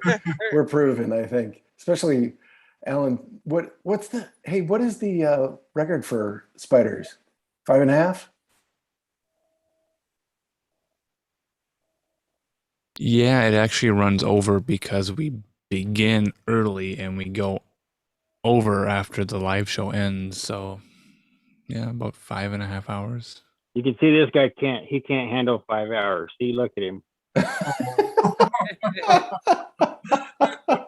He's laying underneath the desk the whole time, like, man, are you gonna go to bed tonight or what? Come on. Shut up. We're trying to sleep around here. We've been trying to enforce intermissions, but you guys just talk over them and you don't stop. It's a staggered personal intermission. That's what we call it. You know, and if you want to mute your video, you can, but please remember to mute your audio so that we don't have to listen to you pee. Again. You guys are awesome. I appreciate you. I'm so excited to check this out a second time because it's like so much happened that I feel like I could watch it and like I wasn't here. You know. I want to watch it again. I want to watch this, and I want to watch this documentary and the books and everything. Just that I got to read this book. Maybe I should take this book with me. When you guys play back this file, be sure to take notes, and then we can use chapters by putting in the time signatures in the YouTube comments so people can jump to Hey, that's a really chapters. good idea. So when people want to hear the deep dive scuba dive story, put that chapter time code in the comments in YouTube, and then we can skip right to it. There's this other show that used to be on YouTube that I always meant to do that for. It was called RX Only Picture Show. It was me and a guy named Jem, Jem. And I always intended to go back through and take notes and put timestamps. Maybe we can still do that someday. Yeah, we've got a lot of listeners and viewers who go back and watch the old stuff. And when they're doing that, if there's something they really appreciate, hey guys, help us out. Put a timestamp in the YouTube comment. Now that's true. If you want to crowdsource it with anything that we have access to that we can, you know, if we're producing it on any of the various things that we do, just tell us and we'll trade the information around and plug it in there. Because you can pin the top comment and just keep editing it. So yep. Yeah, you guys rock. You guys are my brother. Man. What's up? Fam. That's right. Oh yeah, and I'm gonna definitely email you, Gordy, or text you with that info because I want you guys to be able to have a private meeting and conversation because it's just meant to be, man. I think it's just fate. Yeah, that's gonna happen. I didn't know he was here in town, and the fact that, we need to make that happen.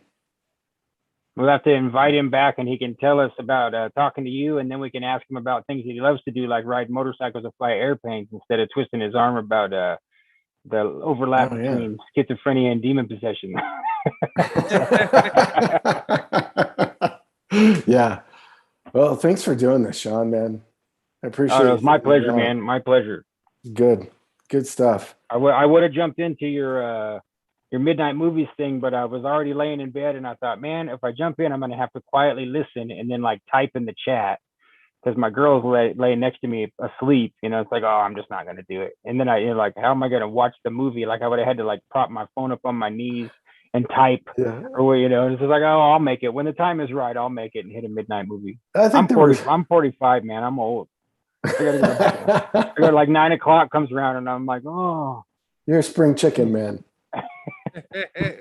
I think there was more than one person that just kind of like fell asleep, which is fine. Like it was, I love that it's cool because it's different every time because there's a little bit of a different mix. If anybody doesn't know, on Friday nights, we do the Mystic Nights of the Midnight Movie, and me, Jim, Gabe, Alan's there sometime. Whoever wants to make it, it's casual, but The that's private the thing. hangout. It's a Pajamas private hangout. optional. Yeah, it's not a broadcast, so It's not a broadcast. You can show up in your chonies. We just don't want to see your chonies. But you can, it's all cool. It's very casual, and it's the thing is, it's not recorded. It's an experience. You have to be there. Whatever happens during that time, it's a special place. It's not going to happen any other time. And yeah, there's no rerun, no broadcast, no link. It's just there's a link for getting in that night. But it's connecting with other humans and just hanging out, and that's special. Well, yeah, we should drop that link too, huh? I just did. Okay, cool. Yeah, thanks, buddy. For the Telegram, right? Because there's a Telegram channel just for Mystic Nights of the Midnight Movie. Is that right? Yep. Nights of the K. MKMM. Yep, just contact us. Finally, We'll we've get got you our in. own MK program. It's MK. I told Jim Maiden that we would call it MK Ultra for the paid subscription service. Or MK Plus Ultra. Uh-oh. There is more beyond. That might be hitting a little too close to home. Mm-hmm. The other day I was looking at that word Malkuth. And that's where we are. We're in Malkuth. Yeah. It's almost an anagram for MK Ultra. It's like one letter off. The H and the R. And R is 18 and H is 8. So it's close enough for me. I really loved that Jerry jumped in with the word association and digression too, because I was wondering, like, how's he going to receive this stuff? Because we're all and he was right with it, man. So that's swimming story, man. Yeah, that's deep. Pray so that you can have the experience. And it's funny to me that the way I saw the experience, the way he described it was like, okay, so God gave him like the deepest and best possible opportunity to understand what was going on. But he also first chose out a situation and a thing where like, it's like they're trying to tell Mike Tyson in the boxing ring he's going to get knocked out cold. It's like Jerry's trained as like, this is what I do, man. I let out all my breath and sink until the pressure of the water crushes my lungs flat and I sink farther, and it's just beautiful. Yeah, here's some art from our homework. You might recognize this. Let's see if I can go through some of these pictures. Wow. I don't know what order they're in, but yeah, the homework that Alan assigned last week inside of the Telegram was to take a beautiful diagram by a magician. His name's Bonewitz, and to reproduce it in your own style. And a bunch of people came up with some great stuff. This is the Weaving Spiders welcome Telegram. Right. The Weaving Spiders Telegram. Yeah, and Chance redrew the original diagram beautifully, man, with a vector graphic, and it's just gorgeous. I'm trying to reinterpret it in our own way, and here's some color I did. I did remix it with some of your art. I'll show you that in a moment. Yeah, Sean, do you have yours handy? Oh, I don't know. Let me look and see if. Let me see. Well, you guys want to see Jim right before each episode first? Please. All right, here's Jim right before each episode. I'll show you here.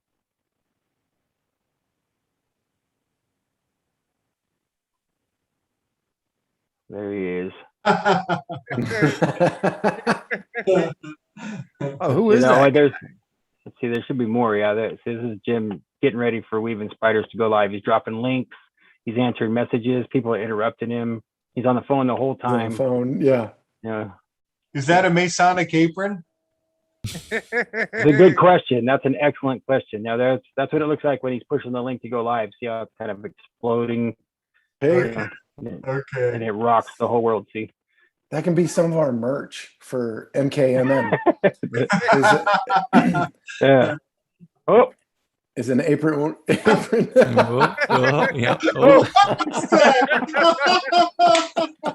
What's that? The meme.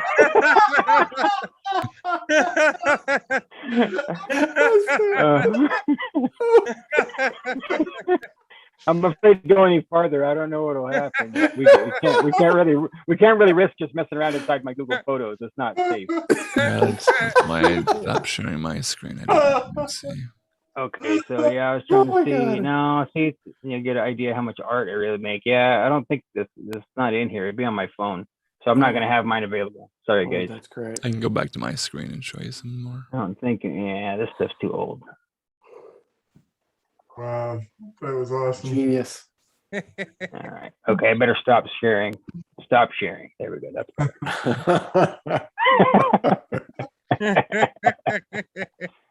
that meme. Jim makes a lot of really good memes. I'm sure most people don't get to see them, because he just usually sends them just to me. And then if they're really good, he'll dump them out on Twitter or something. But there's a lot more than you get to see on the. They're not published publicly usually. Sometimes I wake up in the middle of the night and I have to get that meme out. Yeah, just like writing down a dream. Oh, that's awesome. That looks great right there, man. Yeah. Oh yeah. Yeah, I that looks tried to add good. some color to the chart. I think Chance put this together.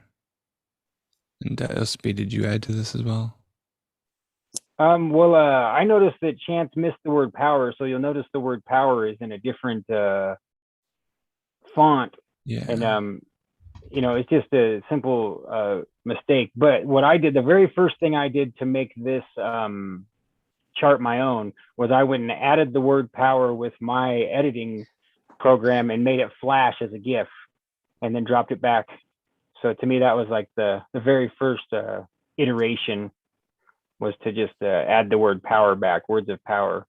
And this whole chart, I mean, I'd say there's room for improvement and change, sure, but it really speaks to me with all the studying I've done of how people manifest things into the world. And I would recommend anyone that's not practiced at that to take great caution and don't just rush into manifesting things into the world. That's not why we're giving you the chart, so you can immediately get to work on it. Get to work on yourself first is my advice. But yes, it backfires unless you're super careful what you ask for. Well, it's get like what you ask for. It's like dealing with leprechauns or dealing with genies. That's the reason that those entities exist as a known reference. If everybody knows what happens if you tell a leprechaun what you want. Like you wish for $1 million and you get it, but you're not allowed to spend it. Or you get it in funny money, or who knows what, right? You get some kind of treacherous leprechaunish result. You'll get sued for $1 million and one. Exactly. That's exactly how it works. Exactly. So I did a few different versions of it and then blended it differently. Nice. Try to get some color in there. Yeah, see, now I could take this one and do the same process I did to mine. My artistic process is pretty redundant, so we could see what we get if we take all of your coloring plus Chance's redrawing of the names all clean and run it through my process, and it'll turn out way different than the ones that I did share. Yeah, it all started because there was a question about synchronicity here, and you can see synchronicity in yellow, and then I think I also did synthesis in yellow. Mm-hmm. You see synthesis here next to polarity, and then perversity is this sort of copper brown color, kind of going into the onion layers of polarity. Yes. Mm. So some of this was just, hey man, I've only got these colors in my markers, so I can only use certain colors. Very Limitations tactile. there. But I was like, just get this thing done, do it fast. So sometimes it was just fill in a color quick and see how it goes. So I'll share this in the Telegram group, and we can continue to build upon this and maybe build a, yeah, I wouldn't say better, just a different chart, maybe a more personal chart. We should make Maybe- T-shirts. Well, we'd have And that's not to, a bad idea. we'd probably have to ask the ghost of Isaac Bonowitz and his wife Phaedra if they Oh, would bestow their blessings upon us. his wife is alive. Yeah. He is not. Bonewitz is deceased. But we could make T-shirts of just the lines, and people can write anything else they want in there. Well, my original idea was to do what I did, what I showed you guys in the Telegram group, and then to replace all of the words with symbols. And so I'll continue to work on that for sure. Nice. Like to replace all the unity words was the first idea. Replace all the unity words with infinity symbol is what I thought, you know. We'd want to consider what effect you'd have on your body if you were to wear that, you know, on your chest, walking around with it. It's true. It's true. And then looking into the mirror and seeing yourself wearing it, and are the words mirrored and the colors mirrored, you know, just. Well, yeah, you gotta consider whether or not the guy that's in the mirror wants to be wearing it before you put it on. I think that it would fall under fair use because the considerable transformation has made it into art. Hey, here's Probably true. Here's my plug. So Vitamir can sponsor the show now. My zinc toothpaste stuff Oh, wow. that I will plug. Where'd you find that? So my wife finds all these amazing things because she's I don't know, Google Foo artist, and she finds some of the kookiest stuff that, I mean, over the last couple of years, I've tried a lot of different kinds of things. If you need to know what kind of sugars won't raise your, or sweeteners won't raise your blood sugar, I probably have a whole list of stuff that will and won't, and what tastes good and what is disgusting and tastes chemically and all that kind of stuff too. I grew a stevia plant in my backyard, and it's so much better than any refined stevia I've found. It's amazing, man. Oh, I bet the fresh stuff. Yeah. It's just amazing. My girl just found it at the grocery store at the Fred Meyer's. They just had stevia for sale, so we bought one, and it's big now. It's back there, all big. Is it like a sugar cane? No, What it's is- just what it plant looks like it looks kind of like a mantis. It's not. I don't remember. I don't know. I didn't look up the genus of the species of plant, but I mean, it just looks like another herb, you know. And it's sweet. It's so sweet. It's eating the leaves isn't like powdered stevia either, because anyone that's used stevia knows that you have to use a very, very small portion of stevia, otherwise it makes it bitter. Yeah. Because sweetness turns into bitterness on the taste bud. So, but if you just pick a couple stevia leaves, like I have some really tart apples growing in my yard too, and so I took a bite of the tart apple and chew some stevia with it, and it's like you can like enhance the flavor of the apple with a couple stevia leaves, so Interesting. but so you must know about the monk fruit too then, huh, Gordy? Yes. Yeah, monk fruit's even more powerful. Monk fruit.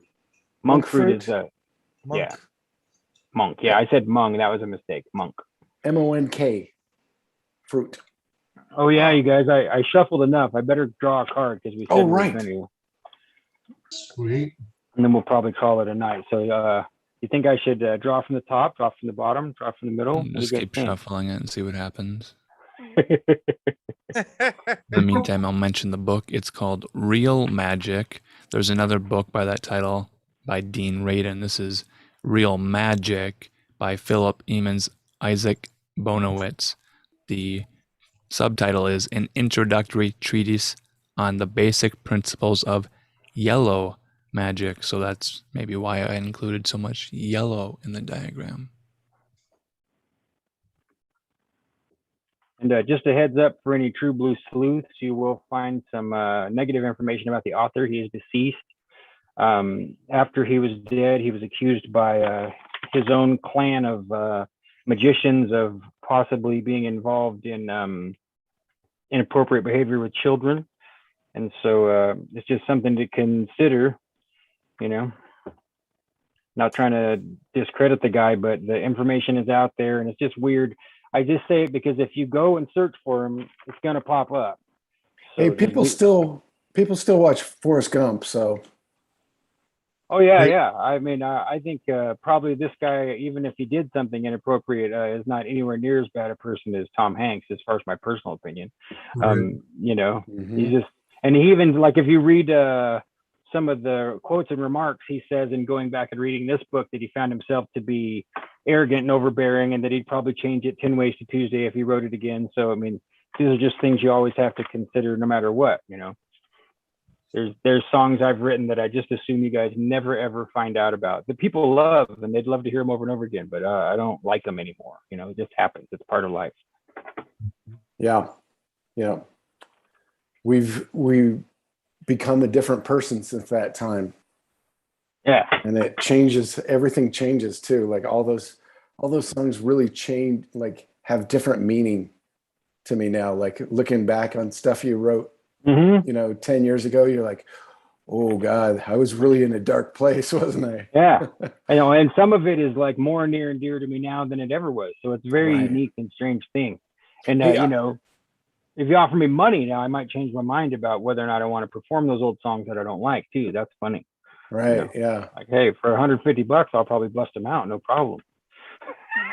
Yeah, exactly. I have a price. That makes me think. I saw the Eagles live one time, and the last thing, not the last thing, but the second to last thing they played, we were bootlegging the show at the Gorge at George in Washington, and the second to last was Desperado, and I could not believe how heartfelt and succinct and genuine Don Henley sang it. Like, it made me have goosebumps. It almost made me want to cry. And I'm thinking, how could you do this? How can you not hate this? He must have played it 10,000 times minimum, you know? So it was just a trip to me to what showmanship, man. Wow, that's cool. Hey, what's the banjo uke you have back there? That's exactly what it is, a banjo ukulele. Good eye. What year is it? I have no idea. I haven't even tuned it or learned to play it yet.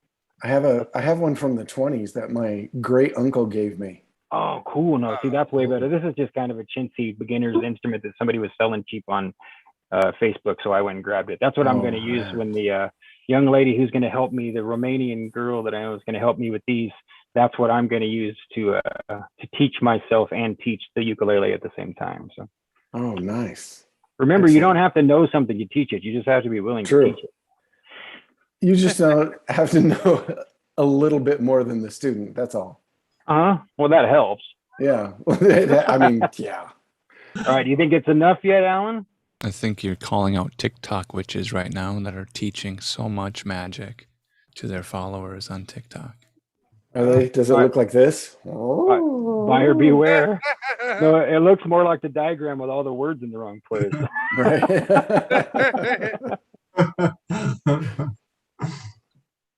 Okay, what's our card? Instead of unity, it says hate Trump, hate Trump, hate Trump. Orange man bad. Orange man All right, bad. here's the last shuffle. A chart of Discord shared on a Discord server for TikTok witches. All right, we're going to give it one cut. Okay, now I cut the deck. Okay, yep. Let's get united here. All right. Okay, yeah, you guys go ahead and do that, and then I'll just know what to do here. I'm just going to close my eyes. I'm going to fan the cards towards the wave me. shuffle. Yeah. Oh, here goes. Good idea. Wave shuffle. Fan the cards towards me. Big breath.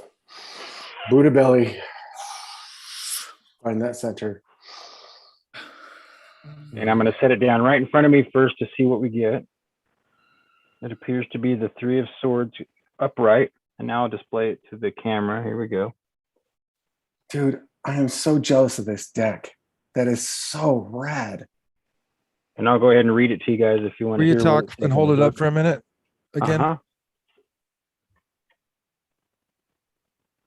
and then talk? And talk. Oh yeah. So here we are.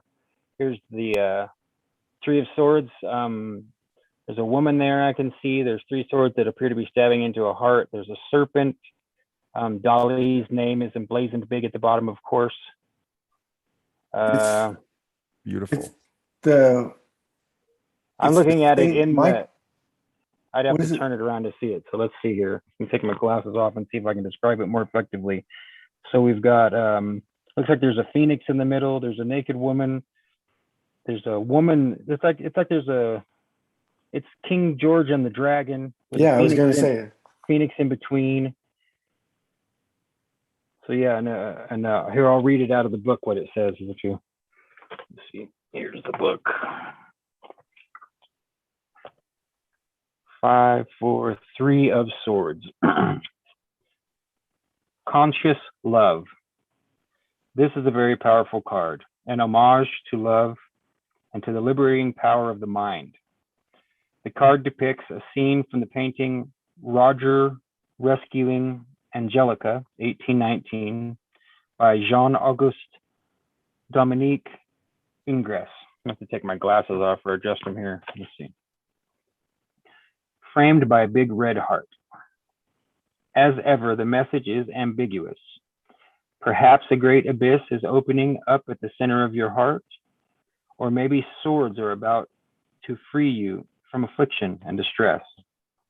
The picture is based on the classical motif of a battle with a dragon, a black serpent-like monster visible at the bottom of the big heart. The image warns against hurt feelings, old wounds reopened by the sword. The positive message is that whatever problems we may encounter, the weapon of the mind and the eye of love will enable us to find a solution and a happy alliance of heart and sword. Most problems arise out of a separation of abstract thoughts and your real feelings. Obsessive views and rigid ideas refuse to be checked against actual experience, paralyzing your mental and emotional faculties. Like a thorn in the side, they are a source of constant pain and irritation. Give a long chance, including a love of truth and honesty. Give love a chance, including a love of truth and honesty. Shed light on your memories and expectations. Do not be afraid of painful truths. All wounds will heal if you tend to them. And then here it says, practical advice. Do not give up. Risk being more honest and authentic. Let go of your prejudice, pretense, and reserve. Feel the great relief that will be yours when your heart is set free again. And the very last thing before it moves into other languages is pictorial sources. Roger Rescuing Angelica, 1819. Musée du Louvre in Paris. Jean-Auguste Dominique Ingres, born August 29th, 1780 in Montauban, died January 14th, 1867 in Paris, France. I'm shocked at how relevant that is to our show. Yeah, like stunning. I was thinking the same thing about Always works. it always works. I mean, it's So- like just talking right about what we just did for almost 5 hours. So Honesty, love, and experience.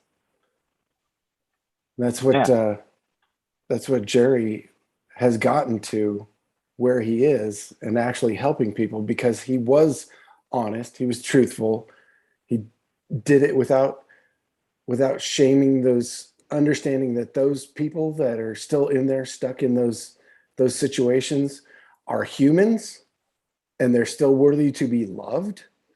And he didn't listen to anybody else. He relied on his own experience. here. And that's how he found the answer. That's how I found the answer, because if I had listened to the doctors that were telling me what I needed to do, I'd probably have that lobotomy. Yep. And the heart is the water element. And there's the swimming story he told us. Wow. Yeah. Wow. That's cool, Yeah, guys. I mean, that's why I wanted to compare him to Jesus, not as flattery and not as to make him uncomfortable, but because the example of Jesus isn't like a hero rushing in with a sword and stabbing the bad guy. There's some kind of strange example there that's hard for people to connect with, of like just doing the right thing even though you suffer, and still doing it with all love and compassion and kindness. That's the challenge. It's hard, man. Right. It's really hard. You know, it's hard to bring suffering on yourself on purpose to help yourself and others, but that's the example I've always seen in that guy. That's why it was easy to get motivated to try and reach out to him when somebody threw the idea at me. I don't remember who said it. It wasn't my idea. Somebody said it in the chat or somebody said it on the broadcast, and I was like, oh yeah, I can do that. I should be able to do that. You know, and it worked. And I feel like now we've gone through a door and now we're somewhere else altogether. Every single time we do these things. We could make the WWJD t-shirts, the What Would Jerry Do t-shirt. On the back, it'll say, that's a lie. Jerry wouldn't do that.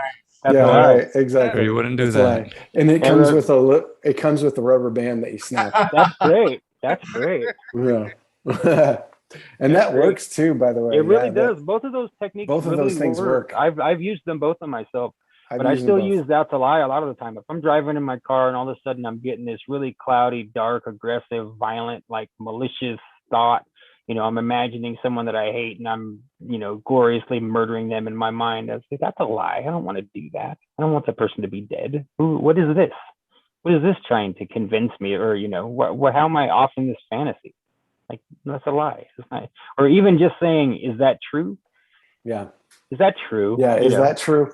That's the one I do. Yeah. You know? Wait, is that true? No, I don't know. Are you really that mad at the little old lady in front of you in the store? Is that true? Or are you just in a hurry and you're kind of tired and hungry? Yeah. It's because of her ugly shoes. I mean, come on. Who wears those shoes? What? Scratch the new guy. I haven't seen him forever. What's up, Scratch? Oh, is this? Hey, I haven't seen your cat. You might have to talk. Scratch the new guy. He's adorable. He's begrudgingly being displayed. Yeah, he wants to bite and scratch me real bad. Until I kiss his ass.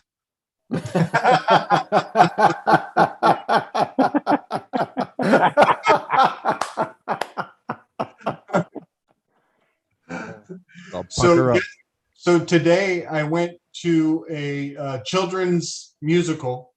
I guess my second cousin was in a performance of Aristocats. Oh, really? Did they do the Siamese? No. Oh, that'd be the best part. They cut off all kinds of corners. It was only like maybe 40 minutes long, maybe 30. But the signs and the symbols were just coming at me so hard, so fast. I had nobody to talk to. It was amazing. But you know, in the original, you know, it takes place. It has a Paris component, and Paris is where those Knights Templar were, you know, getting strung up, getting put to the flame.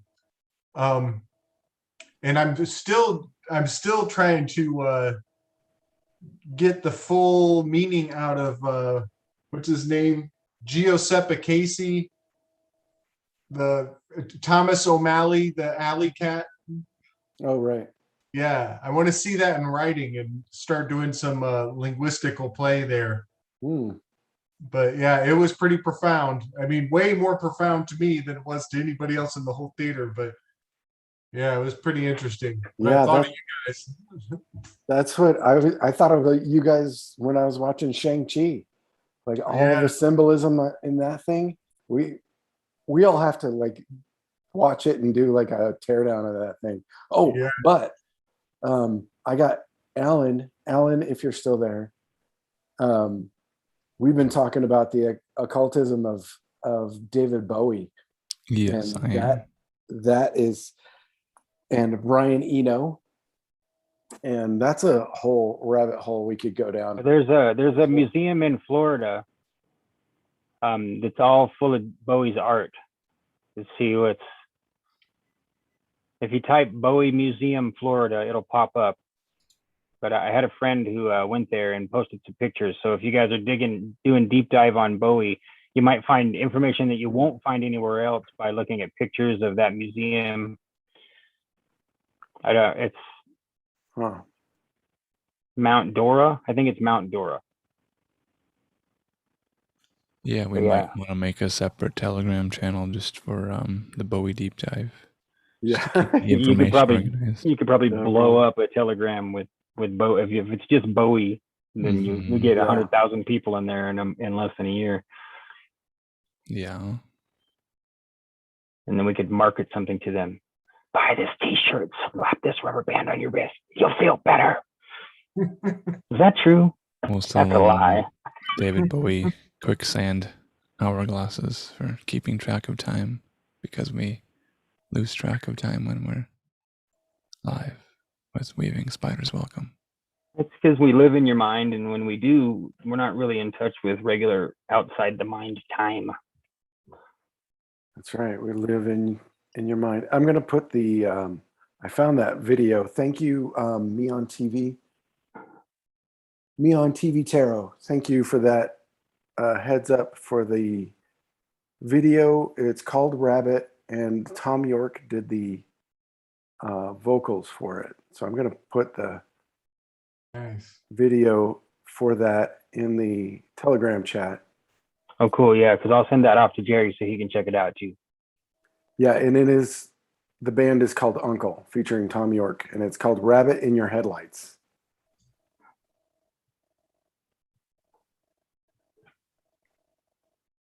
Nice. Awesome. Well, I'm gonna have to get pretty close to rolling out of here, you guys. Yeah, guys. It's way past this old man's bedtime. Should we play the music? Yeah, go ahead and do that. That sounds good. Hey, thank you, guys. Thank you again. Love you all. Yeah, thank you all. I love you guys. Appreciate you, brothers, man. This is good stuff. I'll share the placenta casserole artwork in the Weaving Spiders Welcome chat. Yes. It's called Chat Weaving Spiders Welcome on Telegram. t.me/WSW chat. You can join from your web browser. Bon appetit. I swear, Mr. Crack Spider. I swear, Mr. Crack Spider. I swear, Mr. Crack Spider. I swear, Mr. Crack Spider. The web structure was not affected. Bug Spider. Crack Spider. I swear, Mr. Crack Spider. The web structure was not affected. Delta Scariant is sleep cycle.